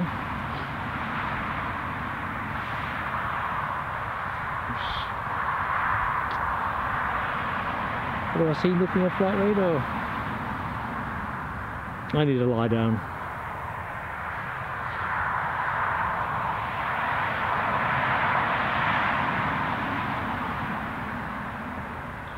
So our 7-3 over the North Sea at the minute, bearing up towards Blythe.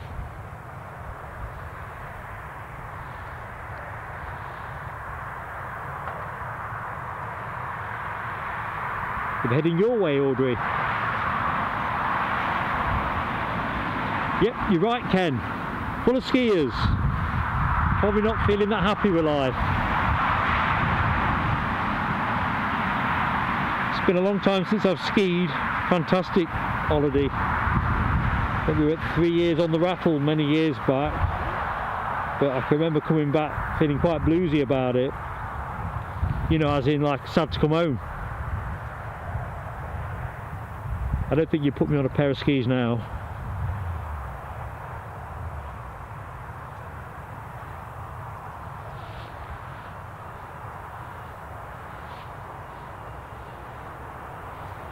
So as we enter the final few minutes of the show, our last arrival is crossing the coast with us in about 3 minutes. In fact, I've got visual now, so let's get the camera ready. It's at UFO range at the minute. As I say, you've been a fantastic audience. It's just so motivational to spend a morning with you like this. Even the weather's played fair. Oh, I'm just going to do that battery change by Jingo.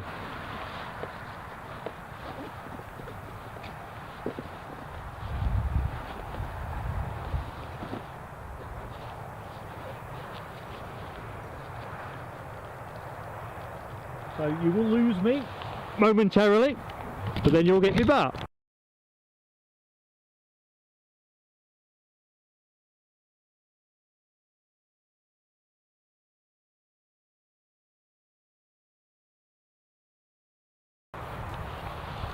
And we're back.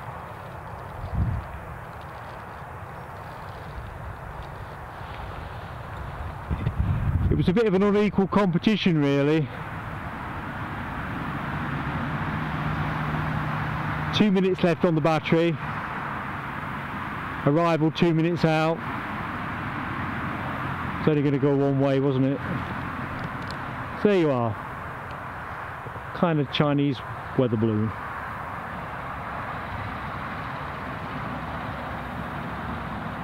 Thanks, Dopey Gorp. Roll the ads. You're dead right, mate. I've avoided, and tell me if it ever comes different, one of the options they give you is for ads within stream, which is something I've not been particularly attracted to.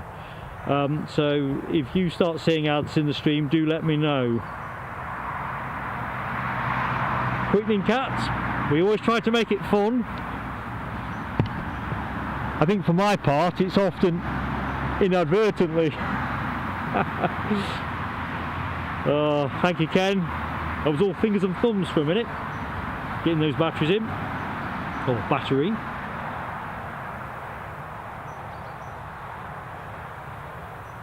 Dopey Gorp, thanks for the shout on the incoming plane.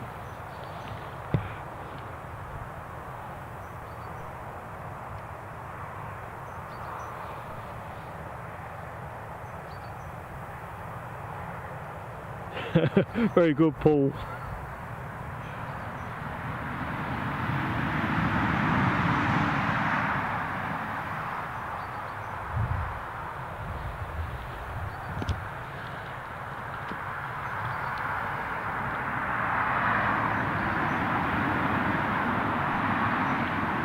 So final call on likes and subscribers.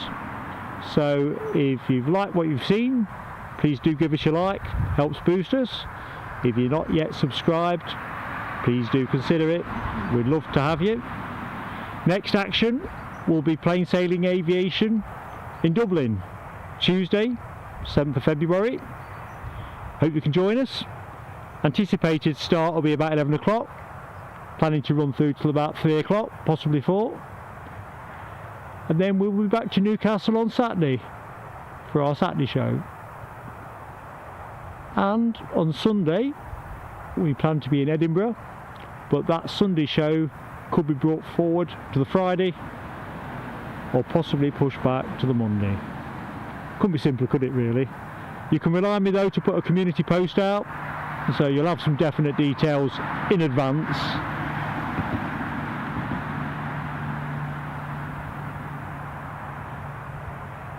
I just can't believe where the morning's gone.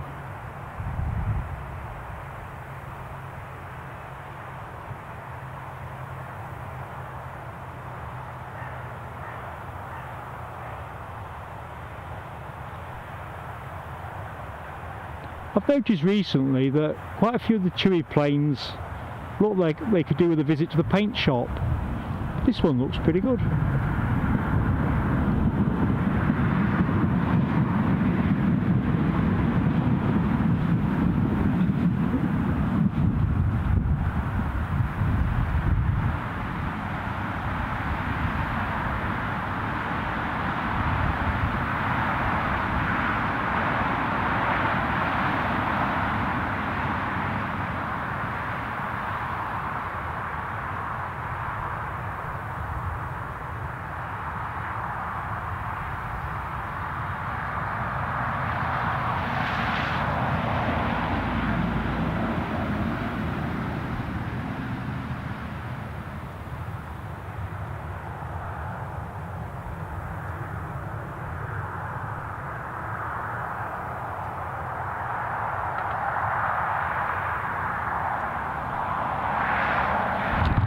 And that, folks, brings our show to an end.